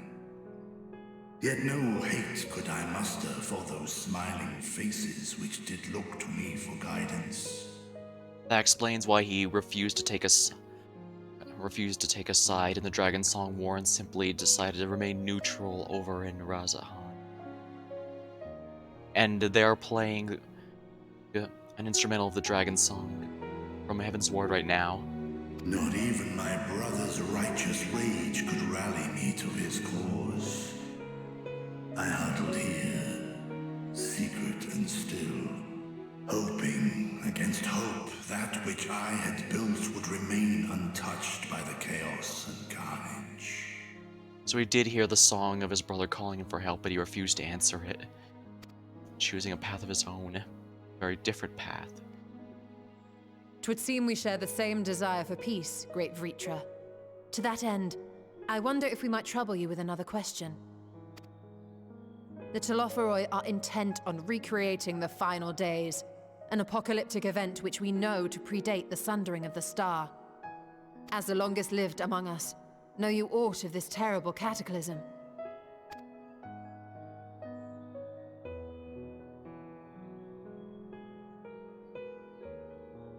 Nay. When war and strife drove my sire from his home, he crossed the great expanse with only our unhatched eggs as company. He alighted upon a shattered source, its 13 reflections long since scattered beyond the rift. Of events preceding his arrival, he knoweth naught, save that which Hydralin hath deigned to disclose. So in other words, he had no way of knowing. It makes sense. As we learned from Omega, Midgard-Sormir was from another world, one which was being destroyed by Omega, and so he escaped across the starry sky, or who knows how long, who knows how long of a distance.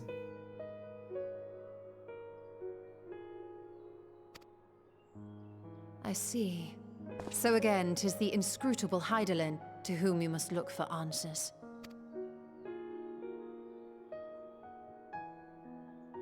The final days weren't relevant to anything.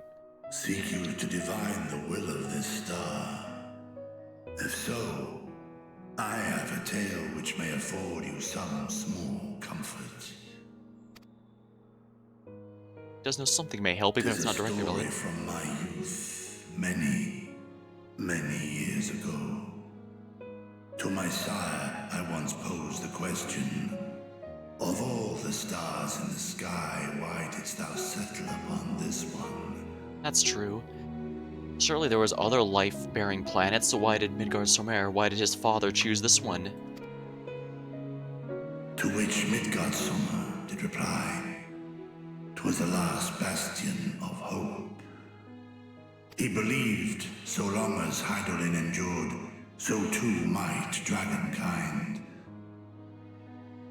Solemn and portentous were his words. What deeper meaning they held, I could not, dared not pursue. 'Tis a stone I've left unturned ever since. Yet take you solace in the knowledge that whatsoever Hydaelyn does strive towards, 'tis an ideal which hath earned my sire's conviction. Yeah, we know that when the fight in Mordona with the Empire occurred, apparently Midgard-Sormir considered it important enough that he wrapped himself, since he's a serpent dragon, he wrapped himself around the key airship of the Empire and took it out, taking out himself as well. Midgard-Sormir is such a powerful dragon that death is simply basically just a long nap for him, where he slept for 100 years until we woke him, and all that. So, but whatever deal he struck with Hydaelyn, whatever beneath the lake he promised to protect, he considered it worthy to sacrifice himself to do so if necessary. So whatever it is must have been really important. even if death isn't permanent for him, that doesn't Thank you, change it. Vritra. You've given us warm reassurance in a world gripped by cold uncertainty.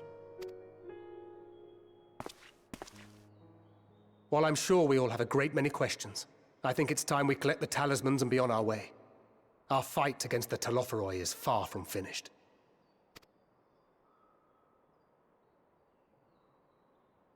We must take our leave, but please do inform us if we can provide any further assistance.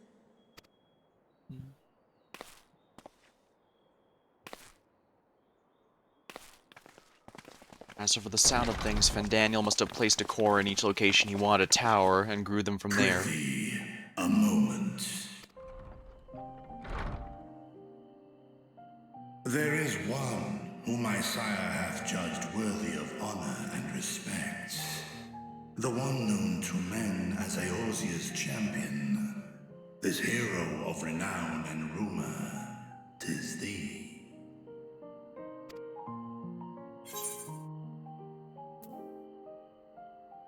I only wish he could be with us here now. He sacrificed himself again during the Omega storyline to save us. I know of his clash with Omega, and the long slumber which was his price. As with before, dying again is not an issue for him since he's just going to sleep for another few hundred years, but, actually, no, it was only something like, 5 to 10 last time? Unfortunately, since he absolutely drained himself of power, it seems he'll be sleeping even longer still until he can wake again, and there's no way we'll still be alive at that time, if only due to sheer old age. So he's pretty much been written out of the story, but his impact is very important. Yet even closed in sleep, my father's eyes are far from blind. He is watching over thee, watching over this world. Yeah, it really should not be understated just how powerful of a dragon Midgard Sormir is.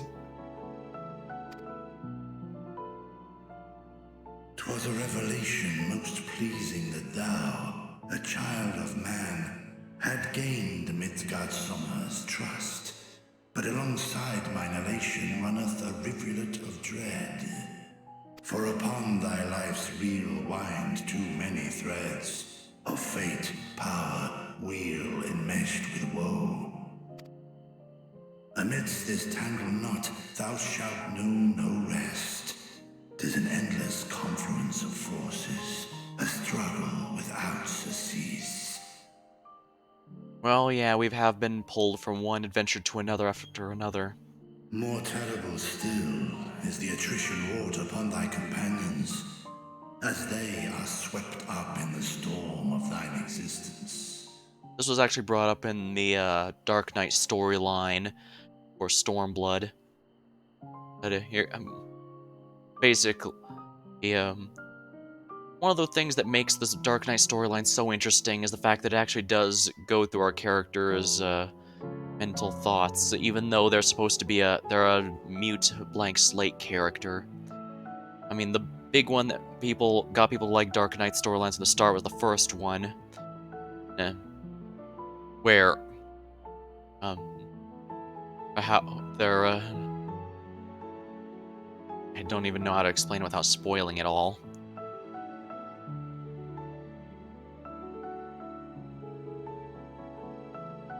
Basically, yeah. Because even just saying, well, it's about your dark side. Well, that's not even selling it. That's selling it way too short, because it's a lot more than that.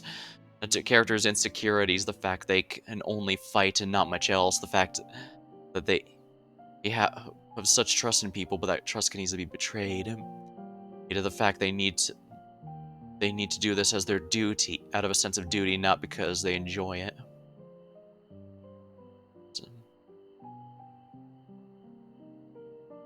Lest they become like Xenos, who gets a bit too much joy from combat.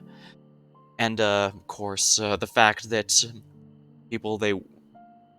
friends and people they work with are often dragged into conflicts that could very well end their lives if we're not careful. It's just a lot for a single person to handle.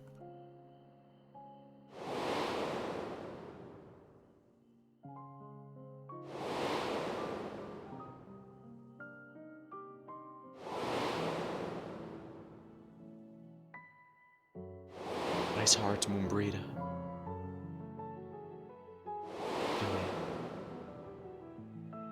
Everyone who's been sacrificing themselves for us so far.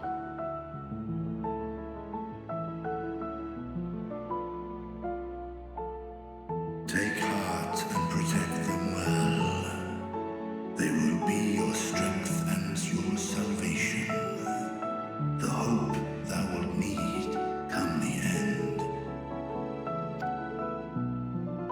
Even cowering behind my curtain, I know the suffering of the powerful.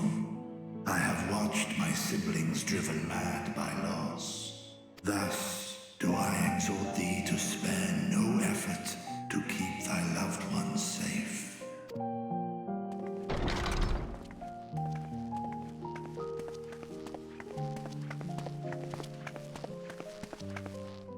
Ah, apologies.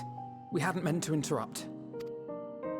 It's just that we do have a history of suddenly collapsing, and when you didn't follow us out... 'Tis I who must apologize. I have detained your champion overlong with idle chatter. Oh, don't worry. Yeah, I'm one of those people who has trouble getting going, but once I do, I'll talk your ear off. So I absolutely forgive Vitra.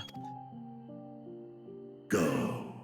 At war's end, I pray I welcome thee back into my hall, where together with thy joyful comrades, you may toast your triumph.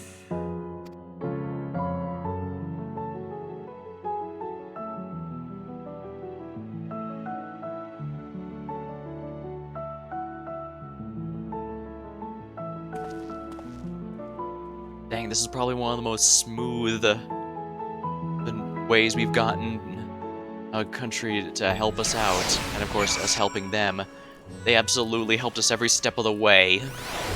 I must say, after having to deal with so many things, including from other nations, including the Forum, on that note, even in Stormblood, when people intentionally wanted to help us, well, we were on the offensive and... Well, I guess that's a bit different because we were on the offensive. Here, we're still technically reacting to the call for the end of days. Our apologies again. I hope we didn't force to conclude your discussion prematurely. So, what were you and Vitra talking about? Nothing too major. Nothing? Very well, if you say so. Those have gone ahead to the High Crucible. Let us catch up with them.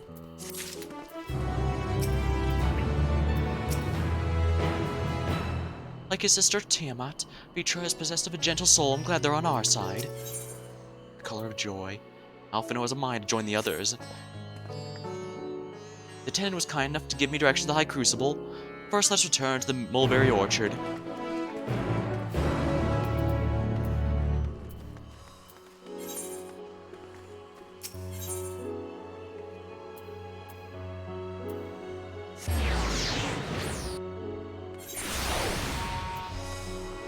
Here we are. Probably need to go that far. Gee, I wonder where I'm going to be going next. The fact so many are there means it's also going to be a fairly long cutscene, so let's be careful. I understand the mulberries are for the silkworms, growing a stone's throw away from the satrap's residence. It gives the quintessential Thavarian flair, don't you think? From here, we're supposed to follow the path left to past the mulberries.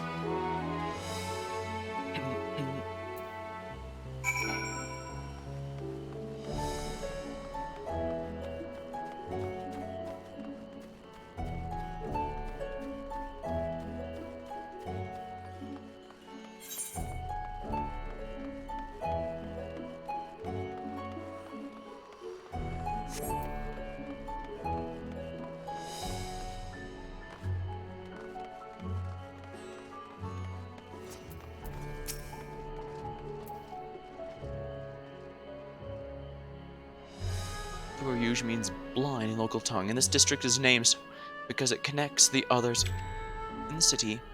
If we manage to come this far, we shouldn't have trouble finding the High Crucible, or so I was told. Where the street turns, enter the door straight ahead and descend the steps. Oops.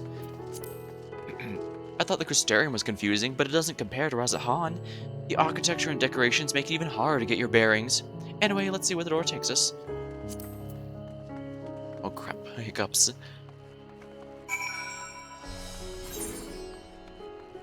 No, you can't. For the record, no, I will not be able to get scared in text.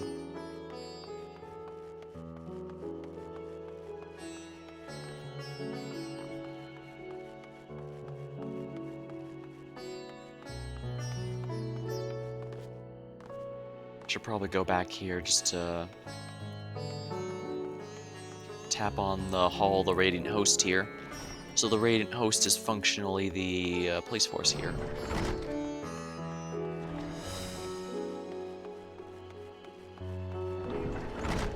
An outdoorsy area, it seems. Neat. Oh dang, this looks really nice at night. Micro Giga Tender.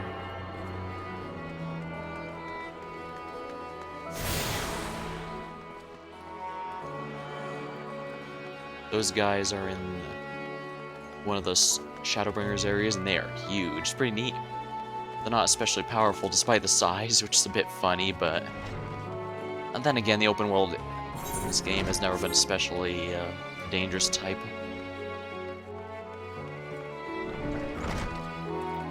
I do know the original 1.0 had enemies that would break the level cap and be especially powerful to try and give an element of danger to overall travel, but...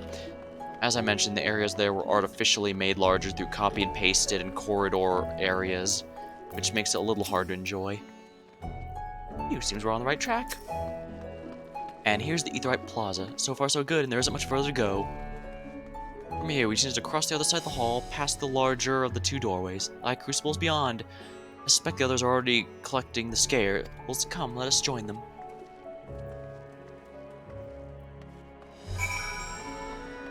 Well, this place is a bit more complicated than most cities, so I can understand why they probably felt it would be necessary to, include a guided tour at a few areas.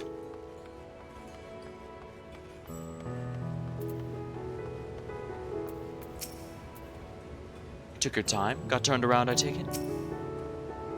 Though this land hath been afforded a respite, in turmoil do many others languish still, our work is far from finished.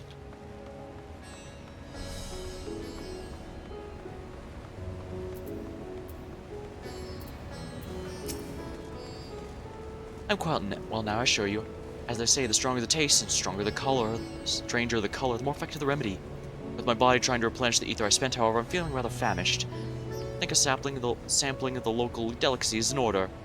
Amsa cuisine would be a good place to start, perhaps. Students have previously turned to Radz-at-Han's alchemist for help with an analysis of various artifacts. That's how I came to be acquainted with Nidhana. I'm glad we could rescue her. Pray she makes a full recovery.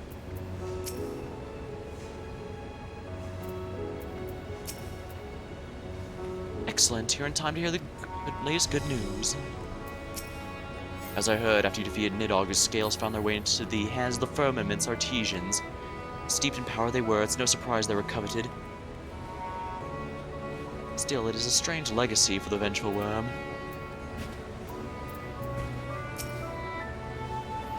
We're last, of course, but at least we found the place.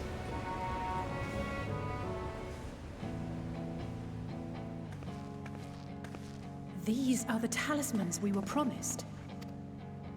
Yes, and I made a quick count. There are far more than we could have hoped for. Enough to outfit an entire company of soldiers, in fact. Considering the involved process, that they were able to manufacture so many in such a short span of time is nothing short of a miracle. Not to mention Once we have distributed them to our allies in Eorzea and the Far East, we'll have a fighting chance to bring down the other spires, just as we did with the Tower of Zot. This is good. See, it's the regular primals, despite having godlike power over their respective elements, they actually can be defeated by regular armies. It's just their brainwashing power means that they need to use multiple waves. One for the first wave to deal damage and then be affected by the brainwashing power, the second wave to battle the ones brainwashed the first, and a third one to take care of the primal after they've done that. Suffice to say, that's an awful lot to just take down one, but without having to worry about that, they could probably do it with just one wave. Obviously not quite as good as a Scion, but the fact that regular ones can now soldiers are now capable of taking down these false gods is a nice improvement, I'd say. Or we could use them to invade Garlemald proper, and strike directly at the Telophoroid's base of operations. True. While we can't found a way to confirm we can destroy those towers for good, we have no guarantee they can't just make more. I mean, we have no idea what kind of method that, we only have a general idea of how Fandaniel made them. And so, as such, we have no guarantee that he is incapable of making more. He may simply need a very high prime number. And if that's the case, we definitely need to start doing something about this. Of course, we would need to consult with various Alliance leaders before such a drastic measure could even be contemplated. To which end, I could set out forthwith and present the idea to each of our allies in person. Pray allow me to undertake some few of those journeys. I find myself restless and in need of purposeful duties. I can head eastward. Bosnia and Dalmasca are just a short hop from here. Mendoma's shinobi network should come in handy for passing on the word. We shall share the burden then. Meanwhile, I think it best that you and the others take the talismans back to the Baldessian Annex. We must keep them safe and secure until we've decided upon a course of action. Please, I must speak with you.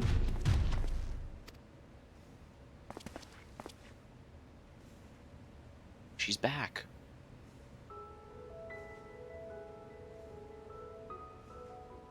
Nidana, you're awake. Oh no. Quick, we need to get our protagonists the map of her eyes. Yes. When I spoke with the carer at my bedside, she told me that one of the scions, a young woman, had cleansed me of the tower's corruption. It seems I'd been asleep ever since the treatment. But when I awoke and learned you were all still here, I knew I had to come.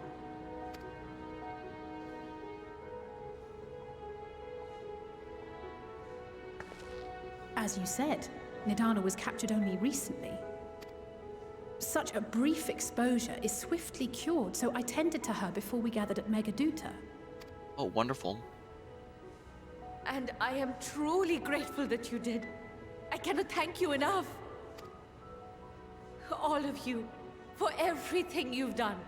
Destroying the tower, rescuing our people. You've saved Havnair from an awful fate. Or rather, we've saved it from a terrible fate.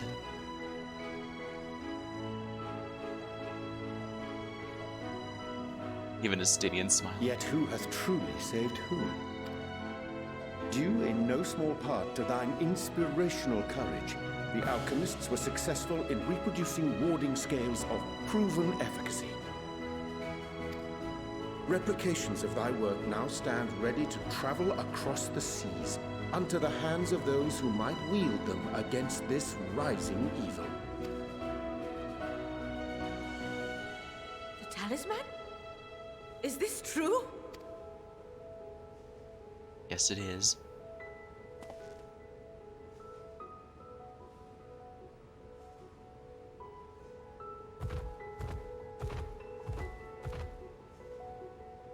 Oh, I was so groggy from sleep.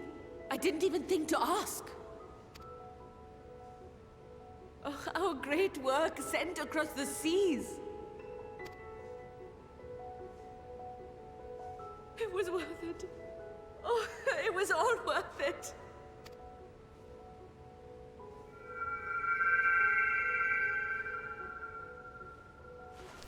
What's that?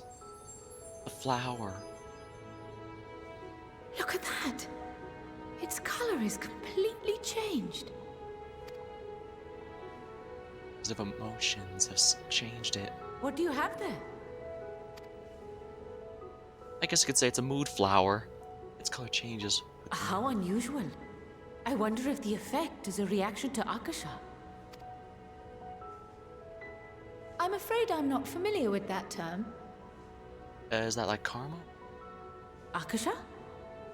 It is one of the unseen energies defined by Harnish alchemical theory.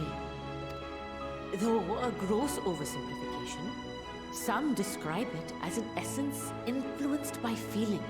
So it's the Force, basically. You imply that it is distinct from ether? Foreign scholars often conflate the two, but we see them as separate concepts. Ether is an energy which permeates the land. It exists within animals, objects, even the air we breathe, affecting all through which it flows. Oh, so that's the ether is actually the Force, since that exists within everyone, the air we breathe, and flows through all. Akasha, on the other hand, exists in a domain beyond our reach. A gift bestowed from on high, or torn from the heavens in some traditions. Akasha can neither be created nor destroyed. It is beyond our power to purposefully alter or manipulate. The only thing observed to influence it is an abundance of, I want to say, spiritual emotion.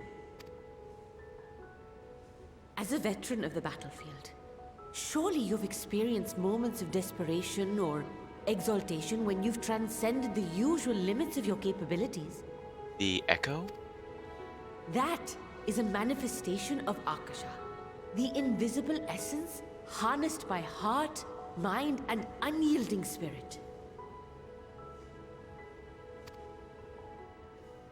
I really must hear more about this theory. Our disciplines are based entirely upon the idea that ether is the fundamental form of all energy.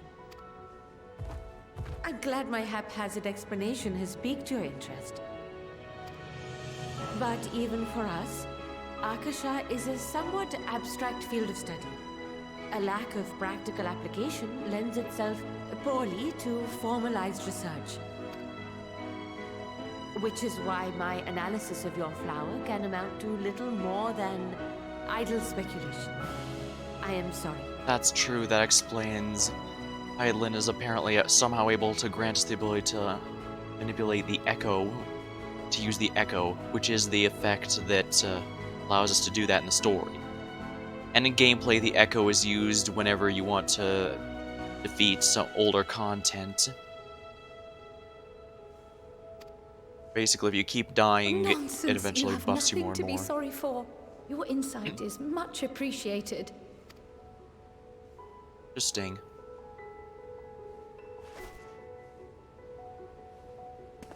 Shall we depart for Sharlayan then?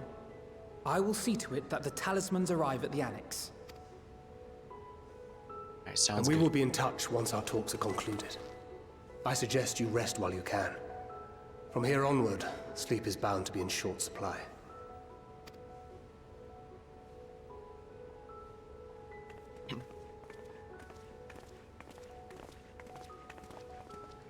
Sadly, sleep is in short supply for me in person. I haven't had a proper sleep schedule in years. I should really work to fix that, but it's just easier for me at this point. Which is a shame. I used to be pretty good at being a morning person. Getting up at like 6 a.m. to watch cartoons. Last thing I remember before being absorbed with the tower was you rushing towards me. I can only imagine the hardships you and yours must have had to come rescue us.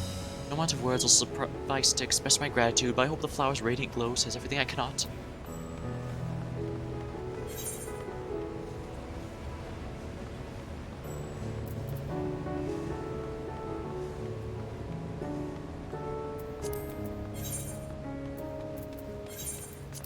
Sheesh, I can't believe it costs more money to teleport to Old Sharlayan than it costs to teleport to the first, you know, in a completely alternate dimension.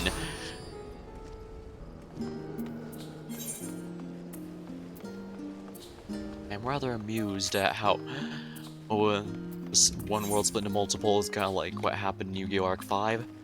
It must be a coincidence, though. I don't think either one was influenced by the other. The timelines just don't match up. It's just a funny coincidence, I think.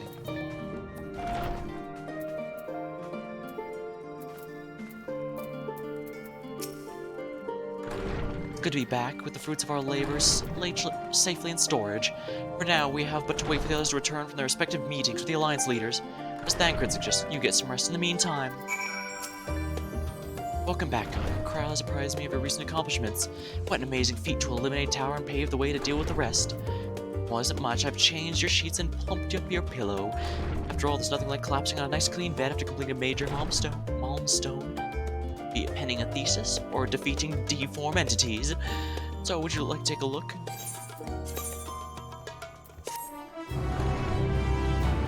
Now this is a good time for that quest complete to jingle.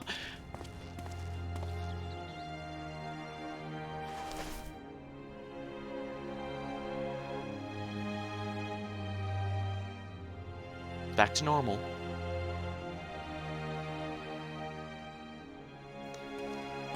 Back to gray, I guess, since we're under a lot of stress at the moment. Take heart and protect them well.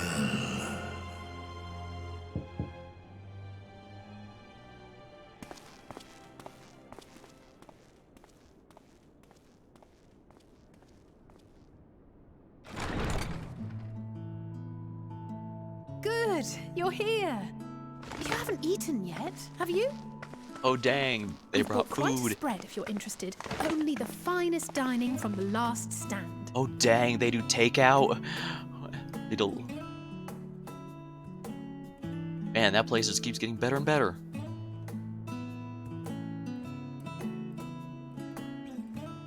The burgers.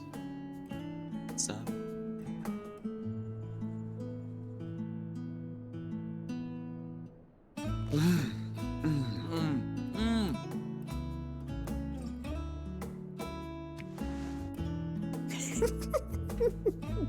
Simple as these actions are, these are...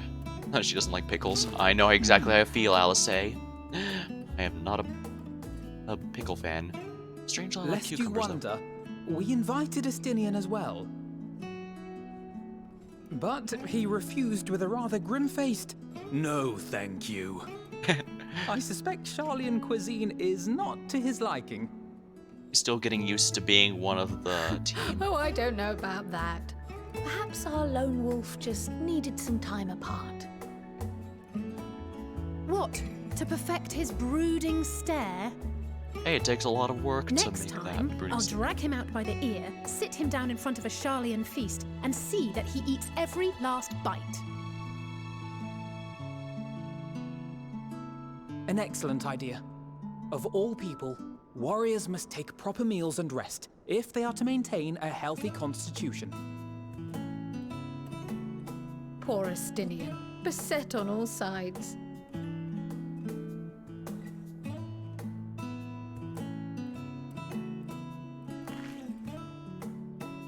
It's just a simple animation of Speaking of one's physical condition, Mistress Krile, I hear you recently played literal host to Hydaelyn herself. And what an experience that was. Tiring, yes, but no lasting harm done. If anything, I should have liked to speak with her longer. I've not felt a hint of her presence since. Hydaelyn instructed you to carry that flower, yes? Yeah, she specifically requested it. 'Twill be your guide, test and proof of your conviction.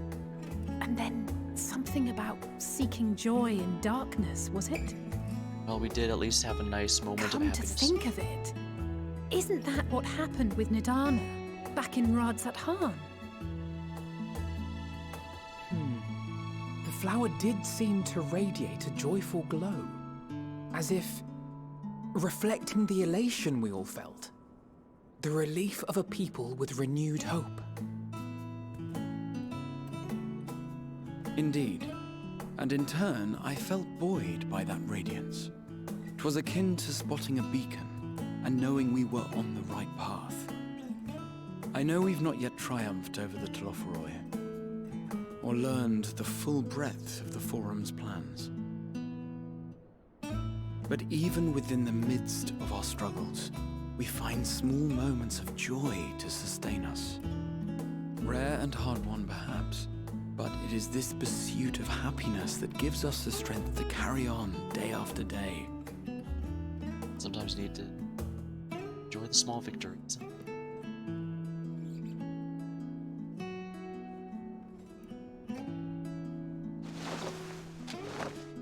Hey, that's mine. To the swift the spoils. Though I recall that levitation spell of yours was quick enough. Only barely. And even at my best, I'm still too slow to wield it effectively in battle. Mayhap I simply require more practice with this new magic. You unearthed it from the depths of Numenon, I presume? Aye, and from a veritable mountain of arcane tomes at that. 'Twas necessary to facilitate my solitary explorations. Or, to put it simply, you used it to sneak around the Forbidden Archives. Yes, well, after a fashion.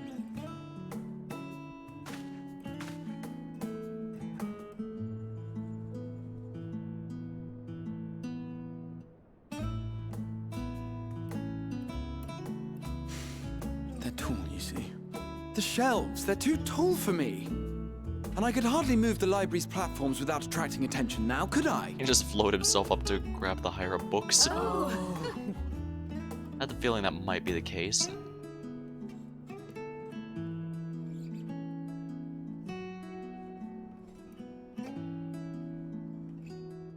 It's just a little scene of everyone talking, but it's what neat is they have the models all moving in a way that's not a fixed position, not a pre-existing pose or emote. They've been doing it more ever since Shadowbringers.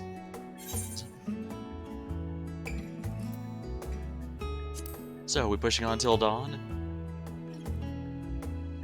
I'm not that ambitious. But 'tis pleasant to idle away the hours every once in a while. Latter moments like this are pretty important to keeping things, keeping good juxtaposition against the more heavy moments. Green. That's still one of the yellows, so... Still definitely one of the more positive colors, I'm pretty sure. It's the purple or cooler colors that should be a concern. It's our old buddy, who is now also a Reaper, it seems. The moon.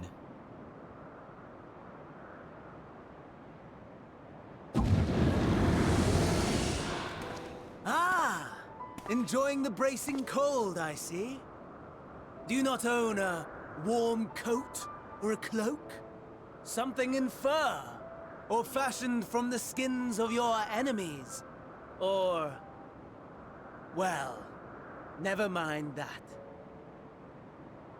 I come to you once more as the bearer of bad news. Our tower in Thavnir has been toppled, and I need not tell you by whom.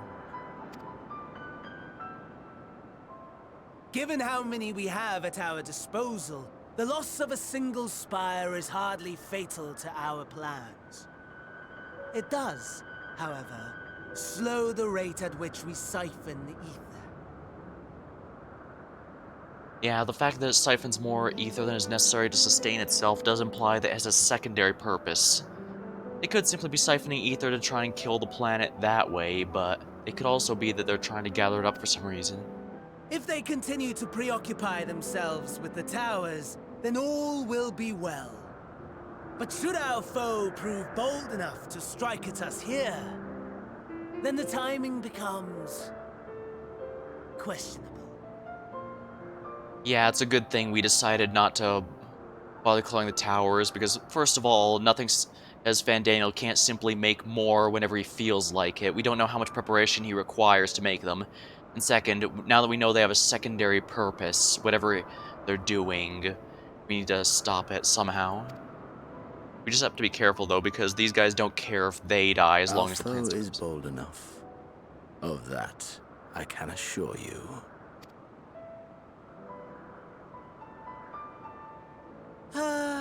Yes, very well then. I suppose I must prepare a proper welcome. Honestly, talk of your nemesis is the only thing you seem to enjoy. Does nothing else spark your interest? No. All else is equal, equally tedious, equally disappointing. The world is a tepid bog into which we sink, too weak to thrash as the mud clings to our eyes and fills our throats till we blissfully choke. Still on the fence about how I feel about Xenos. Wasn't too big on him in during Stormblood, but then again, I think the thing with Stormblood is... I could go on and on about Stormblood, but I guess the point is, I guess he's kind of necessary as a wild card. I mean, like I said, the thing is, he's a villain who doesn't care if he lives or dies as long as the plan goes through. Including, well, Fandaniel's mostly that way. Xenos is that way, but also as long as he fights us, so... I guess it's kind of necessary to make things, to be a kind of wild card, since Emmett absolutely needs to be sure that he and his plan survives, and that at least one unsundered Ascian remains. Elidibus was very much the same. Nidhogg didn't mind, but he generally wanted to save genuinely felt he was saving all dragonkind by doing them he felt he was doing them a favor by wiping out Odishgard, so... But he did have something positive in mind, even if he was absolutely wrong about it. But then came the light, blinding and pure and hot, so very hot, enough to set my soul aflame. I basked in the afterglow, until the void yawned once more. And then I knew the muck would never claim me again. There was naught for me ahead, so I drew the curtain on all that had come before. That's why he was able to be ambitious enough to take out his own father and generally force control over the entire Gorlia Empire, just lay around, basically do his brand of playing around. Burn. Burn. Let the whole star burn. I will have my contest. I will reclaim my moment.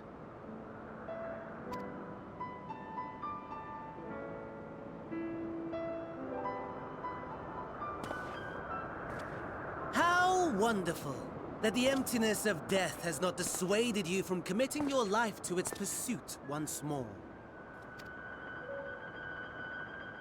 I don't know whether to envy you or pity you.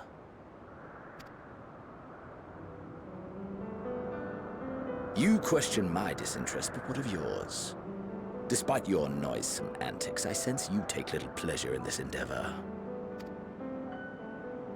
Mercy, my lord. Such pointed barbs from one who barely acknowledges my existence. Nevertheless, you are mistaken, for I do find this part somewhat enjoyable. You see, when I was mortal, I would always have the same dream. It was a fragmented thing, disjointed, all the faces incomplete. The setting, too, was unknown to me, so I thought it simply a fantasy of my sleeping mind. Until one day, I realized it was showing me the truth. Much as your dream of the final days enlightened you.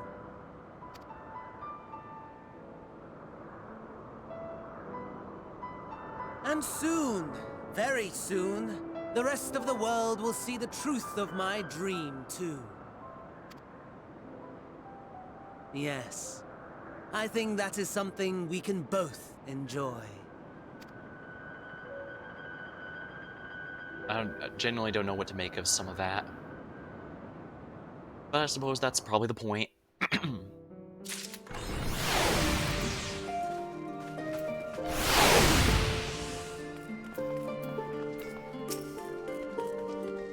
Hope you didn't mind us barging in your room for late last night. For what it's worth, it did me a world of good to put our troubles on one side, if only for a moment.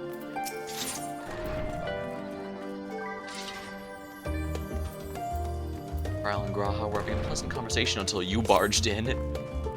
Oh, there you are, feeling refreshed, I hoped. I was about to make my way to the studium as it happens. I want to try to speak to Mel and thank him for coming to our rescue. As it turns out, he'd come here to see us following the hearing, only to find we'd already been departed for Thavnir.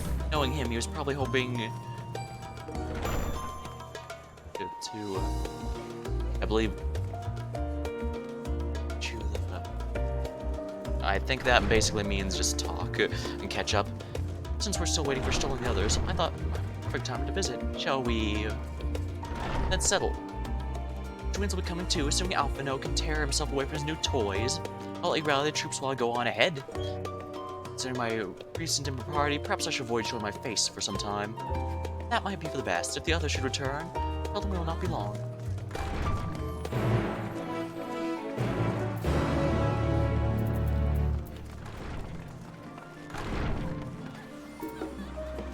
I guess I should have known it would be... Oh. While I could master these fiendish contraptions, so can I.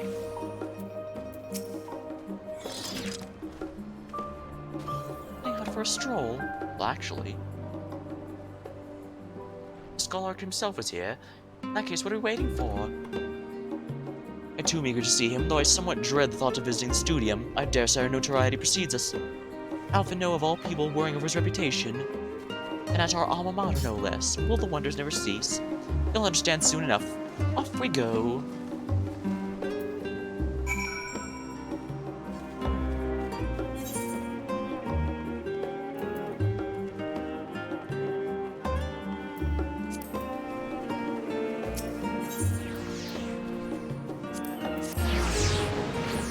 I walk and I can teleport.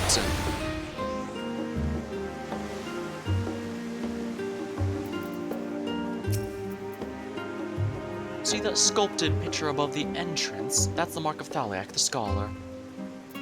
Bears the waters of knowledge. It's no exaggeration to say Charlene itself is one enormous shrine to him. That's especially notable here in the studio.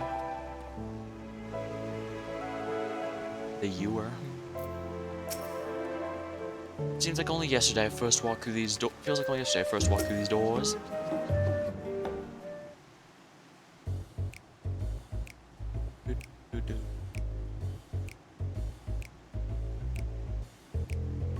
Here it is. Phenomenal. I'll expect you to make note of it before. One can hardly miss it. This is the first time you've been here on official business, correct? While most of the space is taken up by expansive auditoriums, it also houses numerous laboratories, testing grounds for experimental magics, and a host of administrative offices and so forth. As the center of what would later become the studium, it was established to promote the study of aetherological phenomena, hence the name. Though with ether being a fundamental aspect of nature, its scope expanded to include every conceivable facet of life, and even the universe itself. And then, the 432nd year successful era was decreed complete, and the studium officially opened as a place of learning. With a long and storied history, is without question the world's leading authority in etherology, the arcane, occult, astromancy, and countless other fields, standing proud as Jarlin's most educational institute.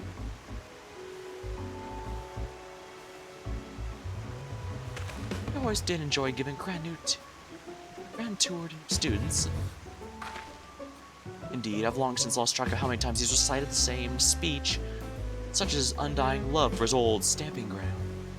He was in top form back then, youngest to enter, graduated the highest honors, undisputed champion in the debating chamber.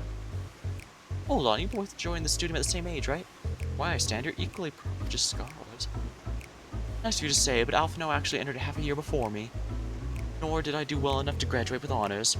I'm certainly not the studium's most notorious and I am certainly not the studium's most notorious master debater. In all respects, I have ever lived in shadow. Nothing else, just remember that this was where the legend of Alphino Olivier began. We should expect everyone to be fully aware of our recent escapades. Hopefully we'll be somewhat more welcome here than we were in the last stand. You know better than anyone the adoration the student body has for Alphino. With a bit of luck, it might work to our advantage. Well, there's no time like the present. First things first, let's look to Skull. Montague. Other faculty tend to frequent their offices, but fortunately for us, he's fond of wandering wherever his whims take him. Let's split up and ask students if they've seen him.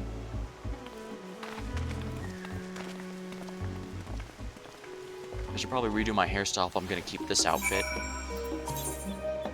Or rather, I could just do this.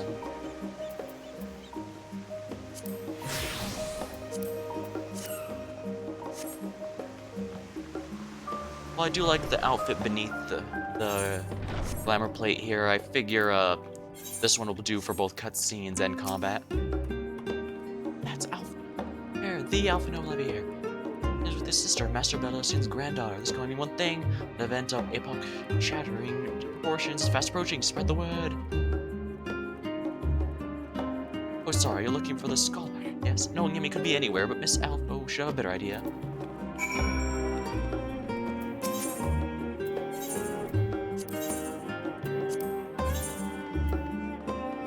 Wait, what? Testing.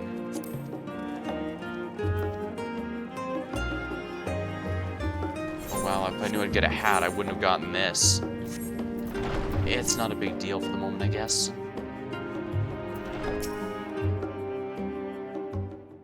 Right, here we are. Are you lost? Wander off the street, perhaps? Wait, don't tell me you're a trainee gleaner fresh off the guild ship. I'm right, aren't I? Oh, silly of me. An orientation's over.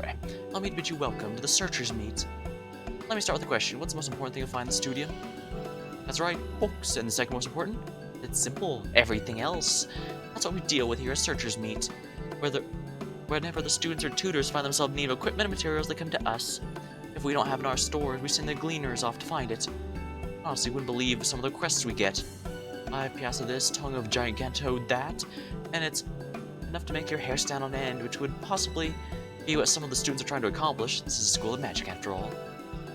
And as our newest gleaner, you'll have to work it out for you, but I think you'll find it quite rewarding.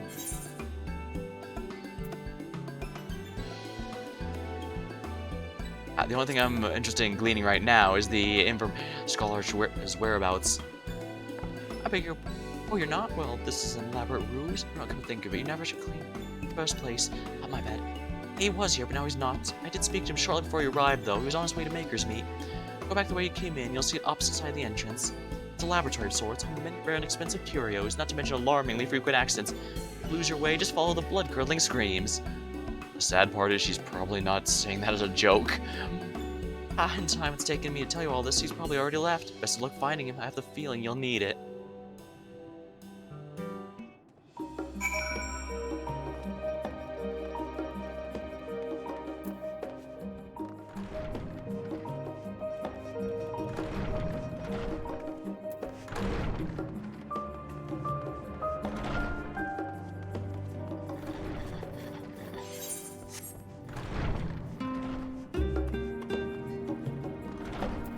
Student. Yeah, the scholar was here a short while ago. He offered me advice on my current research project. We spoke at length. I don't recall mentioning where he's planning to go next. When we parted ways, he went down the corridor, perhaps to an auditorium.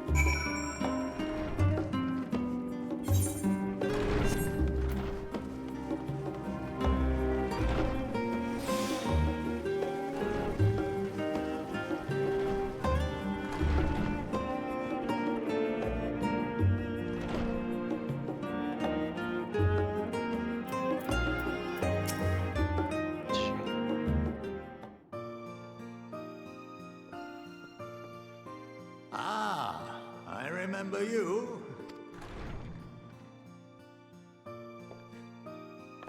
I pray we have not caught you at an inopportune moment. We wanted to offer our thanks for your kind words in the forum.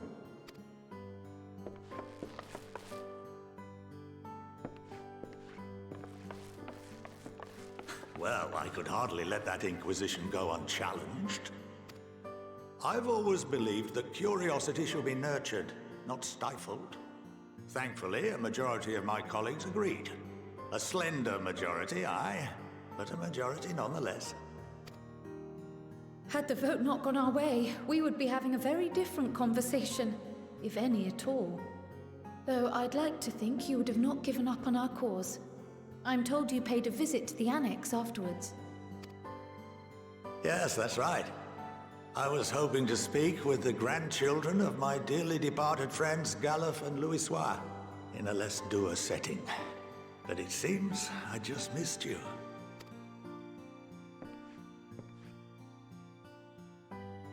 I still can't believe how much you've grown. If only your grandsires could have seen the way you presented yourselves to the Forum. Why, it fair brought a tear to my own eye. It's great that he's been helping us, but we have to remember the vote to both to not help Eorzea and also do whatever this strange thing that the Forum is hiding from us. It was unanimous, which means he had to have voted for it as well, which means he does know something he's not telling us. But he does at least doesn't seem to mind us investigating it. So he's fine. He agrees that what they're doing must be done, but he's not so bothered by us looking. You must have the patience of a saint, putting up with this lot and their antics. Never mind Matoya's prize student. I guess it's not a surprise. Matoya and her students are both rather infamous among the Sharlayans. Luckily, I know a thing or two about managing unruly younglings. If you ever need advice, don't hesitate to ask.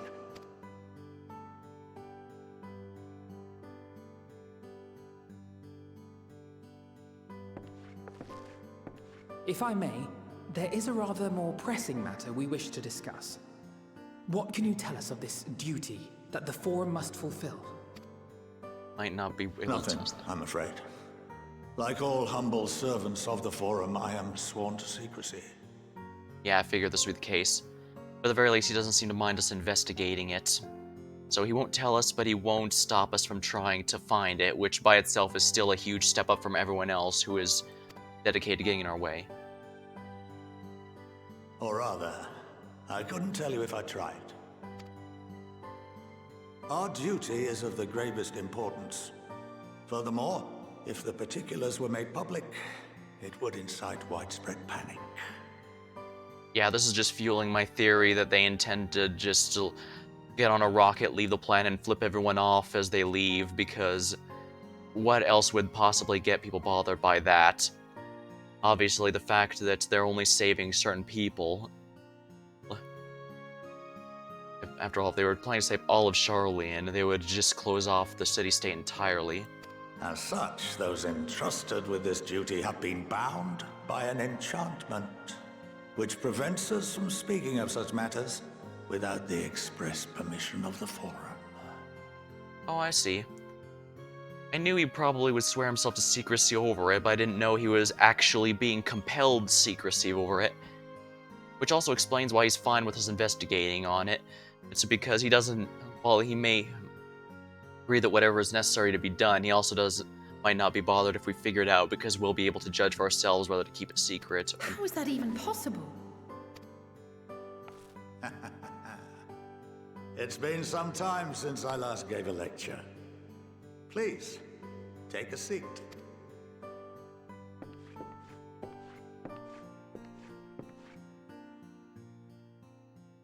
Well, I guess we're all scholarly types here, seeing as how I'm a mage and all that, so...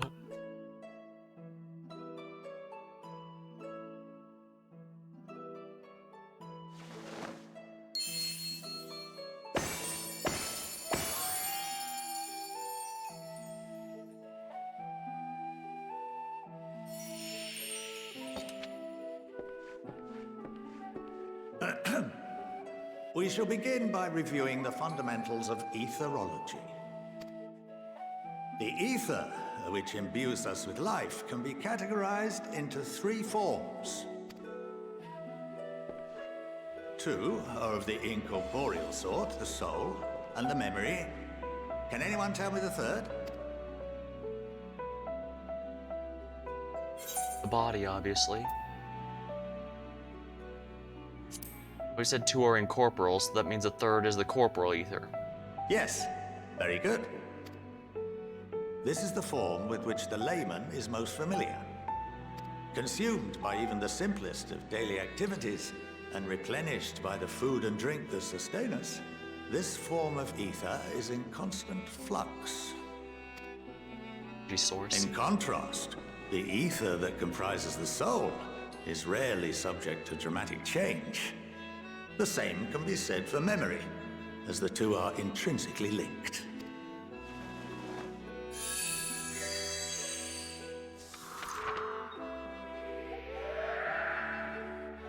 Picture the soul as paper, and memories as words written upon it.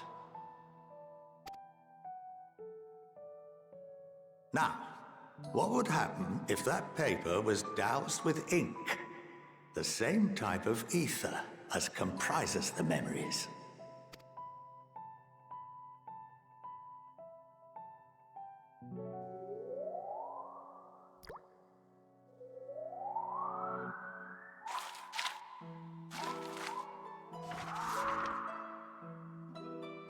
It would blot out everything that was written. Precisely. We would be unable to recall the memories, and any activities that depend upon them would be hindered as well. That's functionally what the... In fact, this exact phenomenon was observed on a vast scale not so long ago. And what might that have been? A calamity.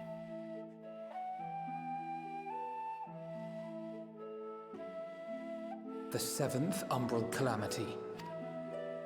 The people of Eorzea vividly recall Bahamut breaking free of the Lesser Moon and raining hellfire down upon the realm.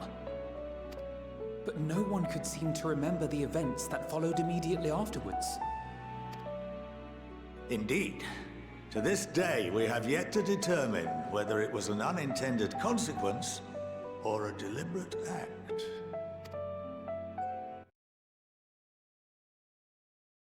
The Forum is based on a similar principle. And yes, it is a contravention of the Sharlayan prohibition against the practice of memory manipulation. Sorry, I accidentally clicked out the window. That's very interesting. So basically, that's how they were able to blot out the memory to prevent him from being able to recall it, just that they are compelled to follow it. And yeah, they did blatantly break their own rules in order to perform it. Whatever it is, they considered it that important. Only when a new member is inducted and told of our great duty are they subjected to the process. A necessary evil. You have my word that it would never be used to manipulate the populace. I'm willing to believe him and that he trusts the others, but that doesn't guarantee anyone's further into the future might not... That doesn't guarantee that others in the future might not abuse it. I should hope not. But can this enchantment be dispelled and your memories restored? If 9/10 of our members give their approval, then the process may be reversed. Then, and only then, would we be able to speak freely to others of our sacred duty. With 99, that's functionally... They basically... So 90%, that's still 90. We must wait until we return to the ethereal sea.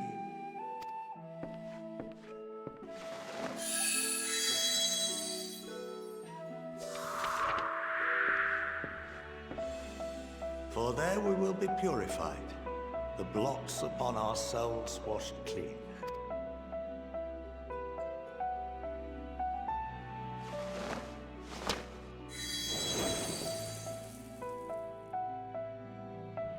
And our memories drift apart and dissolve, rather defeating the purpose, I suppose.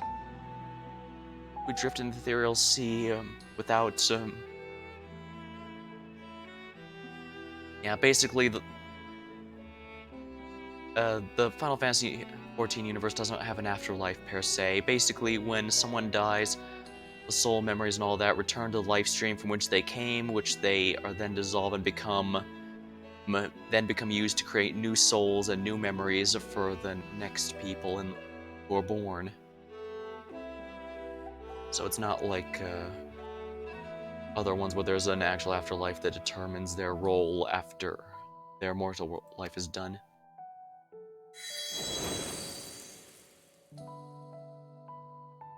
But there are those memories that are indelibly etched upon our souls, some believe. What happens after that? We are reduced to pure ether, coalesce with that of others, and create souls anew. What I just said, yeah. Alternative schools of thought assert souls remain whole and return to the corporeal world, reborn into another form. So no matter what, there is no real afterlife per se. They just return to the life stream and are then used to create new life, either in the same game or as a or to create a new one using bits and pieces of old ones. Both theories have their proponents. Personally, I consider each equally probable. The Astians would certainly... Well, the Astians were special to begin with.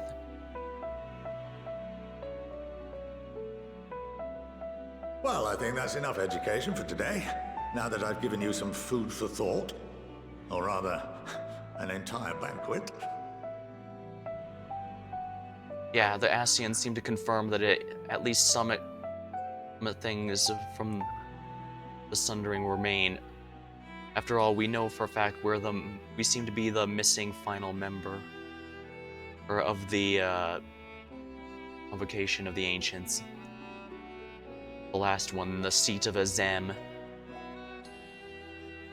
Azem. How do you pronounce it?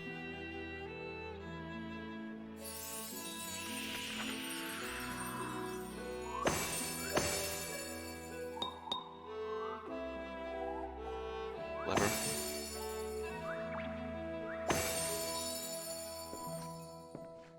I would remind you that although I'm unable to assist you with certain matters, the resources at my disposal may still be of use to you. I'll arrange for you all to be given the run of Phenomenon. Of course, as associate to our alumni and the students of Baldesion, this privilege is extended to you as well, my friend. Oh, and I suggest you speak with Ki Aliapo. She's well known among the artisans of Sharlayan, and her network of contacts may prove useful in your search for knowledge.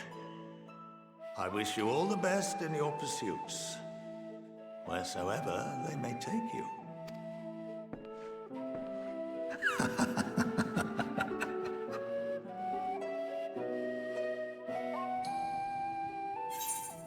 Dang, I'm about to finish off schooling, and here I am right back in.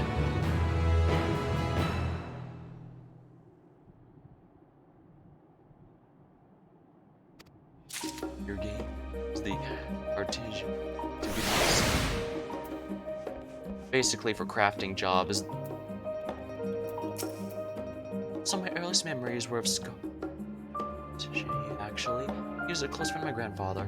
He would come for tea and amaze us with his tricks, much like the demonstration with paper and ink. He's a huge part of why I wanted to enter the studium in the first place. While Scott wanted me, he is best known for his role as head of the studium. He's said to be one of the finest mages Sharlayan has ever produced. Having seen myself the ease in which he weaves extraordinarily complex and powerful magics, I have no reason to doubt the claim. A capital idea. While still digesting a rather hefty portion of the pool. Alright, so either we're directly a reincarnation of Azim, or the part of Azim that had events sealed upon their soul is what led to us. This will be interesting to try and figure out. Well, that's given me much to mull over. I feel as though we're one step closer to understanding the form's true motives, and the mysteries of life itself, for that good measure. It's funny, I came here with the intent of expressing my gratitude, willing to leave more indebted than before. My feeling his friendship and support will be a great boon in the days to come. On that note, let us head back to the annex. Perhaps on our way, better acquaint yourself, as the scholar suggested, while I find our sharings with Raha.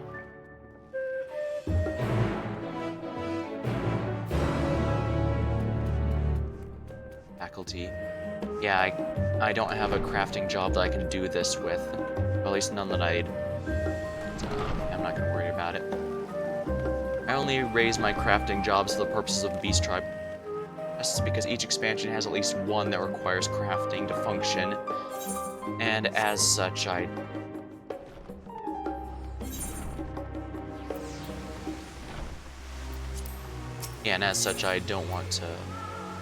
don't have much interest in doing that stuff, so I'll just leave that there.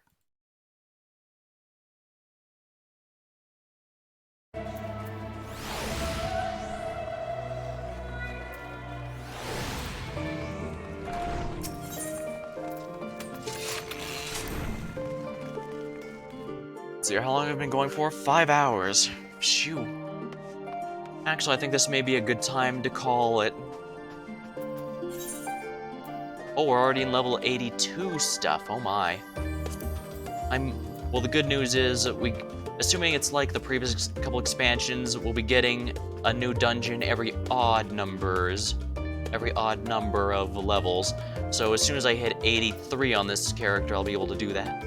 I might even do a quick dungeon or something else, but we'll see.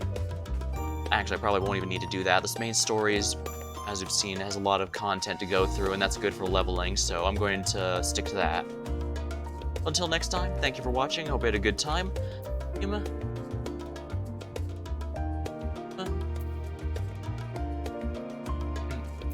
And I need to work on my outro, apparently.